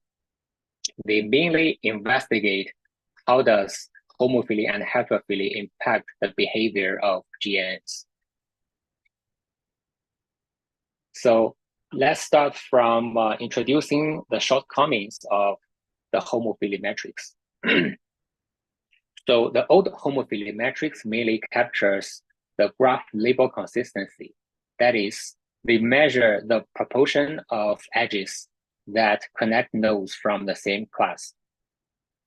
So, however, based on such kind of principle, they fail to explain some low homophilic cases. For example, in this figure, the message passing on bipartite graph has some kind of different behavior.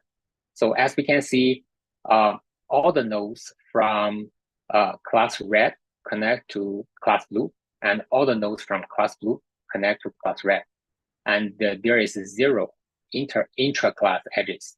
So based on the old definition of homophilia metric, this graph has 0 homophilia values, means this graph is a very bad graph. However, after feature aggregation, the node they just switch the node colors, but they are still distinguishable for the classifier. So which means such kind of graph label consistency is not enough to understand the GN behavior, and we need to find some different perspective to consider graph structure and homophilia. Luan and others propose to study the homophilia from the post-aggregation node similarity perspective, and they define the post-aggregation node similarity matrix, the S matrix. They define a new aggregation similarity score. This score mainly calculates the proportion of nodes that are more similar to nodes from the same class than nodes from different classes. And they define a new metric based on this score. They conduct synthetic experiments to see the agreement between the metrics and GN performance. So for a good metric, we are expected to see a monotonic increasing curve for the GN performance. That is, a low metric value will indicate the bad GN performance, and a high metric value can indicate the good GN performance. Therefore, the curve, a good curve, should be monotonically increasing. However, under some old homophilia metrics, for example, the edge homophilia, node homophilia, or class homophilia, we observe a U-shaped curve, which means this old metric cannot explain the performance of GN in the low homophilia area. However, in the new proposed metric, although it has some variance, but it looks like a monotonically increasing metric, which means it is a better metric than the previous metric to explain GN performance. So another perspective by Ma and others is that they propose as long as nodes within the same class share similar neighborhood patterns, their embeddings will become similar after aggregation. For example, node 1 and 2. Node 1 and 2 are from class blue, but they all connect to class orange, yellow, and green. So all their connections are heterophilic, but the heterophilic patterns are the same. So after aggregation, their node embeddings will still be the same. So it will still be classified into the same class. Therefore, they claim that homophily is not a necessity for graph network to perform good. However, such kind of analysis has a deficiency. That is, they only consider the intraclass node distinguishability, but ignore the interclass node distinguishability. For example, suppose we have the node 3, which is from class green, and node 3 has the similar neighborhood pattern with node 1 and 2. So after aggregation, node 3's embedding will become similar as node 1 and 3, or node 1 and 2, and will be classified into class blue, which is bad. Therefore, Luan and others propose that we need to consider both intraclass and interclass node distinguishability. And an ideal case is that we have a smaller intraclass node distinguishability than interclass node distinguishability. For example, the node 1, 2, and the 4. So has this kind of ideal condition. So based on such claim, the authors propose to quantify the node distinguishability on a new proposed toy model CSBMH. In this CMBMH, we have a parameter that can control the homophily level of the generated graph, and we compute two metrics to quantify the node distinguishability. That is the probabilistic Bayes error and the negative generalized Jeffreys divergence. And they plot the relation between the homophily levels and the node distinguishability on this toy example. They found that a medium level of homophily has a more detrimental effect on the node distinguishability than extremely low levels of homophily. And they call it the mid-homophily pitfall.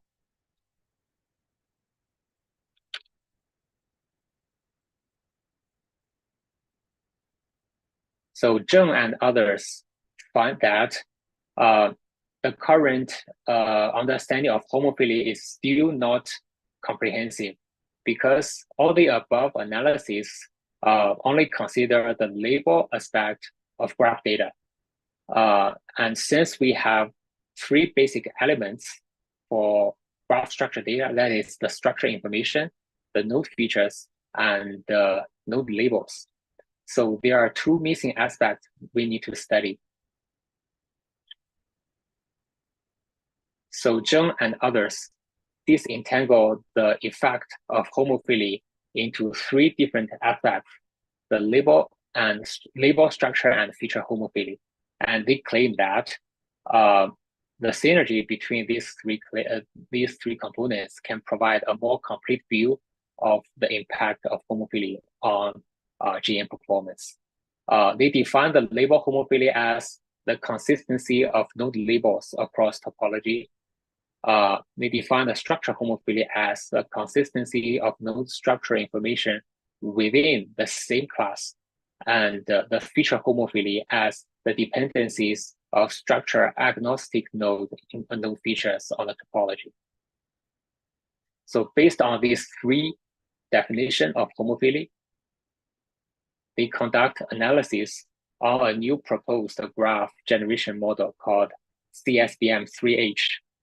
And we derive a new metric, which is called trihomo, and it considers all three the predefined aspects. Through the tests on 31 real-world graph data sets and the comparison with 17 existing homophily metrics, trihomo is verified to have significantly higher correlations with GN performance than the existing metrics.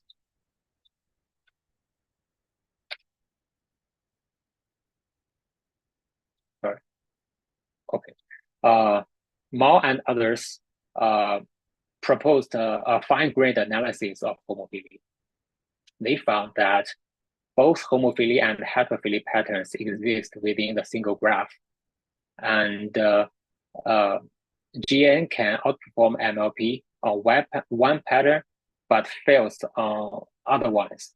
For example, the figures on archive data sets. So the y-axis of the figures is the MLP performance minus GCN performance. So the column below the zero line means MLP will underperform GCN, and the column over the zero line means MLP will outperform GCN. And Mo and others study the such kind of difference on more fine-grained level of homophily intervals, and they found that on archive, MLP will underperform GCN in the high homophily intervals, but on Squirrel, MLP will outperform GCN in the high homophily intervals. So they show that GN perform admirably on nodes with the majority neighborhood patterns. That is, the homophilic nodes within homophilic graphs and heterophilic nodes within heterophilic graphs, while struggling on nodes with the minority patterns. So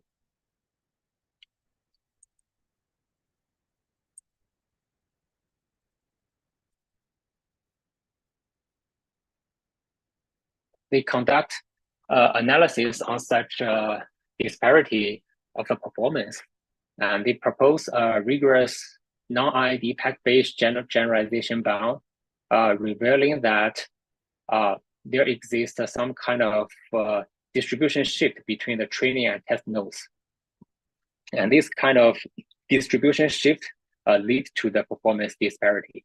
And they identify that the homophily ratio difference between training and test nodes, that is graph structure shift as a new graph out of distribution scenario.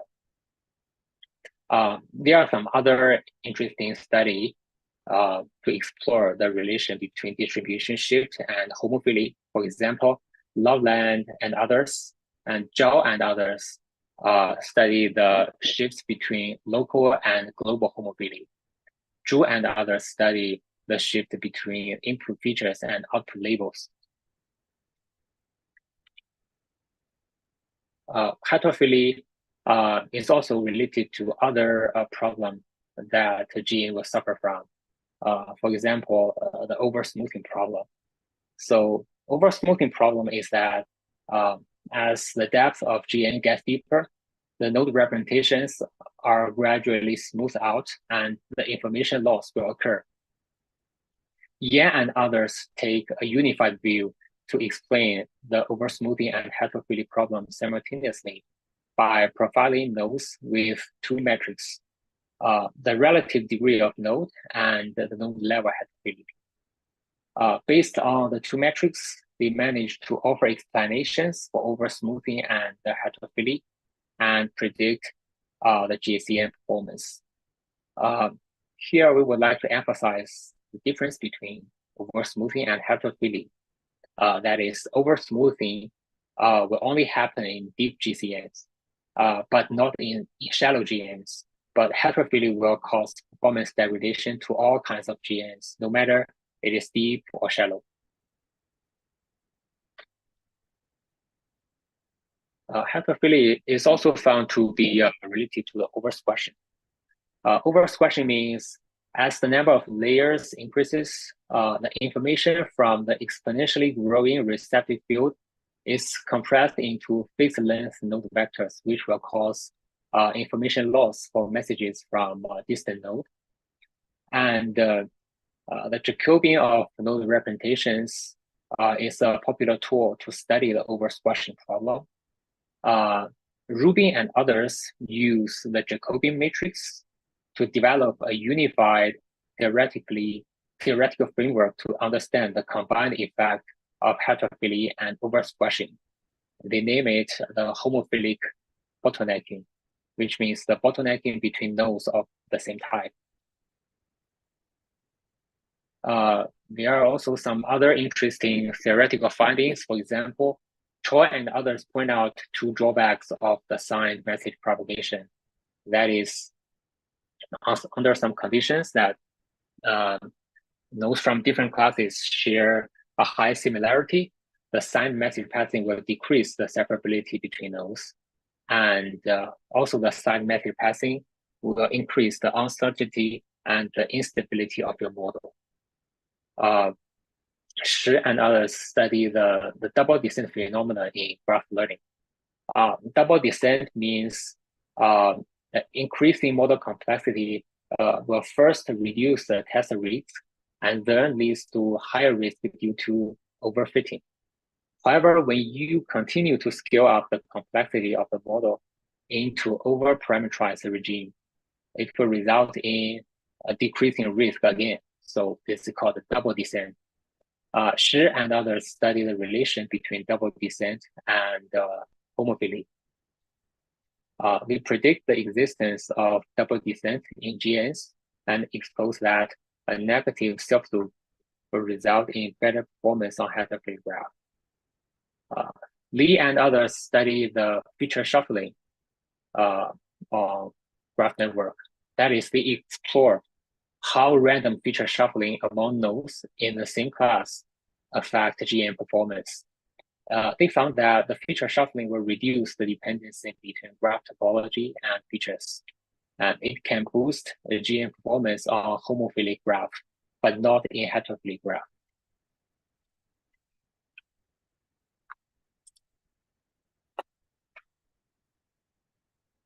Okay. Any question or comments on this section? Hi, Sital. There's a question in the Q&A box. Could you please check that? Yes.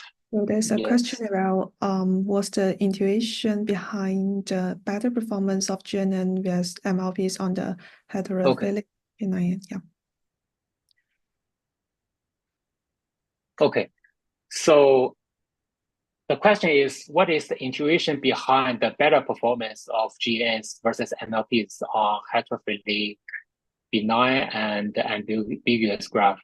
Yeah, that is, since what we are studying is to find out the bad graph structure for message passing, right? And it is found that not all heterophilic graphs are bad for message passing, right?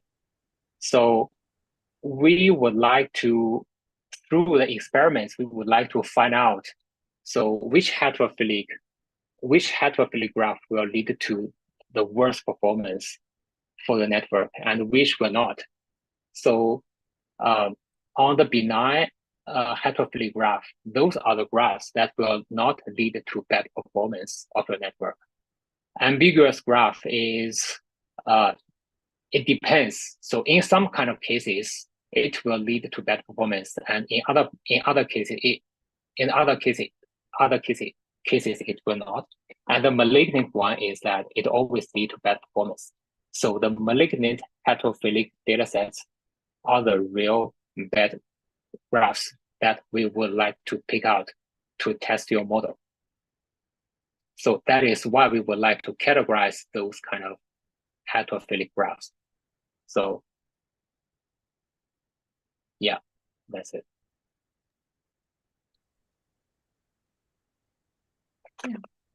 Yeah, thank you for addressing this question.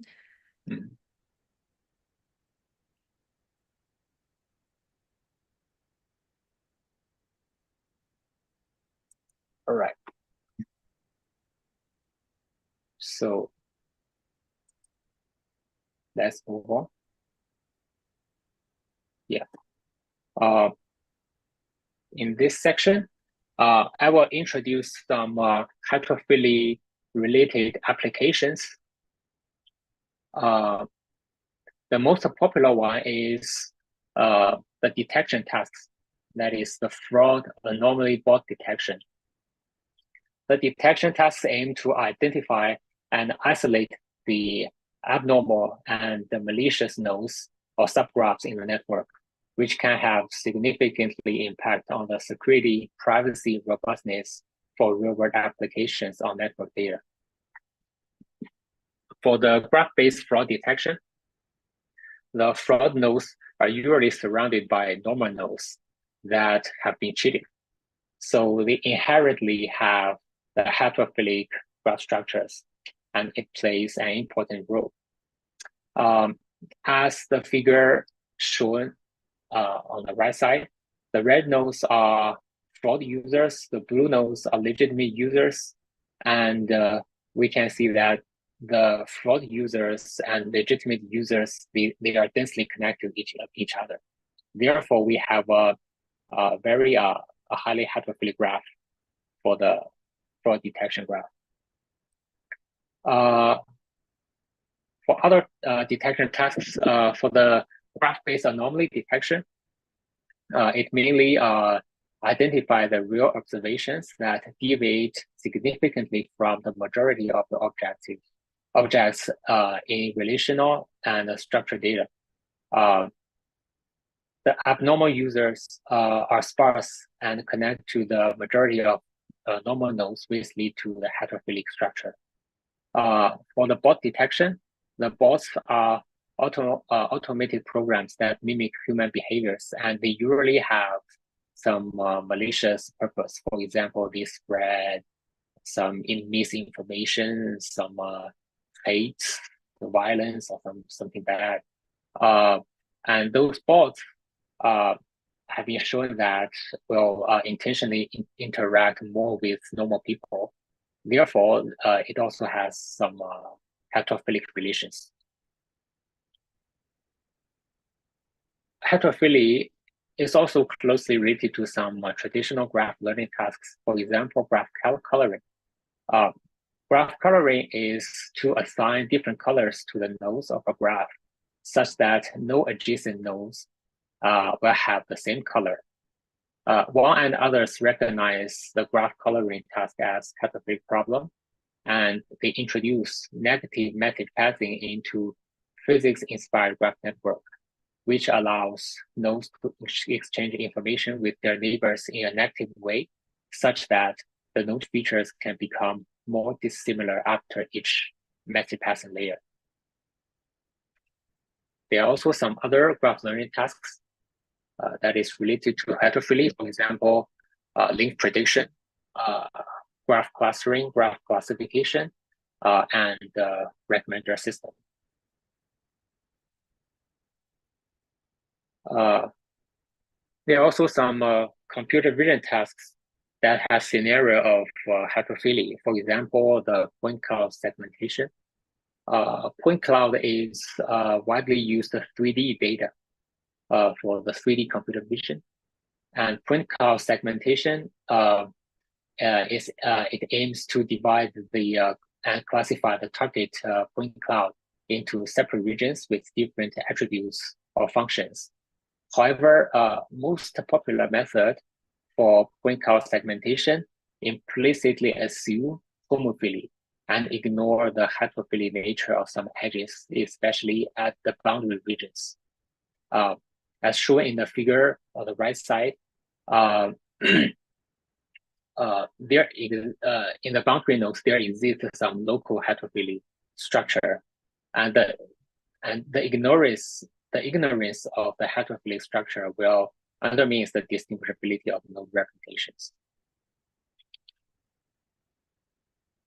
Urban networks are often heterophilic, as nodes with different attributes or functions may have strong connections.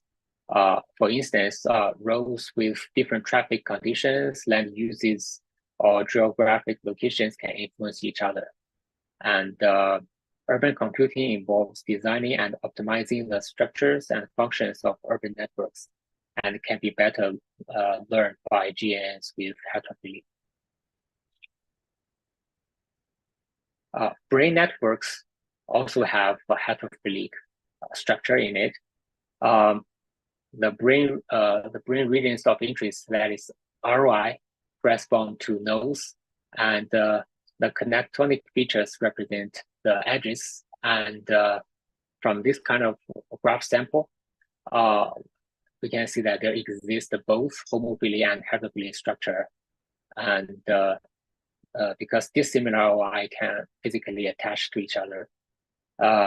Such interplay between homophily and heterophily will poses challenges to the analysis of brain networks.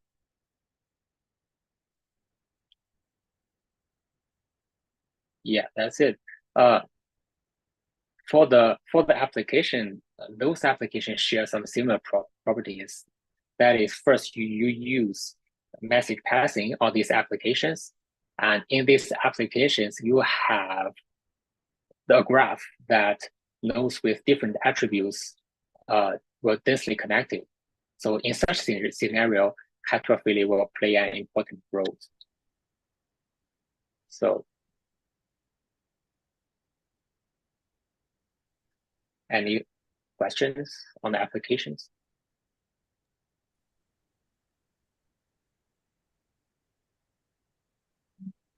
Okay. So in the next step. Yeah, I'm talking about like the challenges. Yeah. Okay. In the next section, we'll introduce the challenges and future directions of heterophilic graph learning. Let's welcome Will. Yeah, heterophily could have impact in heterogeneous graph learning, hypergraph learning, also temporal graph learning, as well as the in molecule generation. Heterogeneous graphs refer to graphs with multiple types of nodes or edges, and but the current studies on heterophily only study only focus on graphs with single types of nodes or edges. So what we need to do is we need to establish a complete benchmark for heterophily on heterogeneous graphs, as well as we need to bring more like homophilic based metrics for heterogeneous graphs. And second is the heterophily usage on temporal graphs. Heterophily GNNs are mostly investigated on classification tasks or static graphs, while underexplored on node level regressions or dynamic graphs. In this case, we just have time varying graph homophily values as shown in figure from graph A to B to C and to D. Like this graph structures were like homophily values should just change over time.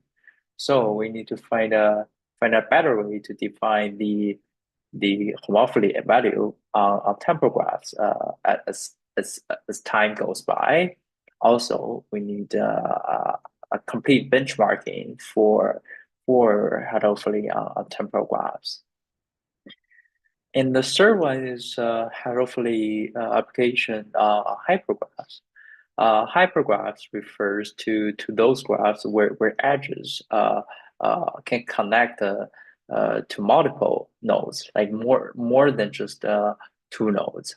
And heterophily has been proven as a more common phenomenon in hypergraphs than in simple graphs in the previous study.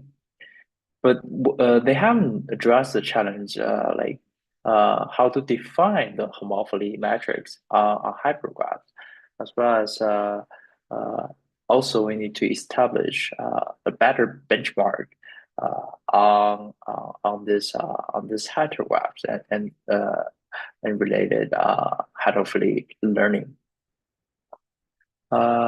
Also, heterophily could have impact on fairness in graph representation learning.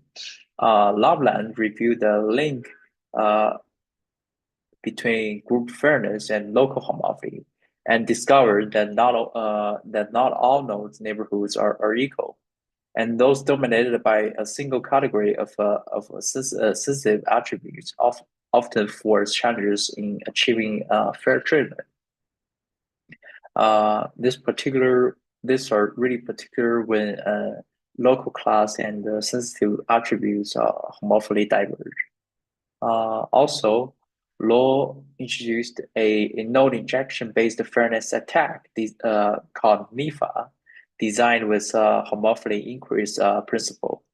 It can significantly undermine the fairness of mainstream GNNs, including the fairness-aware GNNs by only injecting 1% of nodes. Also, Cao studied the evolution of recommendation fairness over time and showed that extreme values for homophily or heterophily can be determinal to recommendation fairness in the long run, even when group sizes are balanced in the data.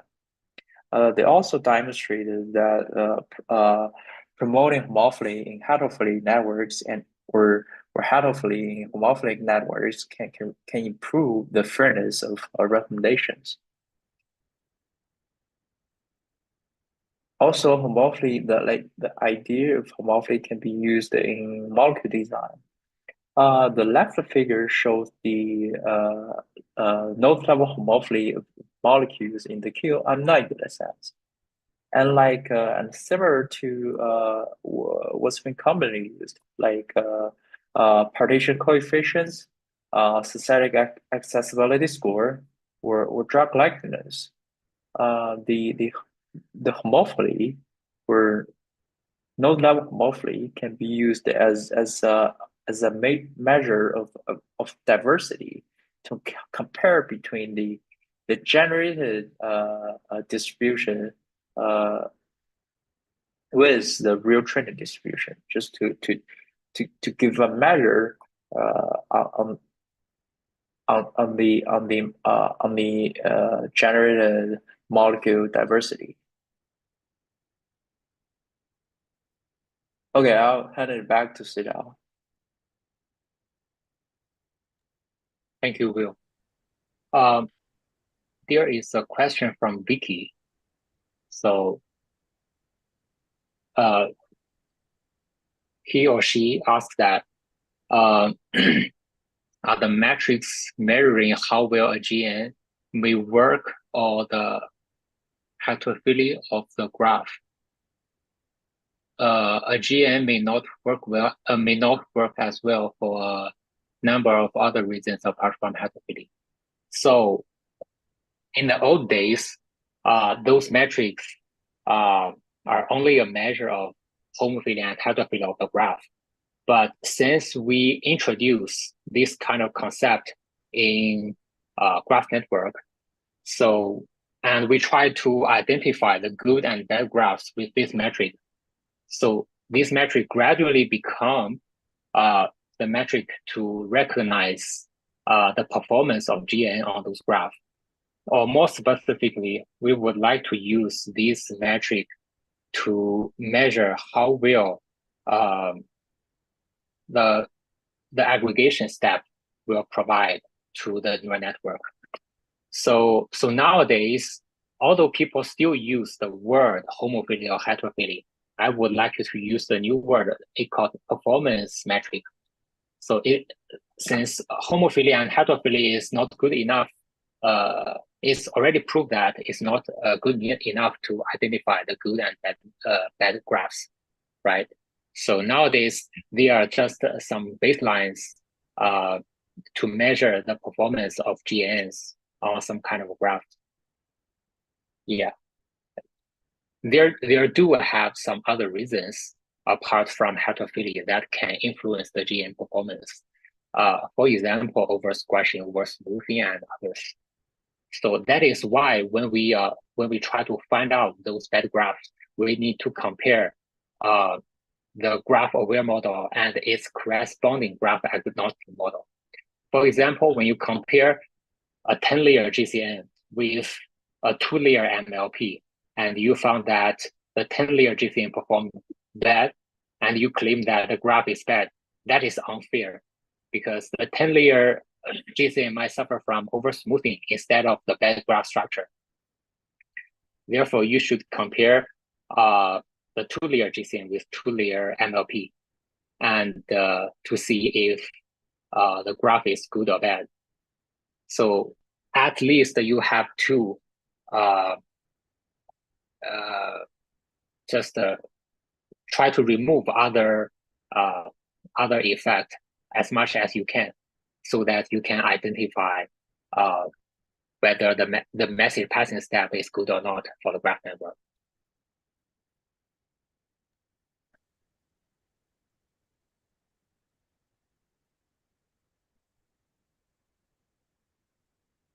Yeah.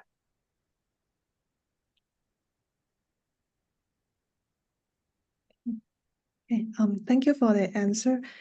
And are there any questions from the audience? Okay, so there is a question from Slack. Okay. Yeah. Let me check the Slack. You can also check the chat box in Zoom.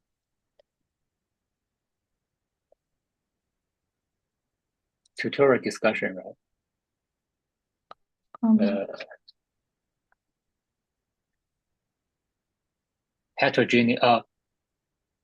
Heterogeneous metric, right?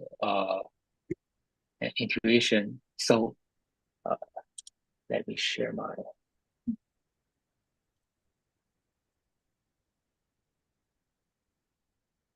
Yeah, here is the Slack question. Wonderful session, thank you.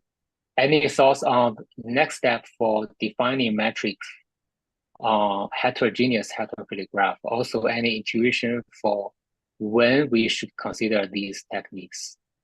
Always apply homophilic metric, investigate if GNNs underperformance. So for the heterogeneous heterophilic metric, I think this metric are mainly useful for the metapath-based heterogeneous heterophilic matrix. And since different metapaths play different roles in the whole heterogeneous pipeline, because you have several different like sub-channels for the heterogeneous graph. So we need to combine the metric value from different metapath-based subgraph to consider the whole effect on a single heterogeneous GN. So how can we combine it, and how does these different subgraph impact each other? I think that is the main step to define the metric on heterogeneous GN. There are some experiments or some initial definitions on them. For example, you use the maximize homophily metric over all these subgraphs, or you use the average value of all the metrics of the subgraphs. But I would not consider them as conclusive. So there are still a long way to go. At least you need to find out that there do exist a relation between your defined metric and the performance heterogeneous GN. So if you can find such kind of relation, I will say that, okay, you find a good metric. And when we should consider these techniques, actually, so back to like 2 years ago, I think the metric should be considered before you train any graph model, especially the large scale model. For example, if you need like 1 week of training of the model, and you don't know whether we should use the graph structure or not, you need to first test if the graph structure is good or not before you train it, because you don't want to waste any time. So I first studied this because my supervisor told me a student of her used graph network in reinforcement learning, and they found that it performed worse than a single MLP. So what happens to the network? And back to like the early 2020, I don't know I really don't know the reason. So in the old days, I thought that GNN is universally effective for any tasks. But after the Juice work in 2020 Ngraph paper, I just recognize that there do exist some kind of graphs that provide bad graph structures. So therefore, we should use those metrics to first test your graph before you really train your graph model. Especially if it is pretty small. For example, if you train it on like 30 seconds, maybe you don't care about the training cost, right? But if it is pretty large, you need to spend like 1 week to train on it. You don't want to waste your computational resource. So it's better to like first compute the metric.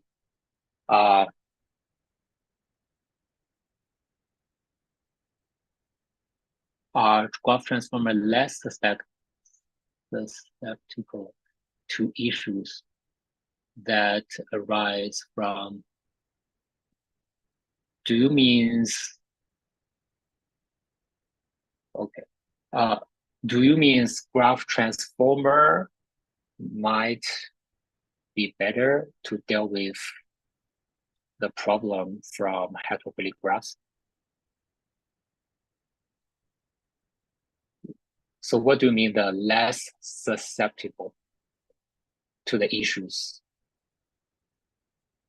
Do you mean potentially better on heterophilic graphs?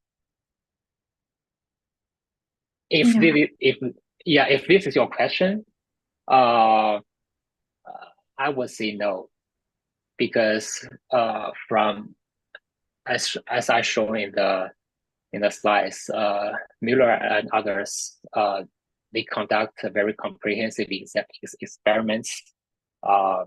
They showing that heterophilic, the graph transformer still has long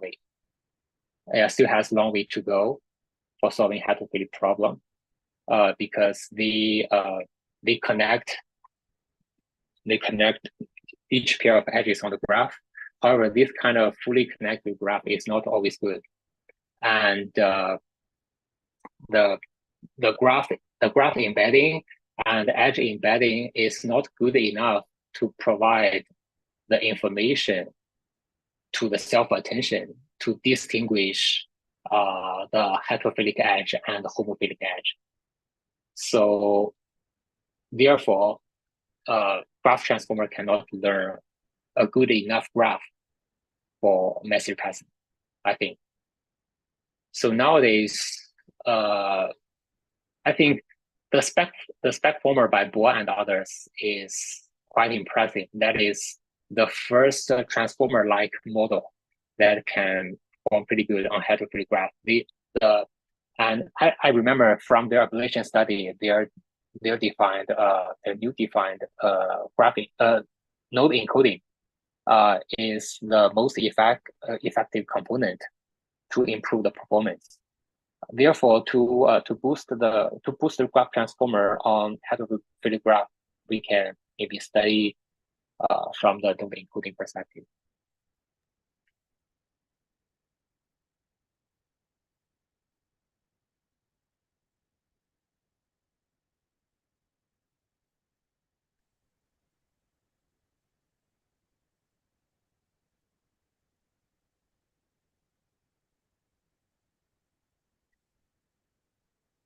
Yeah. Any more questions? Other questions from the audience? Okay. So, Yeah. I think that's all for the for our section. For our section on heterophilic graph learning, and thank you to all our speakers for sharing a comprehensive review on heterophilic graph learning, and also thanks all the audience for your engagement. So we hope you have enjoyed this section and enjoyed the rest of the LoG conference. Yeah. All Thank right, you. thank you so much. And as a reminder, we have a tutorial feedback form, which I will put in the Zoom chat right now, We absolutely appreciate your feedback, so please share as much as you are willing to share. And with that, this brings us to the end of today's LoG conference. We'll see you tomorrow for another day of LoG. We'll begin with another exciting tutorial, this one on geometric generative models. So please join us on Zoom or YouTube live stream for another lively discussion. Have a great rest of your day.